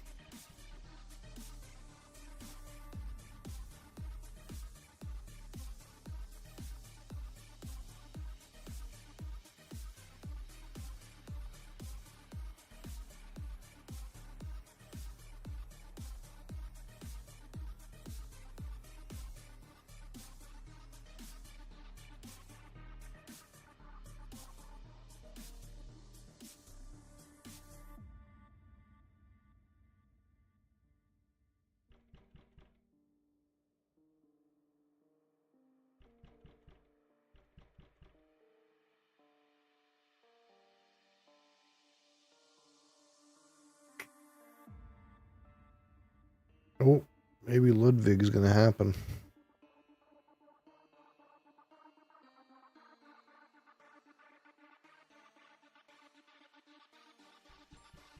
Oh, there we go.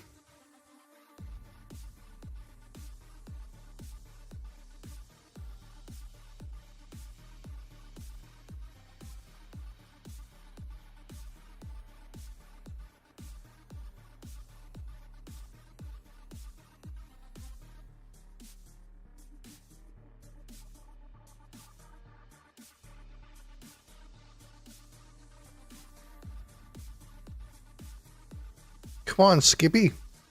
There we go, we're in. All right. 2 for each living room, 3 for each giant room, 2 for each small circle. Living room match. Big living room gaming.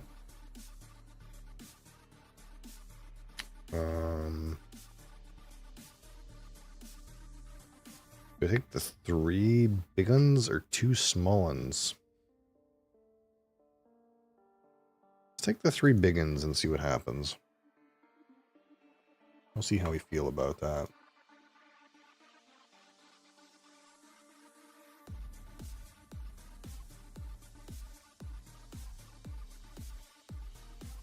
Rearrange the room prices. All right, so round rooms are bonused.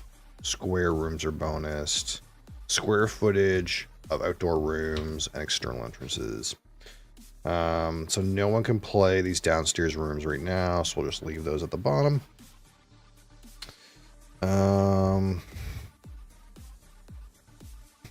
This archive's pretty reasonable.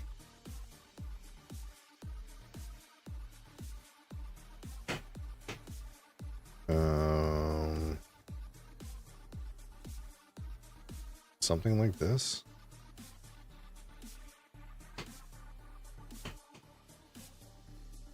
This being most expensive doesn't really make a ton of sense, but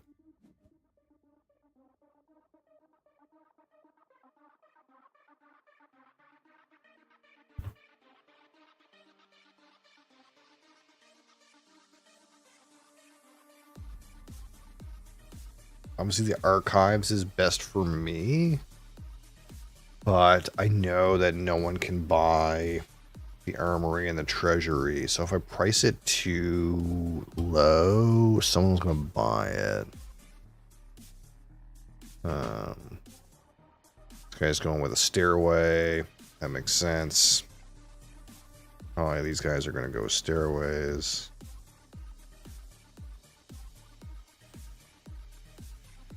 Whoa.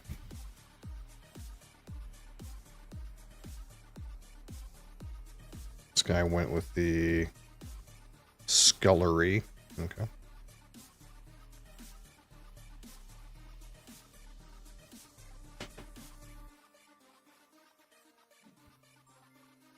The stairway. I don't even want to pay 10,000 for that archives, to be honest. But it's 3, 4, 5, 6, 7 points. Adds to a square room. It's like, it's not actually the worst. And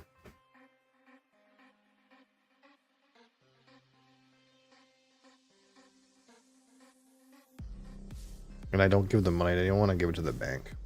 So in that way, it's kind of nice.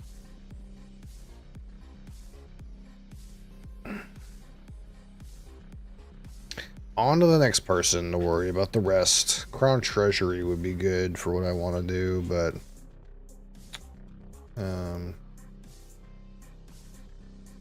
I get the feeling that it's going to get priced high because it's a round room with a reasonable bonus. So I kind of assuming I'm not going to be able to afford it, even if I placed a stairway. And I kind of wanted to get this archives because it's kind of like what I want to do. I want to do this living room strat. If that makes any sense? Like mass living rooms. Which a Crown Treasury is obviously good for, but if I can't get it, I can't get it. And I think it's going to be more expensive than I can afford, even if I, you get one or the other sort of thing. We'll see what Crunchy Peanut Butter wants to do, though.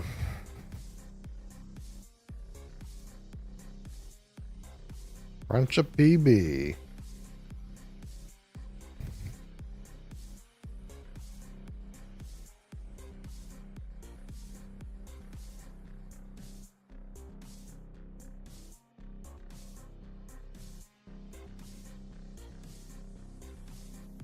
He left it like that with the Crown Treasury at 2,000? There's no way that's right. Really? There's no way that's right. Huh. Really? An interesting way to spread those.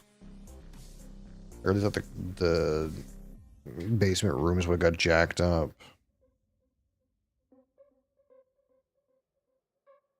Interesting choice. Especially the Crown Treasury.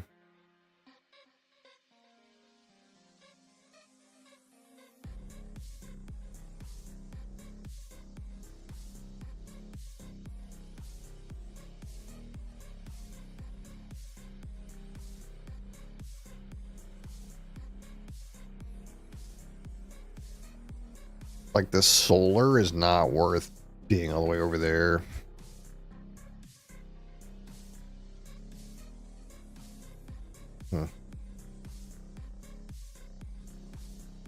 This guy takes a stairway. This is the other guy that didn't take a stairway, though. Yeah, so he couldn't. Yeah, like there's no way this guy wouldn't take the Crown Treasury. It's very confusing price, to be honest.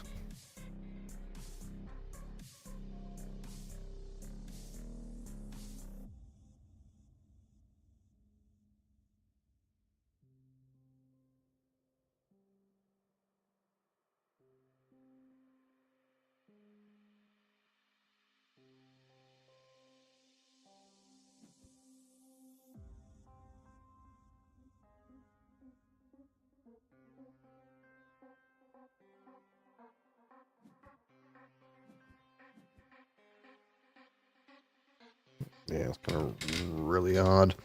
So the question is, do I go for a basement now, or do I not care? I could put a upper hall on this archive. I don't really know what the real benefit to that is. I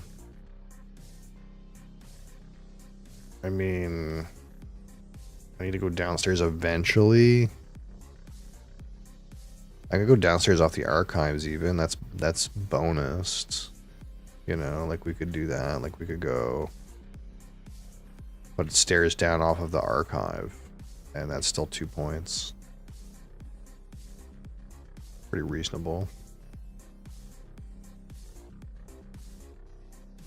Doesn't help us to completing our foyer to get a free hallway, but scores helps to complete the archive so it can rescore. It's probably better than getting a free hallway. That's the idea anyway.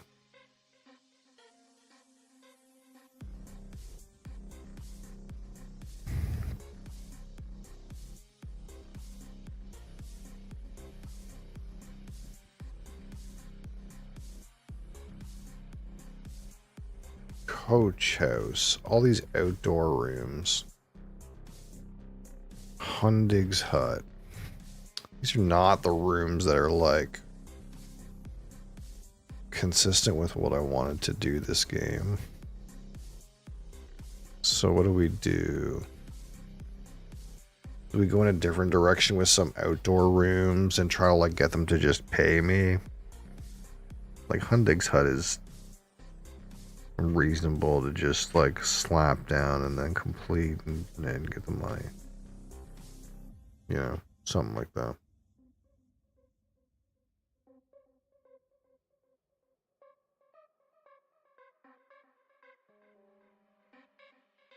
Get all kinds of like rooms that are bonus for food rooms here, but not the world I'm living in. Let's see how our friend wants to price this. And what's going on here? So this guy's got ice cream parlor, and that's it.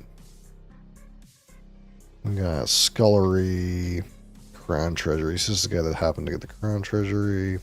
That's the guy that happened to get the armory. Okay. Of course, the baconry is all the way over there.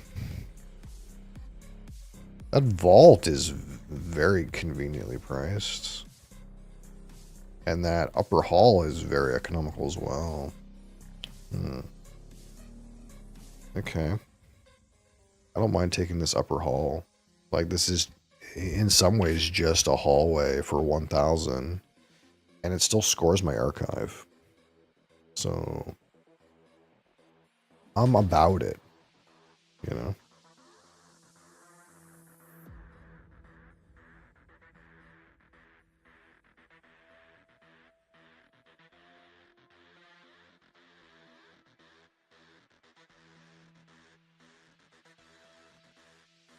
Like, you could spend 6 grand on Hundig's hut and go hunting, but I think, you know, we're just cool to just, like,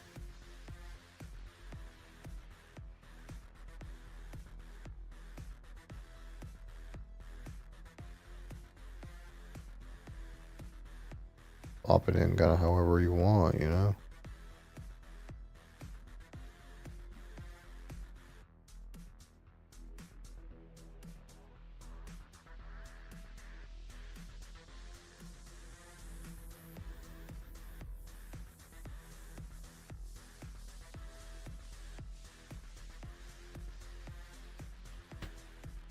Alright, we drank our beer and our whiskey. Have some Pepsi, I guess. You know, that just makes the most sense at this time. Starting to get a little bit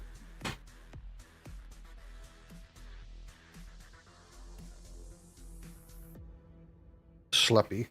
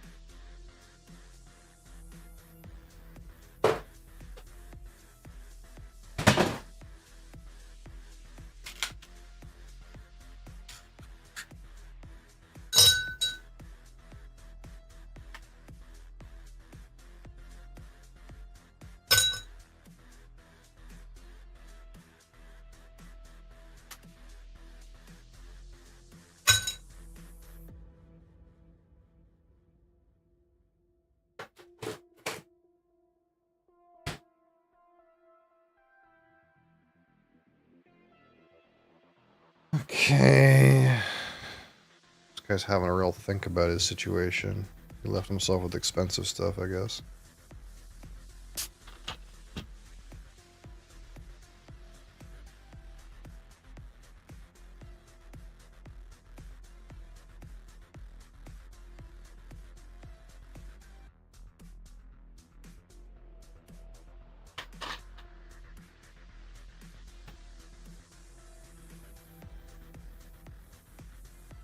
So what happened? I bought this hallway. This guy bought the Hundig's hut right off of the coach house. Oh, he completed ice cream parlor and bought both. Hey, that's not bad. Not a bad play. Our friend here. Alright, he went for the vault. And orchard it is. Well, the game room, everyone's favorite room, the game room. This game room goes right nicely over the upper hall for 12 points. And another 3 from our card. So the game room is absolutely the best tile for me. I'd be down to take the quiet room though. Bunker isn't the worst.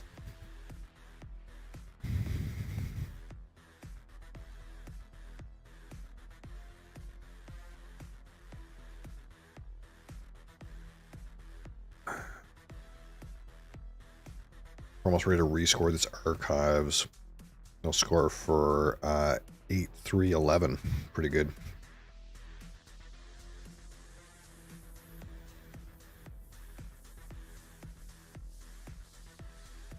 Preferably quiet room to do it. But I'll take a game room too. Like, it depends what's cheaper. The game room is the most expensive and the quiet room is 1,000. Well, it's kind of a no-brainer for us to spend 1,000 on the quiet room, I think. And just pop it in here. Now, it's hard to complete this quiet room. But like, I guess we could hallway it if I want it completed. But we're kind of just playing it to complete archives with +2 points.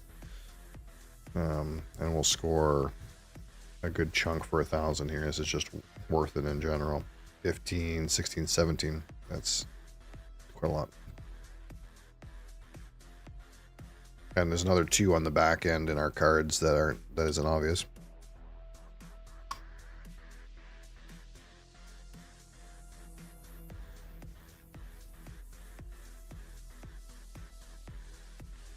So getting this quiet room recompleted, the only way you could do that really is with a stairway here, or a hallway.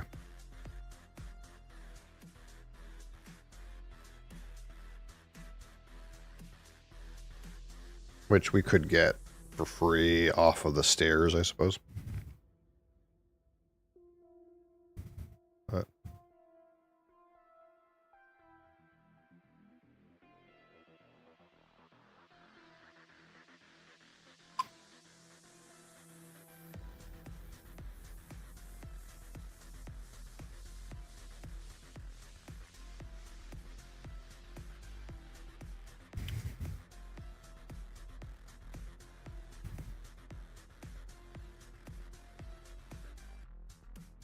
so we could put some bedrooms beside this quiet room, but I'm not like super worried about that.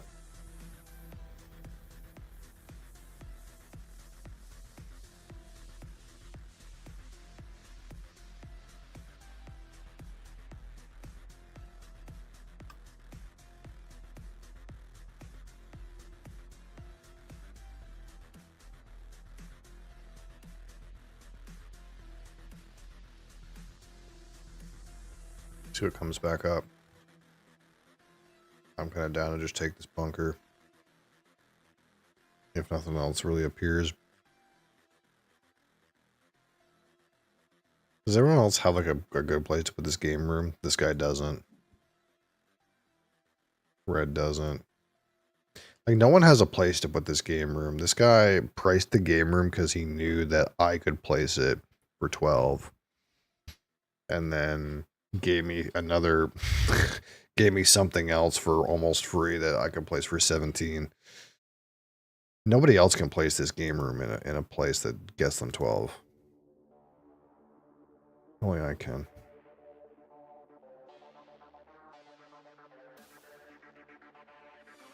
Green's doing some weird things with stairs. He went downstairs, and then he went back upstairs, and then he went downstairs from a different direction.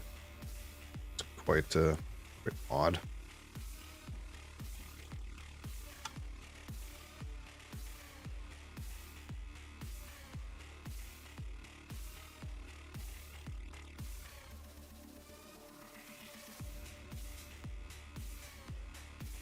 Crunchy is way in the lead for outdoor square footage, but I mean, what could you do? He was, I'm surprised he put the gatehouse in this way. I kind of almost would have put it maybe this way. It's kind of confusing with his stairway. Maybe he should have put his stairway here to begin with. I don't know, but getting something in here might be a struggle. But I can see like why you wouldn't want to put it this way, where it might interfere with the hut completion. I don't know.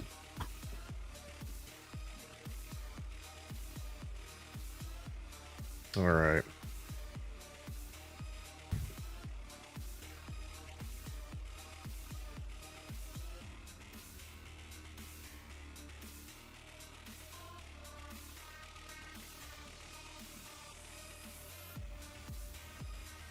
Trophy hall. Waiting room. Tasso room. Cloak room, not bad. So this is something that I think we can move. These bedrooms next to outdoors are good for Crunchy, but nobody else. I don't think anyone wants this hallway, really.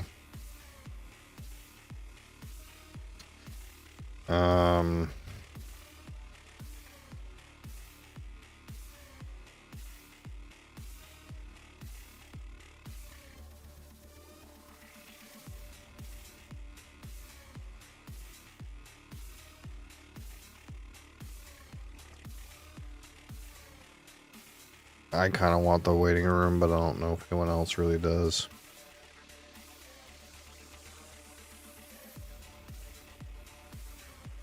But the game room's obviously sort of king here for me. Tasso room wouldn't be bad. There's some good tiles for me here. We'll just send it like this. I kind of am okay with like any 3 of these tiles.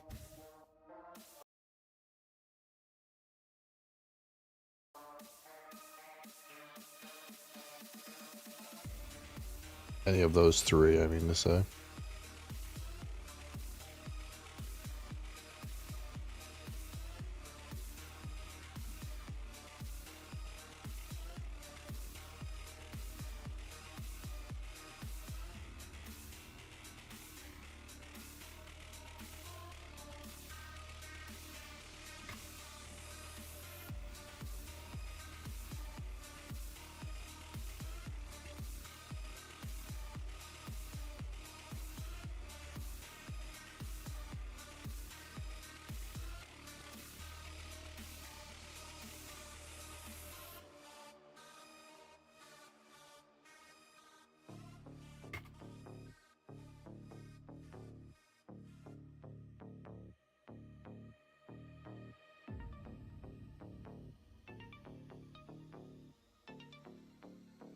All right.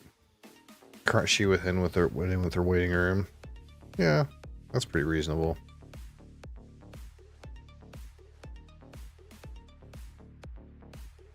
Probably these like bedrooms are better for him, but that was a pretty good snag, I suppose. Maybe I should really looked at this, but 6 for 2,000 is kind of a good deal. Guess I gave him a deal, you know.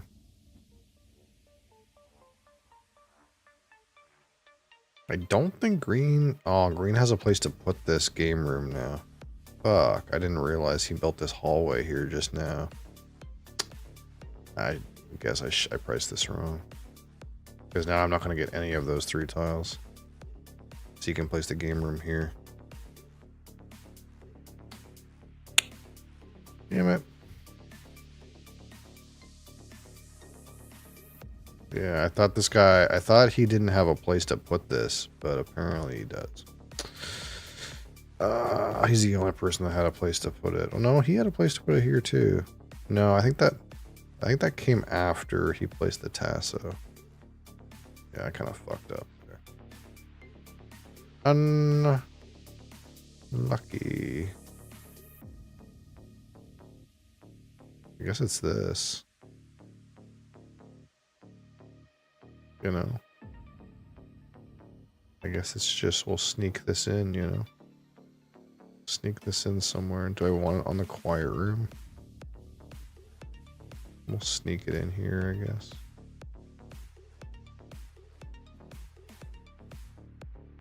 One point for each of my hallways. 1 point for each of your 1 points on a room. I mean, 1, 2 is worth 2 right now. And this is worth 3. I don't think I'm going to have very many 1 points.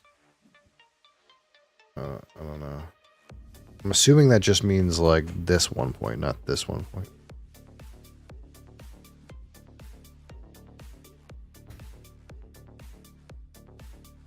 Maybe I should have like taken the card just to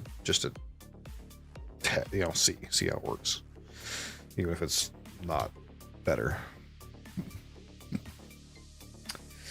Yeah, but I fucked up there. I should have got the game room, and I didn't. I gave it to this guy because I didn't notice he had this hallway built. Because he bunkered this stair, and I didn't cross this. This guy's castle is weird. Anyway, I think that's why it's confusing, is because he like went downstairs, then went upstairs, and then went downstairs again over on this side. Like, it's just a very odd and inefficient way to do that, I would think. But I mean, I don't know. Maybe his strat was like he wanted to use up another stair so other people couldn't get them. He didn't have stair bonus card because I have it. I don't know. There's some weird tiles in this pool anyway. There's 2 of these extra hallways. That solar room is 1 point or 1,000.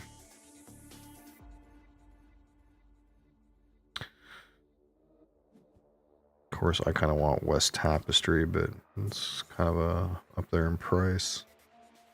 Cheese wouldn't be bad.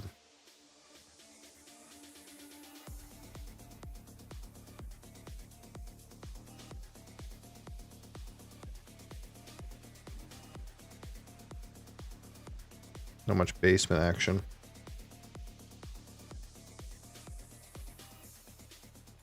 I really was supposed to get that game room.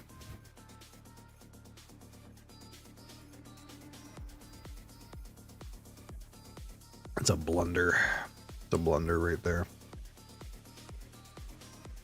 The game rooms were like 15 to me or something. It's worth 7 minus 2, 5. 3, 13. Yeah, it's a blunder. Instead, I paid more for 4. And maybe it ends up being 5. I was definitely wrong. I just need to be paying attention to their boards. I just thought this guy didn't have this hallway here, and if this guy doesn't have this hallway here, he's probably not buying it because he can't place it. But my fuck up.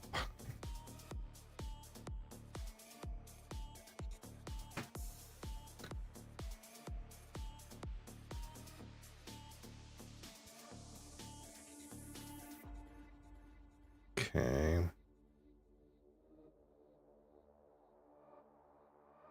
Red's in with the cheese room. Ooh, cheesy baby. This is kind of a weird orchard because now he can't place anything here.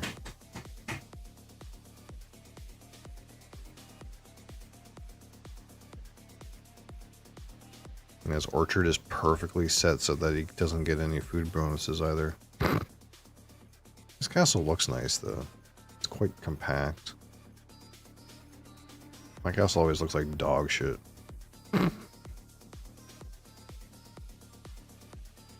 Alright, what do I want in life? Do I want to pay 8,000 for West Tapestry? It's gonna be worth 5 to me. And be hard to complete. Or I could pay 2,000 for a dressing room, which will bonus my quiet room. But it's not great. Neither of these are great, to be honest. I don't like either option. Since either isn't great, I'm going to take the cheap one. I think that makes sense, right? Ooh, this kind of like makes this weird, eh?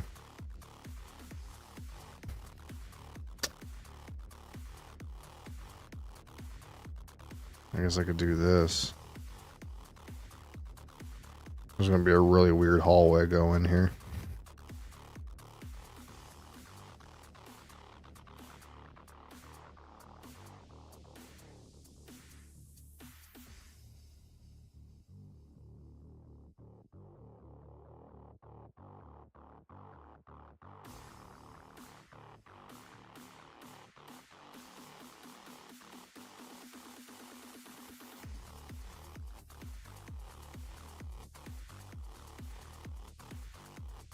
Yeah, that one gives him some outdoor bonus, so this is not bad, I suppose. Some pretty nice living rooms in here.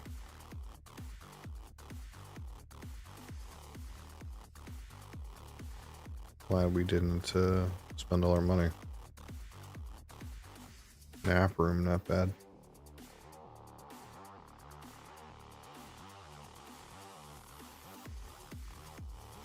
This nap room almost fits in here, but it doesn't.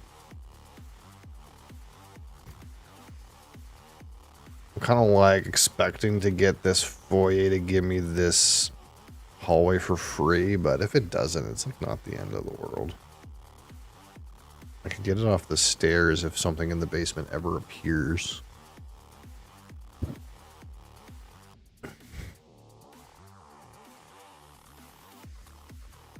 Kind of prefer painting, but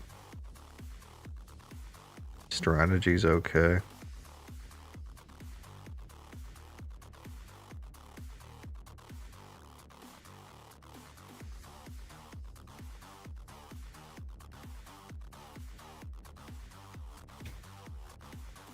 What does this guy want? This guy also wants painting. It's kind of unfortunate.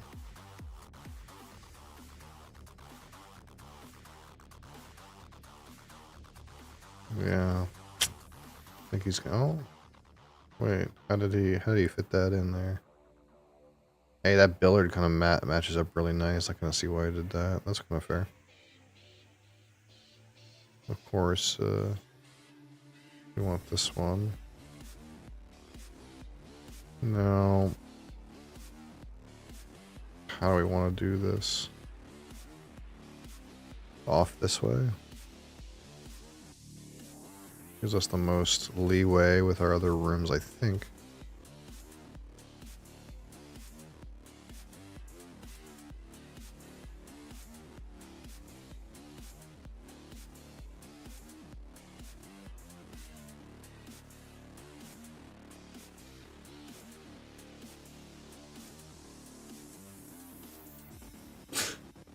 This nap, I think, actually goes right in here.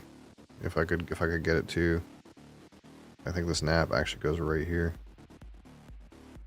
Perfectly.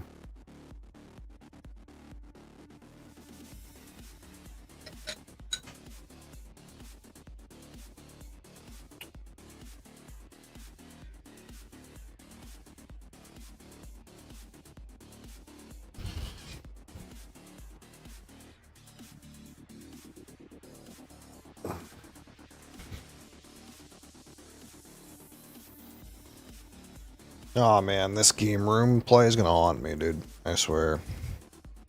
That might lose me the game. This game room thing I did.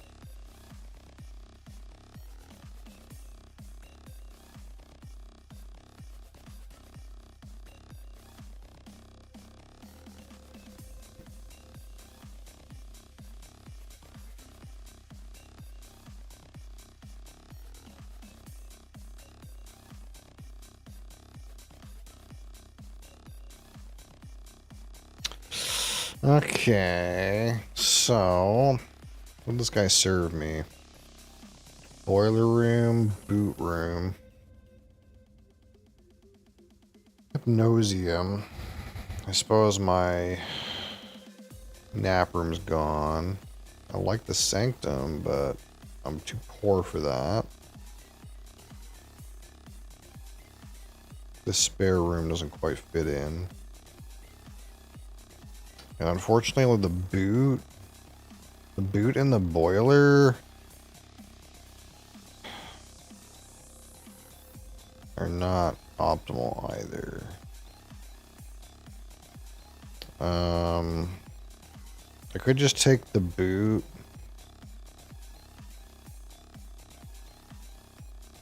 I could just take the boot and put it over the painting room, like kind of like this. And that's kind of like fine, you know.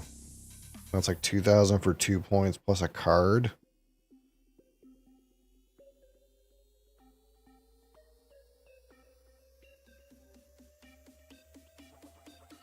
Three points for every 0. I mean, I don't know how much that's going to end up being, but I don't think I have any 250s right now.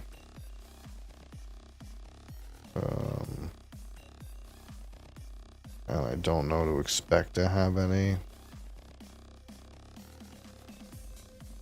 That card's probably not worth anything. Unlucky.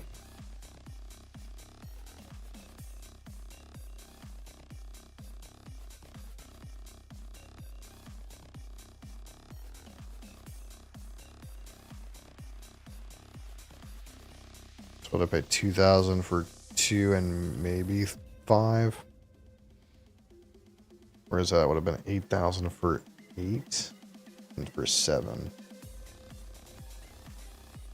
Yeah, I guess that's fine.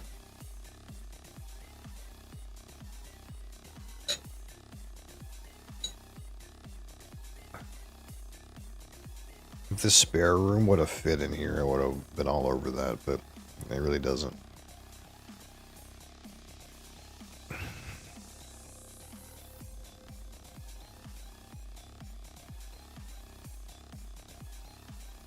I was sad that guy took my nap room.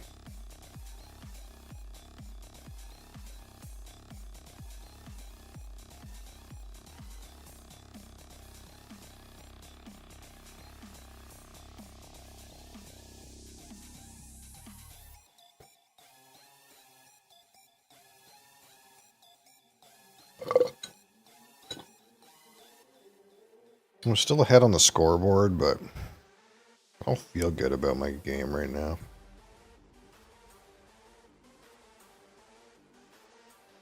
I would have been feeling good if I had that game room, but I don't have it. I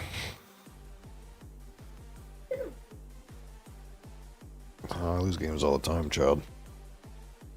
What's important is you learn from your mistakes and get better.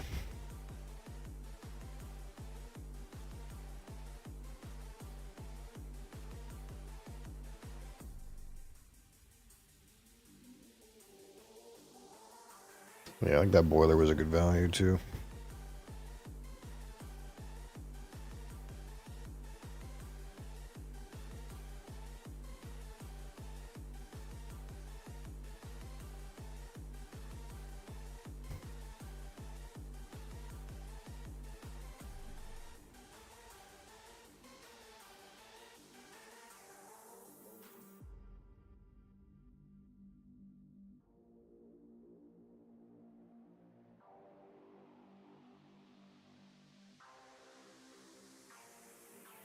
Feels like this guy took care to make his castle not look ugly. Very compact.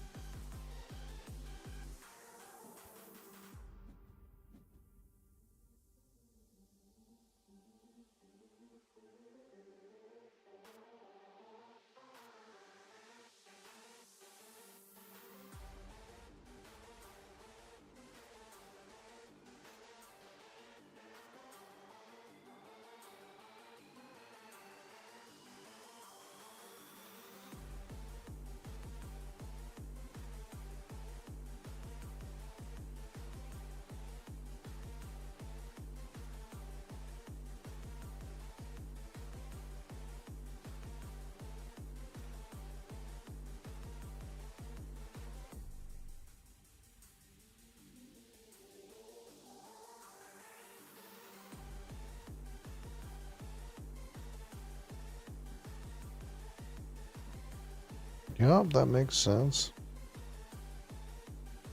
French gazebo. freezer. Of course, the important question is, what do I want? I can take a focus room or a sanctum, you know, those are not bad. A freezer is not the worst either. What's all the way over here? Pizza oven, food prep.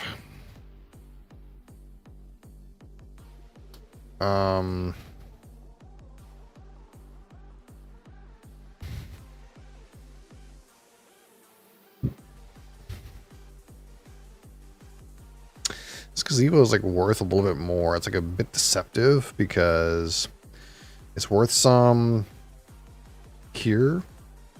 And it's worth on square. What do I want? I don't think I want this sewing room. I'd be down with freezer. I'd be down with pizza oven. I'd be down with any of these small things. What do you want? You don't want freezer. You could probably take or leave these sanctums. Pizza oven's like pretty good for you, I suppose. You also want pizza oven. You could take freezer too.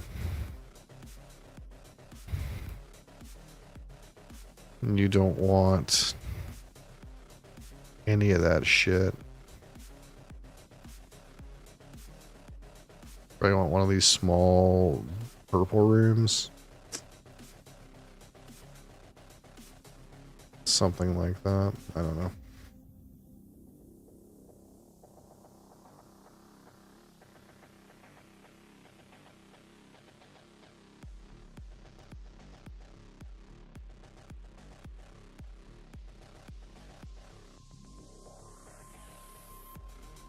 I think it's pretty obvious if this gazebo wasn't on outdoor square footage and square rooms bonus, it would be worth way less.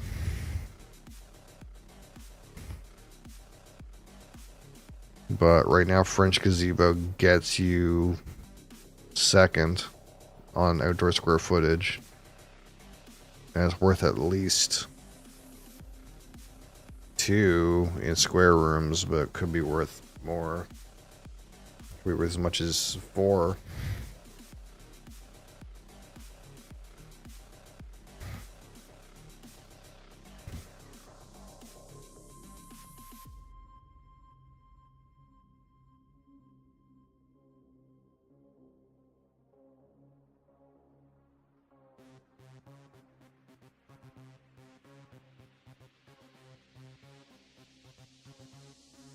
But I'm also kind of okay with just taking these small purple rooms. You know? Like 7 points for a small purple room is not bad.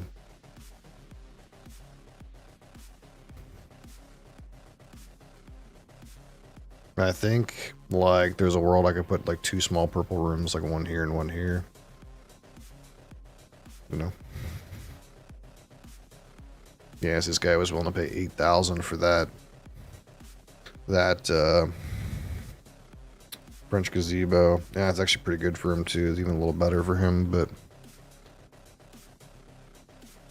it helps him protect his outdoor square footage as well. Maybe that one should have been 10K. I don't know.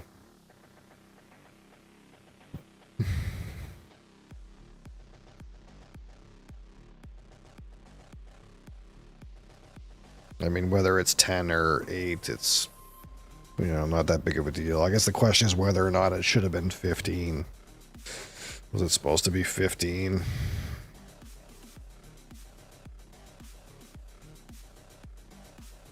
Probably not. Maybe it was supposed to be 15.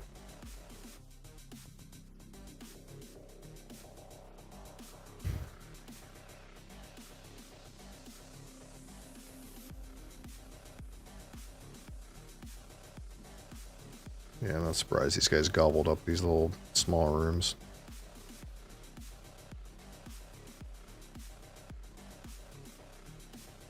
So I get the freezer instead. Which I can put in the dressing room, and that's 1, 4, 5, 6.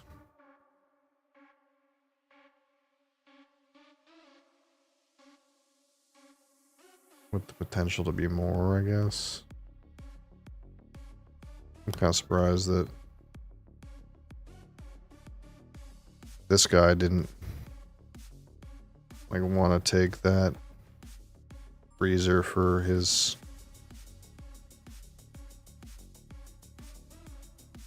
nap or whatever, you know, like in, oh, I guess nap, yeah, nap makes some amount of sense. I don't know.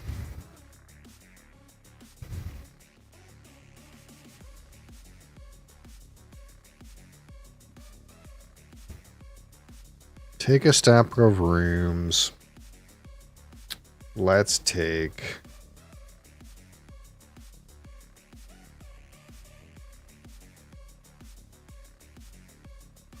Let's try this one. Yeah, I don't really want that vestibule. Not now.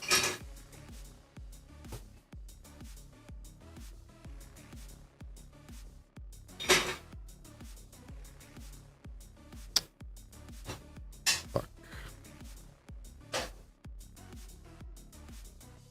I guess I should have went for... I mean, really this was just the wrong scoring card to take, I think.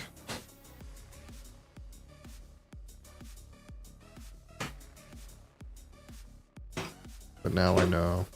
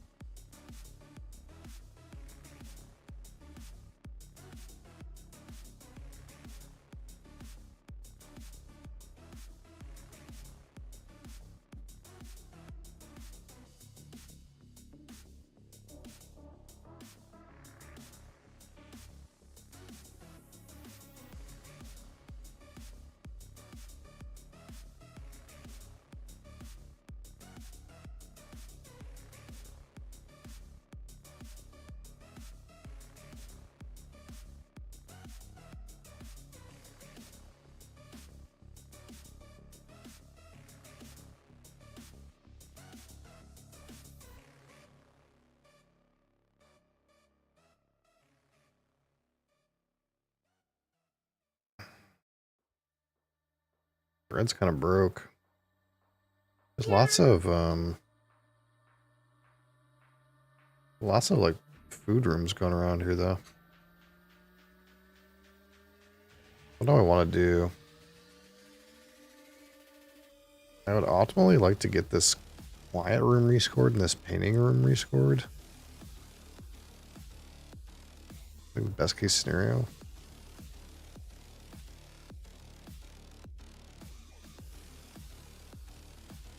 The only way this is going to get rescored is if I complete this foyer or buy this. How many tiles high is this? Same as a 350. Yeah, it does fit there.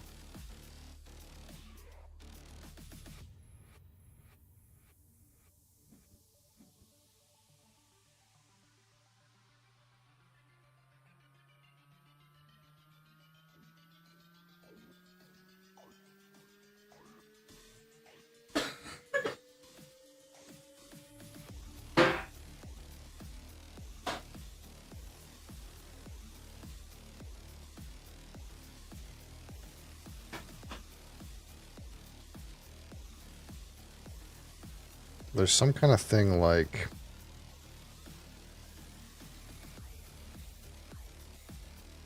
guest bedroom here, extra turn, hallway, extra hallway.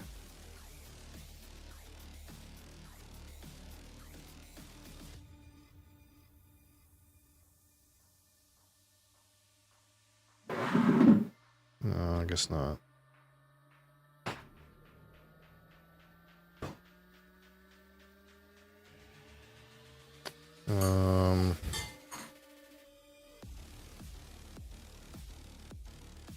Like you can put food prep here, but it's not great.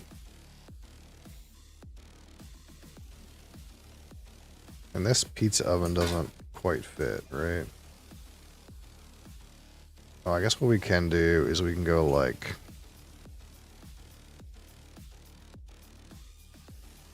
pizza oven this time. And then we can go like hallway, double complete, hallway, take another tile.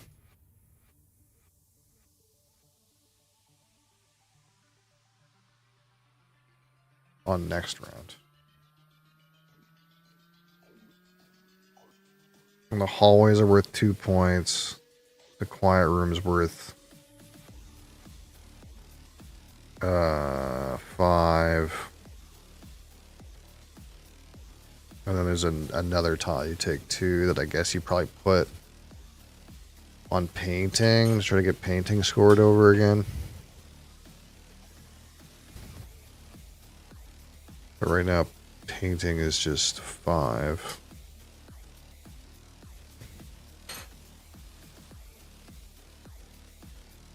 And none of this is really helping me with these objectives.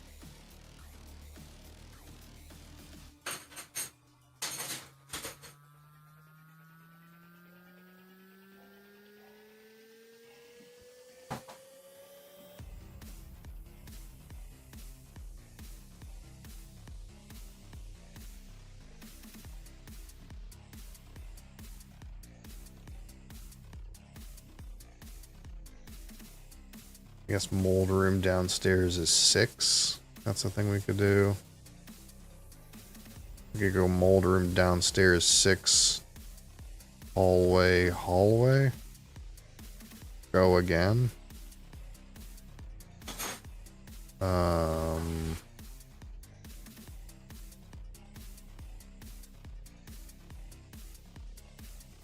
Put the sewing room here. Something like that.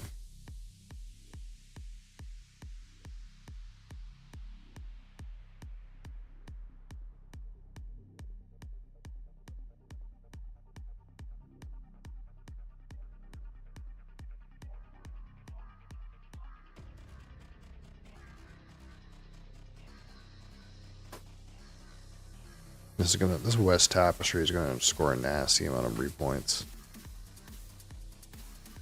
3, 6, 9, 12, probably 14.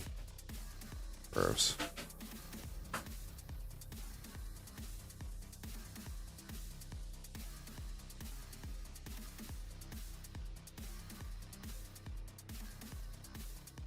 Let's see what green steals from me. He doesn't want my mold room. Does he want my sewing room?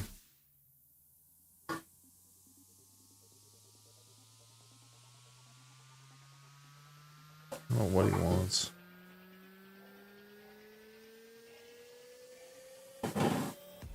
could take bed chamber, but it doesn't really line up.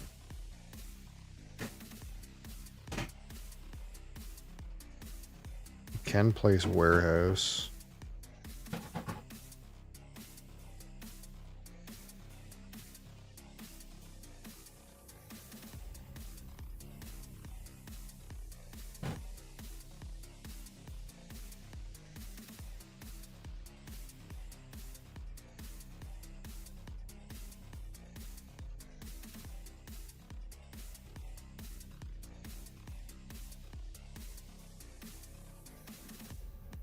Why did he do that?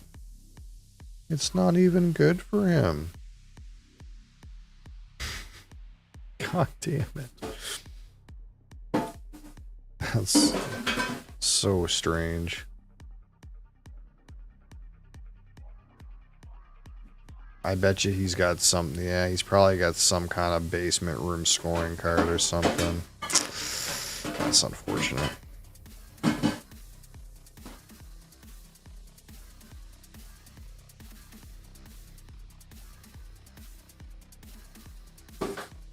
Back. Yeah, that's unlucky. He must have basement room scoring in his hands. Because that it barely makes sense otherwise.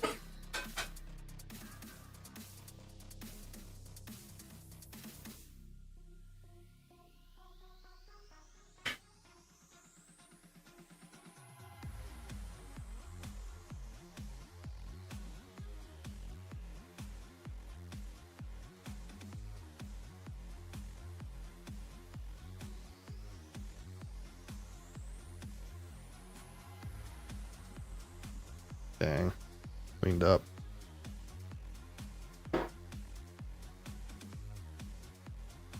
I guess I can still hallway sewing room.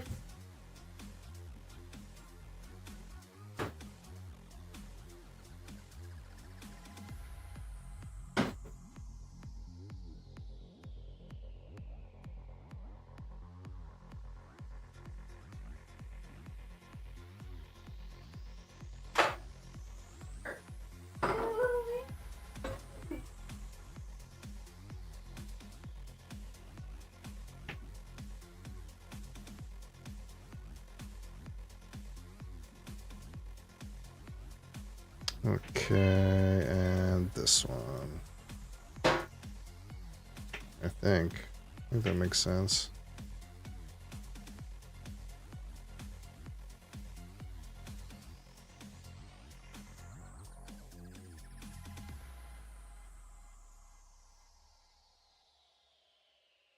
Or, I mean, I can just do it this way. It's less likely of some weird conflict, I guess.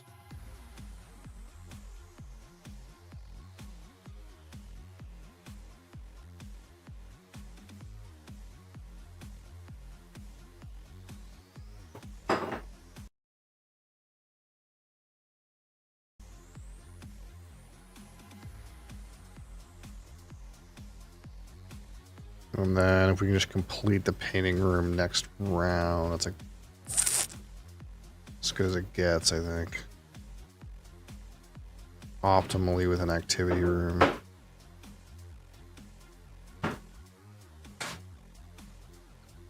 This guy's going to look to complete his west tapestry with an activity room. I mean, he could just buy Pumpkin Patch or Windy J Firms, I suppose, right now, and do a Pumpkin Patch goes in here. And it's just a lot of points. He's got the cash.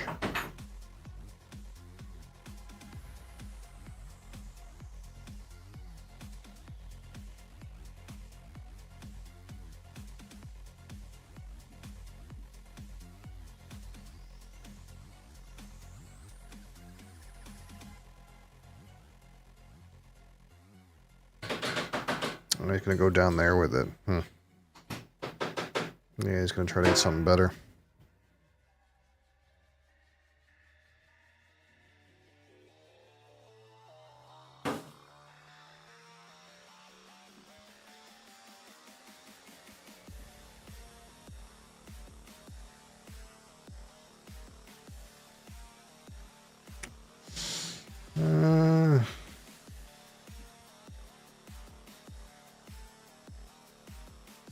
Okay.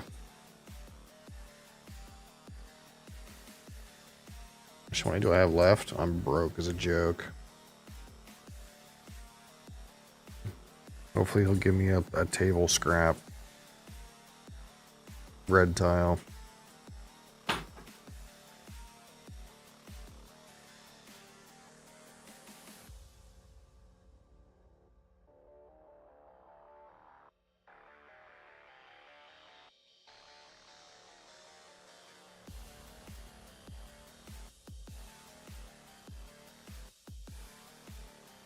There's like no basements in this game. There's that crown treasury from the first round. That armory from the first round, and those couple that came up last round. It's like nothing else. Everyone's got these like stairs that go to the basement that don't have anything in them.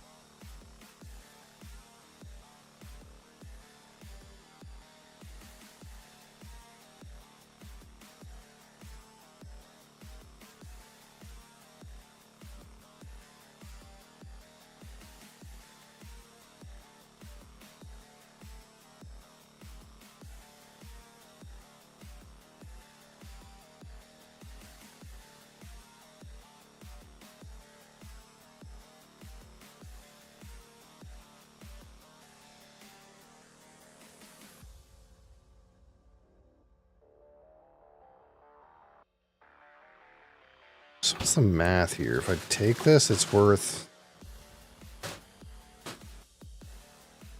3. Oh no, because this is worth 3 because it's 0, so it's 3 from this card. I think I just take this one, right? Or I guess if I'm broke, then it makes sense to take this one.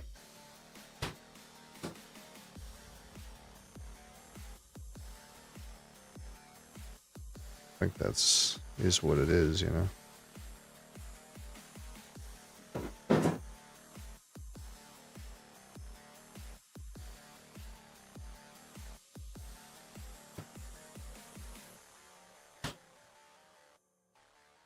Yellow's gonna pole vault by completing his West Tapestry. He's just gonna take this one, I think.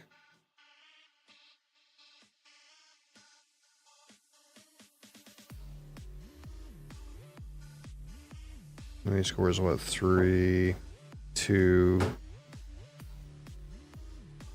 4, 5, and 12, 17. He just takes this and scores 17, right?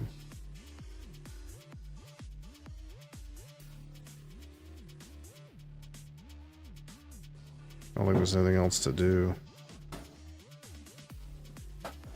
Oh, I guess he can, yeah, he can lard or go again, take this one. Yeah, he can afford to do both. So it's 19.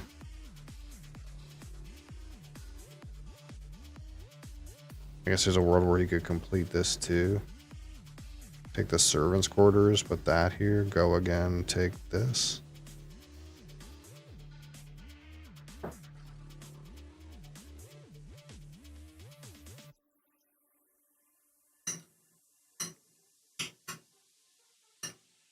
Yeah, he can buy the servants' quarters and put it here.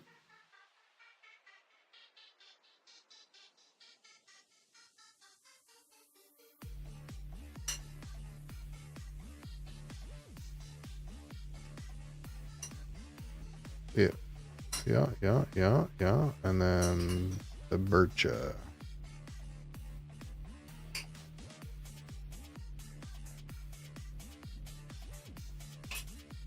Yeah.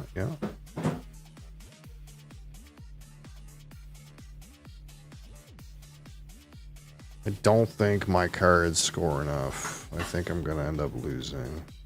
Because he's got round rooms. I don't really have any of this stuff. But yellow's got every category on here, so yellow's gonna win.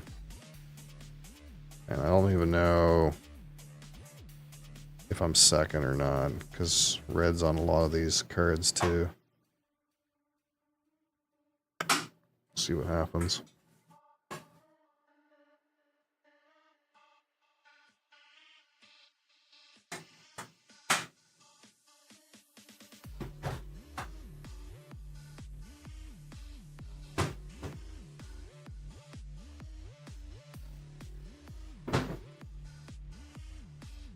Green doesn't really have anywhere to put this singer's chamber, I don't think. That's kind of weird. I think he didn't really math out that this guy was going to be able to just daisy chain all these food rooms together.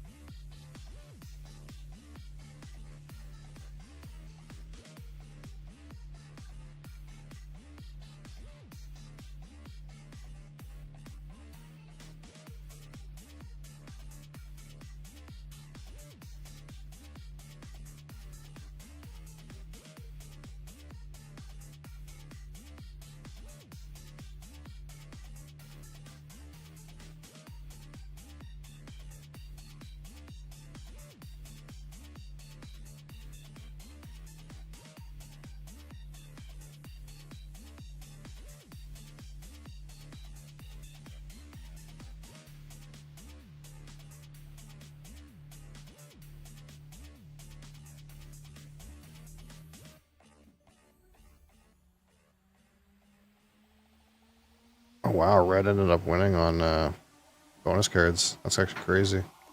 I really thought yellow was going to win. It was close though.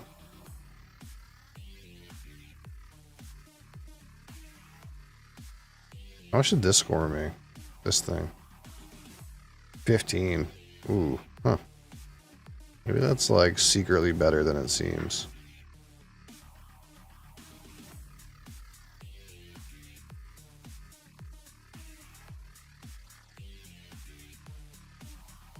Alright. We definitely fucked up though. I definitely screwed up with that. That game room. This was a mistake that I think lost me like 7 or 8 points, or I can't remember what the math was. Like that already puts me much higher. I definitely made some mistakes. And this scoring card was not great. I should not have taken this. I don't know what the other one option was, but it would have been better.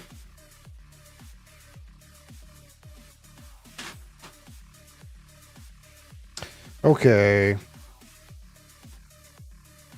Thank you guys for watching. Thank you guys for being here.